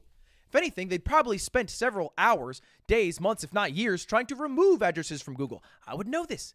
And as somebody whose address has been doxed, all right, not by a famous YouTuber, by a random person, and then got swatted, it sucks. It's like the worst part of the job. It's not an exaggeration. It's probably the single worst part that has made me consider not doing the job because it is so bad of a part.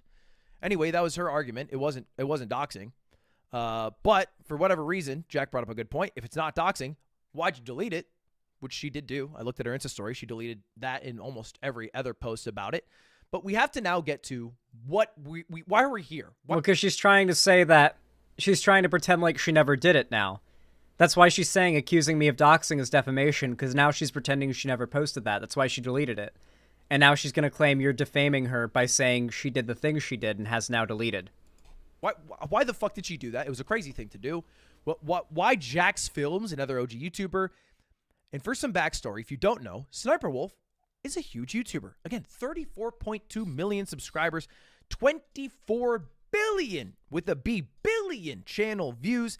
And the main content that she uploads is React content. You might have seen one of these thumbnails before. If you go to like any Airbnb and they have a YouTube channel that's not logged into, her videos likely recommended. Fucking true. Exactly that. Every time I log in on an unused account on like a fucking Roku stick or something, you see one of her goddamn videos and it'll try to autoplay too, and you gotta stop it or it'll play nothing but that. Her videos always have her in the thumbnail in a kind of horny looking like face, right? Like you can't tell me this face and this face aren't supposed to be kind of horny looking, right? Like there's a little bit of sexualization clickbait there, and there's not even cleavage. It's actually kind of impressive. At least that's my... Oh yeah, and YouTube as a company loves her, by the way. Like YouTube knows she exists. She has been in YouTube Rewinds multiple times, I believe. Like YouTube endorses her. They see her as like a girl boss. Like here's an example of a famous like woman YouTuber. I like how he spelled it. Snipperwood. That's how I type. Like YouTube like parades her around as like an example of female success in the platform. It's really disgusting. It's one of the big reasons why I want to cover this is because this is not feminism. A woman being successful and girl bossing is not feminism. Feminism is not when women succeed or when good thing happen for woman or when woman gets her bag. Feminism is a political theory based around the concept of egalitarianism. The idea that we should try to create a society with as much equity as possible so that we can have as much of a merit-based view of the world as we can and it actually be realistic, unlike now where people try to say we live in a meritocracy, but we very much don't. There are a lot of factors that make that not the case. By experience. And that's the kind of the gist, you know, Jaden Animations exists, YouTube? Yeah, but you guys have to remember, YouTube hates and does not give a fuck about their animation YouTubers. In fact, they recently rolled out the Just for Kids stamp, which can be put on content against content creators' will. And if YouTube decides to scan a video and says, ooh, animation? We think this is just for kids. So they'll put that stamp on there. It can't be monetized. It gets heavily, de-boosted in the algorithm. And it happened a lot to the Fiona and Cake advertising stuff. A lot of YouTubers who made content about Fiona and Cake, and the trailers for it got falsely marked as for kids by YouTube. And it made it unmonetizable, and it also massively deboosted it in the algorithm. Does YouTube just not let you label not for kids? That fucking sucks. If YouTube decides it's for kids, then it gets put in for kids. And if it ends up not being for kids, you can be charged with a crime. 8 to 10-minute reaction video of like, sued. ooh, TikToks that make me feel cozy or that unlock a new fear or that feel illegal to watch, whatever. And these reactions have been labeled by people like Jax Films and others as more of just total lifts, thefts, larceny, stealing. All right, just a re-upload of other people. If you watch the average Sniper Wolf reaction, it's pretty much just her saying, whoa, what? No way. Oh my God, guys. There's no substance there. She's not providing anything. How can she? The stuff she chooses to react to is not conversation-based. There's no narrative. There's no argument to be had. There's no discussion to be made. Her videos are just definitionally content theft. I react to a lot of content. I'm reacting to content right now, but I take pride in the fact that I have so much to say about any content that I choose to react to that I will multiply the watch length several times over. with my commentary. And it's not empty commentary, too. At least I don't feel like it's empty commentary, and personally. But hell, we're 15 minutes into this recording right now, and 3 minutes and 40 seconds into this video. Sniper Wolf just shotguns a bunch of reactions of TikToks where she goes, ooh, ah, and then it ends, and she rakes in a ton of money. People's actual content as opposed to a transformative react. Right? And here's just like a clip of her. She prefers older guys, so you gotta wait until you're older than her. Okay, pretty sure they meant to edit her to be centered there, but you get the idea, right? Yeah, generally not one. Because of how like high volume her uploads are, there are tons of mistakes in the edits. So she'll just not be on screen a ton of the time because her editors are like worked to the bone, trying to pump out content, like probably 5 videos a day. So like, it's not her editing. You know it's not her editing. It's not even her gaming in her old gaming videos. She's paying someone to do it. One of the more morally correct YouTubers in the space in terms of how she gets her content. And Jax Films has been interested in that, all right? And specifically trying to stop that. And if you don't know Jax Films, super OG YouTuber, known for a lot of parodies, known for Yai, which was stolen by PewDiePie and became Lawai. That guy, that's Jax Films. Jax Films is pretty top tier. We like Jax Films here. I've enjoyed his content for a very long time. He makes good stuff. I respect him. He usually has like really good takes. I've yet to see him miss on an issue. He gets 2 thumbs up from me. 2. Not 1, but 2. And he made a video almost a year ago to the day, October 26, 2022, about Sniper Wolf. And in the video, he said, I saw this article about how Sniper Wolf spent millions on a mansion. He didn't post her address or a picture of it because that, he's got a little more awareness than her. And then followed up by saying, done is I've created a brand new YouTube channel called Jax Films. And so far, I've only uploaded 1 video. He's basically going to react to her reactions as a form of parody, a la Bo Burnham Inside type vibe.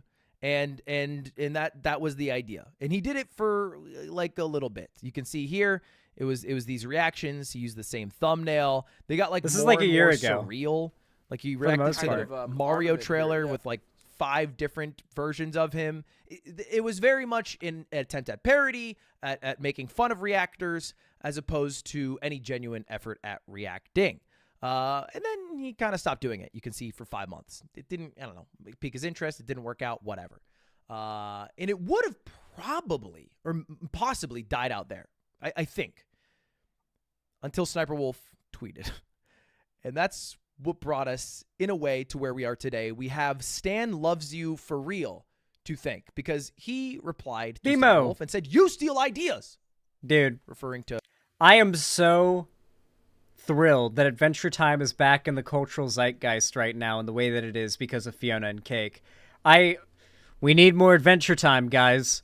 We've been eating good for those, like, for those 5 weeks, okay? We ate so goddamn good.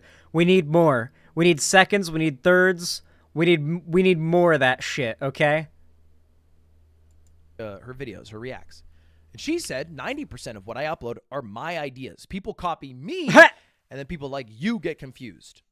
And she's saying that Mr. Beast stole her idea of reacting to random acts of kindness.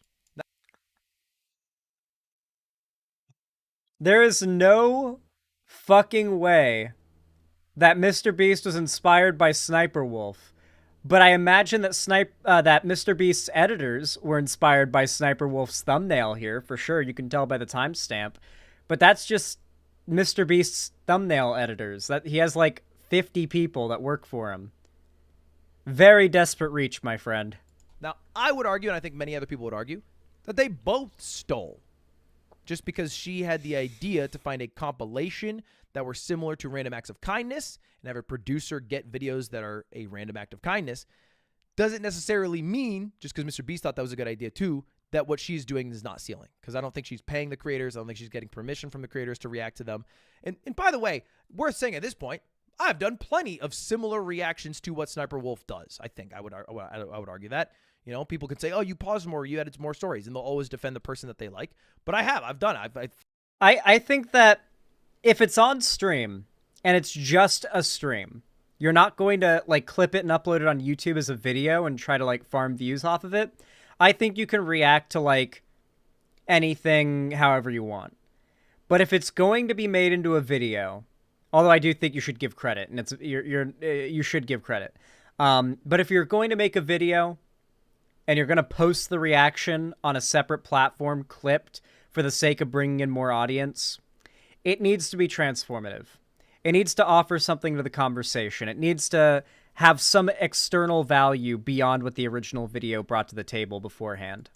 Fair and simple. I've done You Laugh, You Lose with Slime very recently even. And so I am no holier a saint than her. However, I think because she is such a big YouTuber and it is like 90% of what she does, she has basically been the target of a campaign from Jax Films and others to shame her out of doing it. Because that is basically the only tool that we have, or anyone has, to stop React YouTubers, is to shame them out of doing it. Because you don't have any tools within YouTube to like claim the monetization. YouTube doesn't All you care. can do is try to take their video down, which can be a bit too aggro of an option. No, you can. If you're the content creator whose content has been stolen, you can use Video ID to claim it. And claim. There are 3 options you have whenever you use YouTube ID to claim a video. So YouTube notifies you anytime any bit of your video has been used in another person's video. Like, I'm a YouTuber, I can tell you the behind the scenes of how it works. I get little pings every time someone shows any of my video on their stream, clips a bit of my video for their video, anything like that.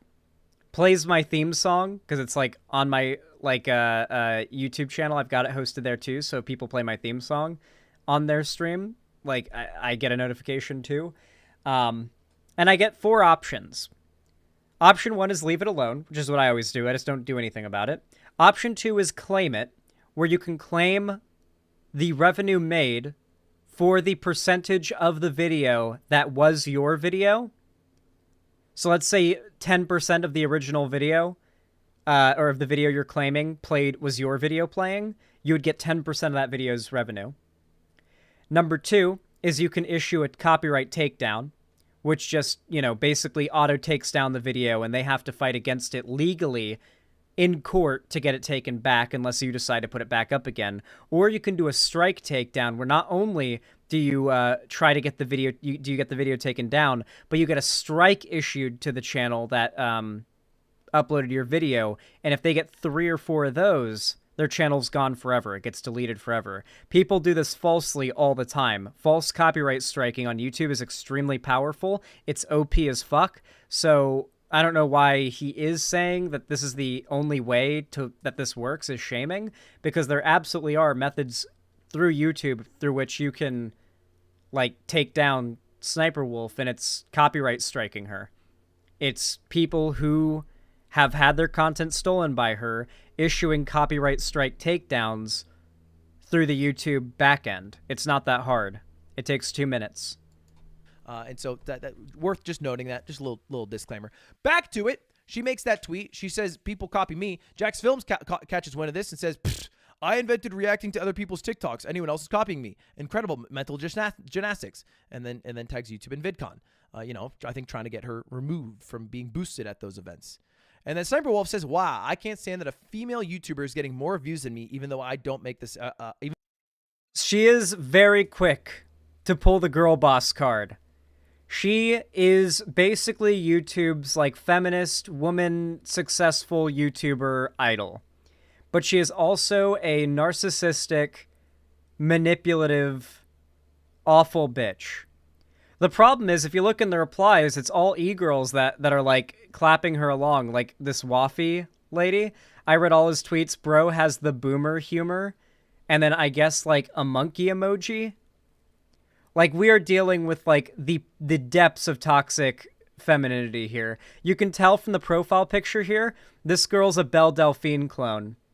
By the way, Belle Delphine got caught using filters to make herself look like underage on her face. She got caught using phone and video filters to make her face look like that of an underage girl, to like de-age herself. So, yeah, like, pretty cringe, pretty cringe. I don't have a lot of respect for the Belle Delphine clones, the ones who desperately try to do the Belle Delphine shtick, and you can tell from the profile picture that's what's happening here. Even though I make the same content, life is hard. And then doubles down and says, also, I hate bringing... This is going to be my most Squad W segment, guys, because there's a lot of awful women here for us to dunk on. The incels will have a really good on-ramp into my content with this video. Gender into this, but no one ever attacks the male react channels. And I have to say, I think this is what led... I love her just, like, for the sake of defending herself with her narcissistic little meltdown, she basically throws all women and all women content creators under the bus, giving, like, the perfect example for anti-feminist MRA red pill types to point to as an example of women content creators just being in the space to grift money off of men desperate for hot women to watch. Like really shitty of her to do that and to try to use feminism as her shield. Led us to where we are today, because this spurred something within Jack's Films to take that little comment and make it a huge chip on his shoulder to get the best dish that everybody loves getting, revenge. He's so good left. And to Jack's credit, by the way, he's been doing this for the better part of a decade. And by this, I mean like literally trying to shame React channels out of existence. It started 7 years ago with this channel called Jinx. This is how I found out about him. Basically, dude, Jinx was the original plague of YouTube. His whole thing was about 5 uploads a day of just him sitting there and nodding. Pretty much in complete silence, along to whatever was the most viewed video on the trending page. Top 5 videos in the trending page that day, he'd throw on his camera, watch them and nod, upload it on YouTube, title it the exact title of the original video, Reaction. The SEO was off the charts. It was just unedited, of course. No actual commentary, maybe like an oh my god or a whoa or an okay as like commentary, and that was it. Really bottom of the barrel scum-sucking bottom feeder content.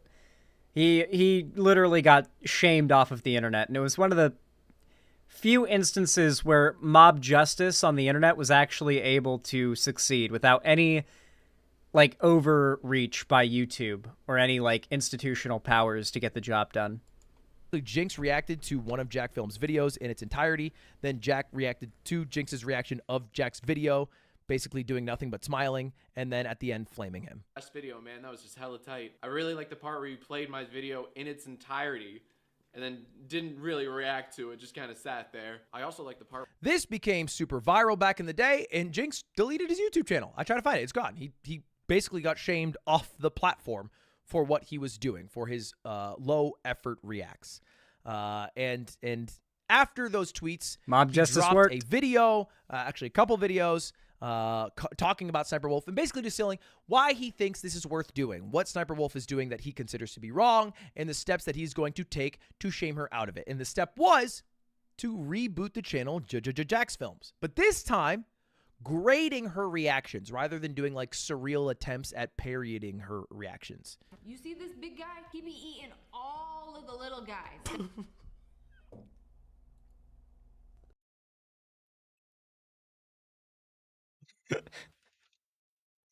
That is the level of IQ she has when doing her commentary. You see that big guy? He's gonna eat all the little guys. I'm gonna be honest, she does not give women a good name. Okay? I'm sorry. She is making all women look bad. Women gotta do something about her. Yeah, didn't she used to go by Sexy Sniper, too? Like, she used to be, like a COD YouTuber who would, like, thirst post for, like, 13-year-olds way back in the day. And she went by Sexy Sniper. And then she denies that was ever the case, but people, like, know that. Her boyfriend made her change it.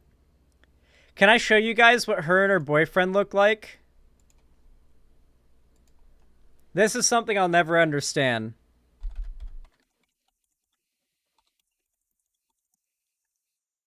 Those who know what image I'm about to bring up know what I'm about to show.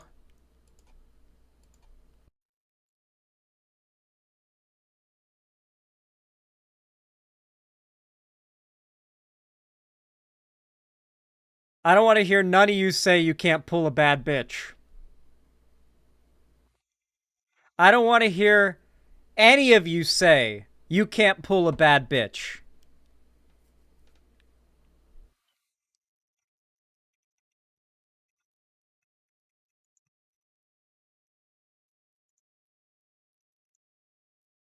You're just not trying hard enough. And that's basically the idea. You know, I would argue it's a transformative idea of trying to grade, shame, and even fair play, harass her out of doing what she is doing. And he would stream that, and then he would upload it onto the channel, and the channel started popping off. You can see right here. He started this about 2 months ago, and the views are doing very well because he discovered a new format called Sniper Wolf Bingo that kind of popped off. He would do these like a few times a week. That's getting a lot of views. Videos. He would stream them, get a few thousand, I think, live, get hundreds of thousands on the VODs. And that, I think, led to Sniper Wolf not really enjoying the spot she was in. Here's an example. Standing on the side of the road and they go like this. That's correct. Because they want the truck driver to honk the horn. Jesus fucking Christ! You know what? I kind of wish you were silent for this one, Sniper Wolf. Maybe you were onto something there by not saying anything. Let's go to... Oh, I have it! Yay, summarizing. I love the bingo card. And that's the idea, right? And at this point, it is worth mentioning... Does the bingo card get filled with at least a connect in every video? Please tell me he gets a connection in every single video. Often, but not always. Yes, always?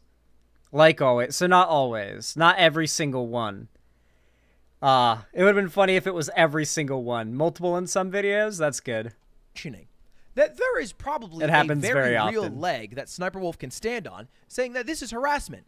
Yes, maybe what I am doing is shameless, but it is up to YouTube to absolve that issue, resolve that issue. You can take me down, but this react in re-upload thing that you're upset about exists across the platform. I'm taking advantage of a tool that maybe is a loophole that YouTube should close, but hasn't, and it is how I earn my livelihood. I am shameless, blah. And you are harassing me, and your followers are harassing me to shame me out of doing it, and it is making my life worse. She could have probably made that argument. I'm not saying... She can't. She wouldn't be able to. What he's doing is very clear parody as well. So it's just, not only that, but under copyright law, he falls under fair use. So he's completely covered. Jax Films has all his bases covered legally. YouTubers and streamers, not really the most knowledgeable about laws and policy like this, but I am pretty certain that Jax Films' bases are covered. He's not broken any laws. Anyone could sue anyone else for anything they want, but what ground she has to stand on when it actually gets in front of a judge, very little to nothing. It's very likely it would get thrown out the second it gets seen by the judge. It's not uncommon for cases that are just nothing cases with nothing to stand on. I think it would have been successful, but she certainly had a leg to stand for, especially with how many videos Jax Films was making about her. It's a fuck ton. It's like literally multiple times a week. Look, this is all about Sniper Wolf. But she lost all of that the moment she doxed him. Just threw it right out the window. Any semblance of an argument, any slight credit that a human could have given her is lost when she does a larger, ultimate evil crime in danger. The court of public opinion on the internet and the actual courts are not the same thing, Ludwig. I love you, buddy, but doxing is not a crime unless in service to stalking or another crime. It can be used as evidence of a crime, but it itself is not a crime, I assure you. It should be. I agree, it should be, but it is not. Dangers him in that way.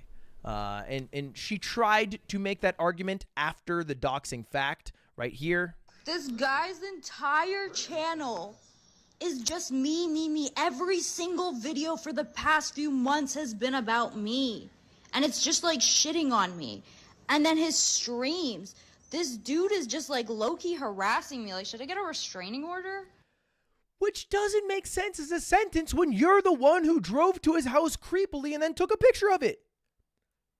She can still do it, though. Should have the restraining. She can still get a temporary restraining order. It happened to me. They're in California. She can get a like a 30-day thing. It'll get put in front of the judge and thrown out right away, especially if she doesn't show up, which she shouldn't if she's smart, if she goes down that path, but she technically could. Like, all it takes is filling out some paperwork. You don't need any evidence to file a 30-day, like, temporary restraining order. Restraining order, as opposed to get the restraining order based off of what has happened. I don't think he's tried to show up to your house. And in this, she says, don't you have a wife? Yes. In fact, his wife did tweet out, hey, dear YouTube, I'm not a creator, but my husband is. And tonight, Sniper Wolf came to my house and posted it on Instagram for all to see and tried to instigate a confrontation. I now have to worry about she as one of your favorite creators, and maybe many of her fans, that might harm me or my family. I am a regular human who works an 8 to 5, geez, corporate job that happened to fall in love with a YouTuber.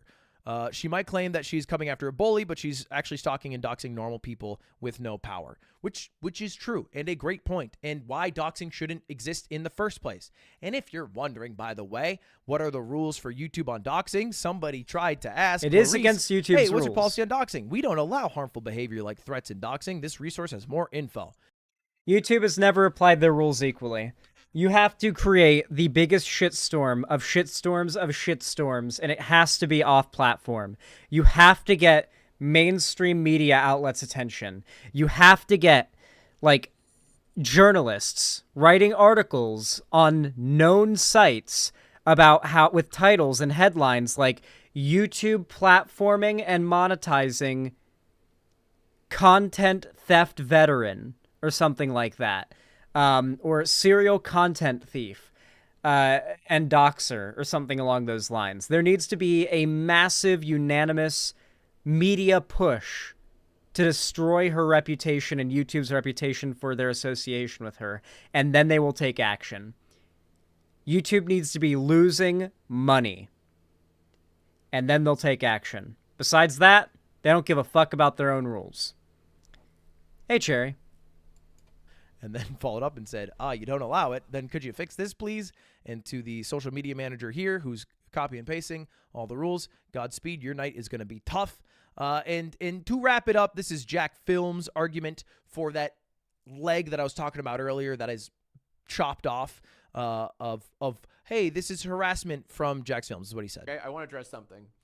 Every once in a while, because I see that, like, this guy's obsessed with Sniper Wolf. Like, why is it like, dude, this guy's really milking this whole Sniper Wolf thing, you know, this whole Sniper Wolf feud. This is why I'm so passionate about streaming this and making videos about it. We're not talking about shit she did years ago. We're talking about shit she did last week or yesterday or today. This is still what she does commonly, frequently, repeatedly. That's why I still do this. It's who she is. Because it's so egregious. And no one's policing this at all. And why? That's right. I mean, he is right about it. Nobody is policing it. She's on the trending page constantly. She is literally the first channel recommended in that first, like, block of channels you'll see on your screen when you boot up a fresh YouTube account or unlogged in account on, like, a Roku stick in an Airbnb. He's completely right about that. It's happened to me numerous times. That YouTube is frontlining her. She is propped up by YouTube. Should probably be YouTube's responsibility to maybe give creators the tools to take money. I've said this many times before. YouTube, listen to my fucking ideas. They're good. Well, give they creators, do. I mean, that exists. That exists. She needs to be glassed off the platform. That's not that solution that he's suggesting right now. I know he's newer to YouTube and he's like from Twitch to YouTube with a contract sign, but like if you go to your back end on YouTube, that exists. Like, here, let me see if I can bring it up without showing any info that YouTube doesn't let you show or something. If I go to content, copyright, matches, here we go.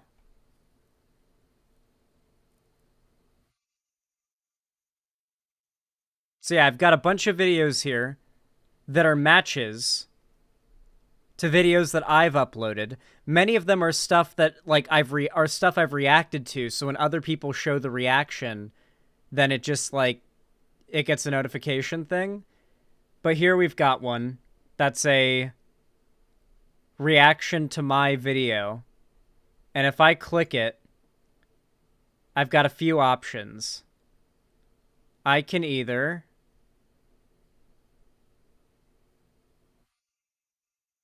do a removal request. I can message them.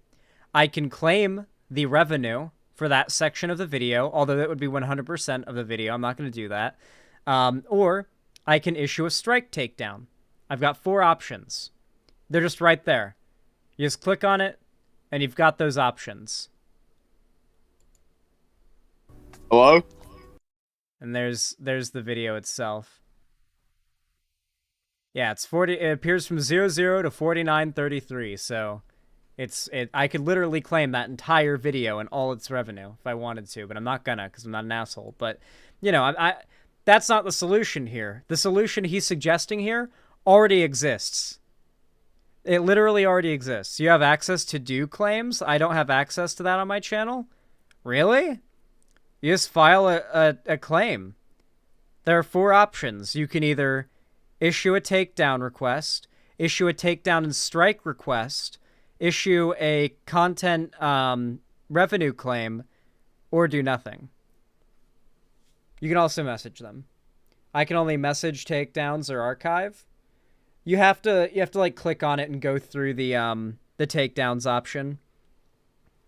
The claiming menu is like kind of complicated because it's a whole like thing where you have to pick how much you want to claim. I recommend Googling it, but it exists. It's something that exists. I've seen videos of mine get claimed for copyright and like partial revenue getting claimed.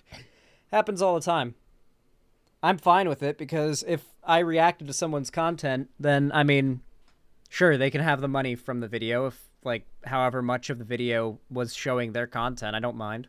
Verified creators, at the very least, the tool to claim monetization on videos that have been re-uploaded. Might be partner whether only. it is a bad reaction from a streamer or a bad reaction of multiple videos from a YouTuber, they should have that tool. It would be very helpful. And then they wouldn't have to feel like their only tool is complain on Twitter until maybe the creator's shamed out of doing it or try to delete their whole channel, which can be a much bigger shitstorm that you're getting into that you might not want to. Anyway.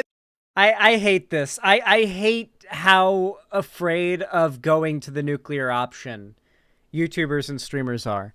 Some people deserve to get glassed off of these platforms. I know it's so scary for us to talk about that, so scary to set the precedent or whatever, but people like Onision, people like fucking EDP, people like Sniper Wolf, these are people who use their platforms to hurt people.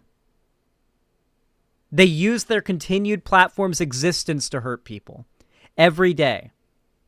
And they will not stop as long as they have a platform. Sometimes the nuclear option is the only actual real option. And it's really frustrating how scared of going that far people are. Like, don't go after sponsors. You're setting a precedent. Don't ban people. That's a precedent. Like, some people deserve to go that far. If Onision had sponsors, I think he deserved to lose his sponsors and have them, like, have emails about the kind of shit he's done and for them to make the decision as to whether or not they want to work with him.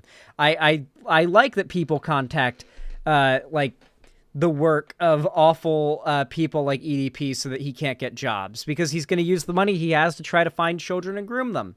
I think that's fine. I think that's good.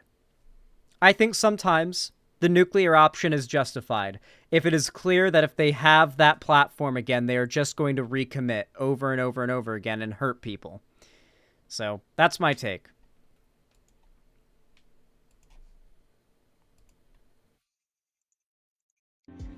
What do you guys think of that segment? I feel like it came out pretty good. Ron's KFC, thank you for the $10 super chat. I appreciate it. It says, showing my support for the channel, still catching up on this Sniper Wolf mess. Well, thank you. I appreciate the support. Hopefully you're caught up now. Ugh. I must admit, I am quite tired, but we got 6 whole segments done today. Did you guys know that? 6 whole segments.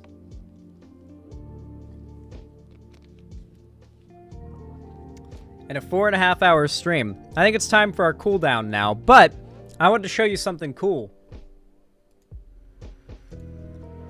One day, chat, I am going to travel to the fictional land of New Zealand. If you guys know me, you guys know that I love The Lord of the Rings. It is my favorite thing possibly ever. And I've obviously known about this for a long time. And it has been my dream to go here. But I, in real life, would like to do what the Rooster Teeth guys did and walk from here to the volcano 250, or I believe it's 125 miles, to the volcano where they filmed Mordor and Mount Doom. It would be a hard hike. It would take days with camping and all sorts of things like that, but it is my dream. I've dreamed of it since I was a little baby sitting on the couch watching The Lord of the Rings. I've always wanted to go on an adventure through Middle-earth. Now, the set where they filmed the Shire was a real physical location they built. And it is now a movie set, like, preserved landmark by the government of New Zealand because of its tourist attraction value. And check this out.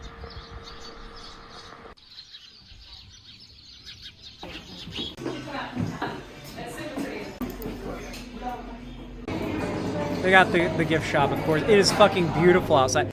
Casual, like, you can just get a glimpse outside. This is why they decided to film the Shire here. I'm pretty sure that's the tree. I'm pretty sure that's the big tree. And I'm pretty sure that's the tree on top of Bilbo's Hill. That's the Bag End tree. So this is just, like, down the road is where the little gift shop is. Very nice. I think they could have made it look a little more themey, but it looks cool. This is just the gift shop. You're about to see the set. This isn't the set. The set is just down the road a ways. Like a little walk down the road.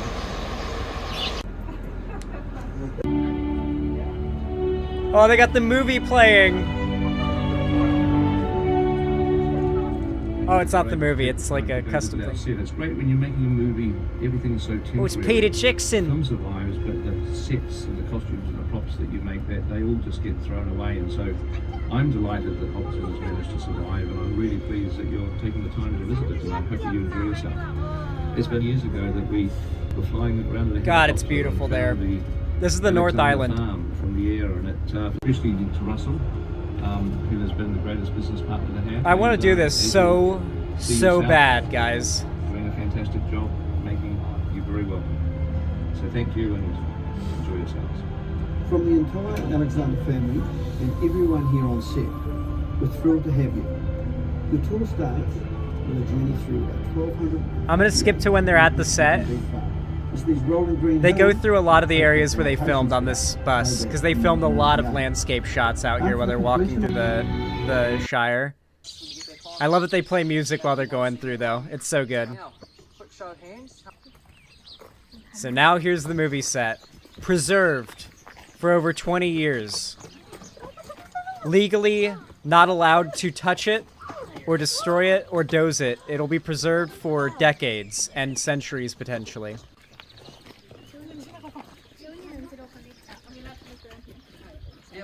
That's Sam's house.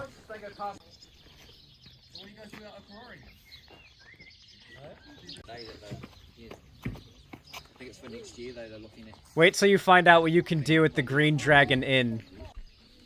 That's an actual managed and working, like, vegetable patch, too. There's a bird picking at it. There is like an entire team of people that work to keep this place, like, landscaped and groomed and all, like, you know, looking nice and preserved. Little cheeses out and little tables.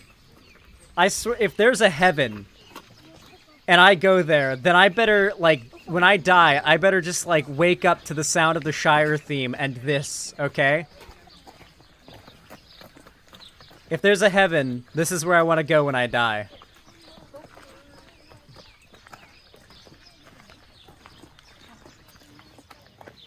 The apple trees. It's like a pretty large area. Like, they built a big town. That's a cherry tree. That's just a straight up cherry tree. That definitely wasn't in bloom during the filming. That would make sense for the Shire. Oh, bee boxes. They've got bees for pollinating everything too. And obviously they would have had bees in the Shire. So yeah, they've got functional like bee boxes and everything. They've got a big team of people working on this place. You can see Bilbo / Frodo's house way up on the hill. Eventually Sam's house, right? Doesn't Sam inherit it? Like, technically? I'm pretty sure Frodo left it to Sam. I can't remember. He could use it. He had a lot of kids. I want to go here so bad. But here's the thing, guys. This isn't even the best part. You guys know how I like talking about Hobbit feasts? Chat. Prepare yourselves.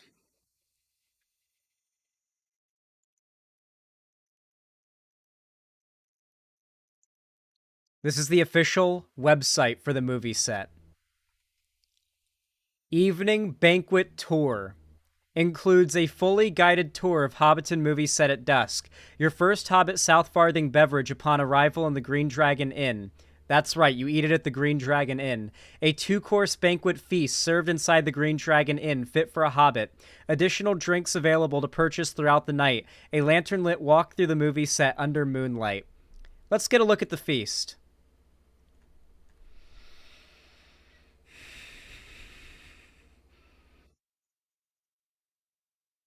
This is where you eat, in the set of the Green Dragon Inn, on the set of the Shire. The entire Shire was a physical set they built and have preserved. And you can go there and have a fucking feast. You can have your mead from a fucking wooden keg.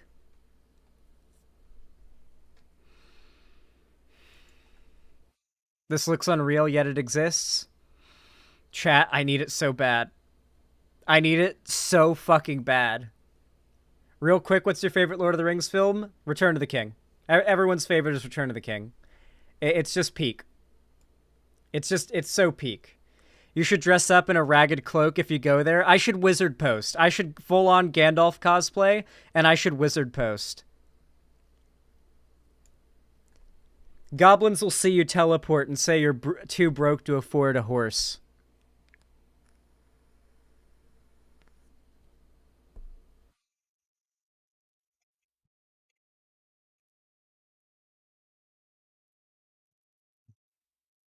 It seems J Fuel has unpartnered with Sniper Wolf. Let's go! Nuclear option, baby. You guys want to see what I really want to do, though?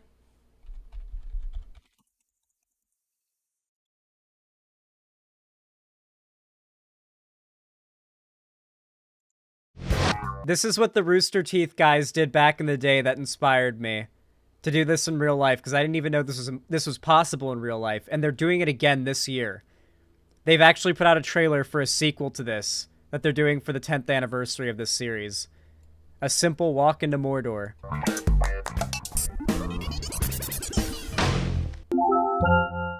I've dreamed of doing this a long time. And I'm Chris Demers. And we're two die-hard Lord of the Rings fans. We've seen all the movies a dozen times, read and reread the books, watched the movies a few more times, naturally, and then read the books again. In Lord of the Rings, Frodo and Sam walk all the way from the Shire to the heart of Mordor, Mount Doom. This journey took them about 6 months of walking to complete, or in layman terms, 3 books. Because, you know, one does not simply walk into Mordor. How far is that, though? Since you can't exactly plug the Shire of Mordor into Google Maps, we looked at the distance between the filming locations in New Zealand used by Peter Jackson. And as it turns out, Frodo and Sam actually took the long route to Mordor. The set of Hobbiton is here. They shot Rivendell all the way down here. Here's the Mines of Moria. And the mountain used for Mount Doom is here. Right next to Hobbiton. Really. It turns out the total distance from the set of Hobbiton to Mount Narahoi, the mountain used as Mount Doom, is only about 120 miles. 120 miles? You know, it seems like one could simply walk to Mordor, right? So after realizing this, we naturally hopped on a plane and flew to New Zealand for a week. It was a long trip, but we had good in-flight entertainment. We loaded up backpacks with camera, survival, and Hobbit gear, and headed to Matamata, the home of the Hobbiton film set. This is Nick, our New Zealand travel partner, who will walk with us and document the journey. We have 6 days to do what took Frodo and Sam 3 films to complete. We will take our official Lord of the Rings Ring of Power replica 120 miles to Mount Doom and destroy it. Easy, right? There it is. I mean, how hard could it be? It's just a simple walk into Mordor. Dude. I must. Honestly, I was never really interested in Lord of the Rings. Don't know why it's so loved. You were a sinner, Lilithian, and I don't like you. You are now my least favorite chatter. I hope you know that. I need you to know that. To be fair, they also did have to avoid the orc army, so maybe they had to take the long way. Well, yeah, you know, of course. Yeah, that's why. Well, it is all the breakfast, second breakfast, 11Z's, lunch, luncheon, supper, and dinner that made it long. Yes, we also forgot afternoon tea, you fucking amateur. You goddamn amateur, you forgot afternoon tea!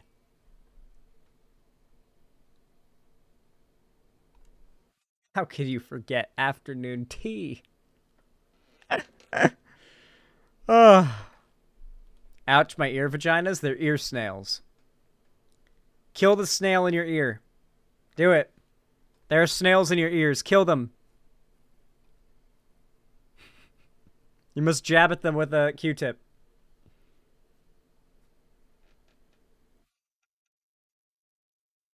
All right, everybody.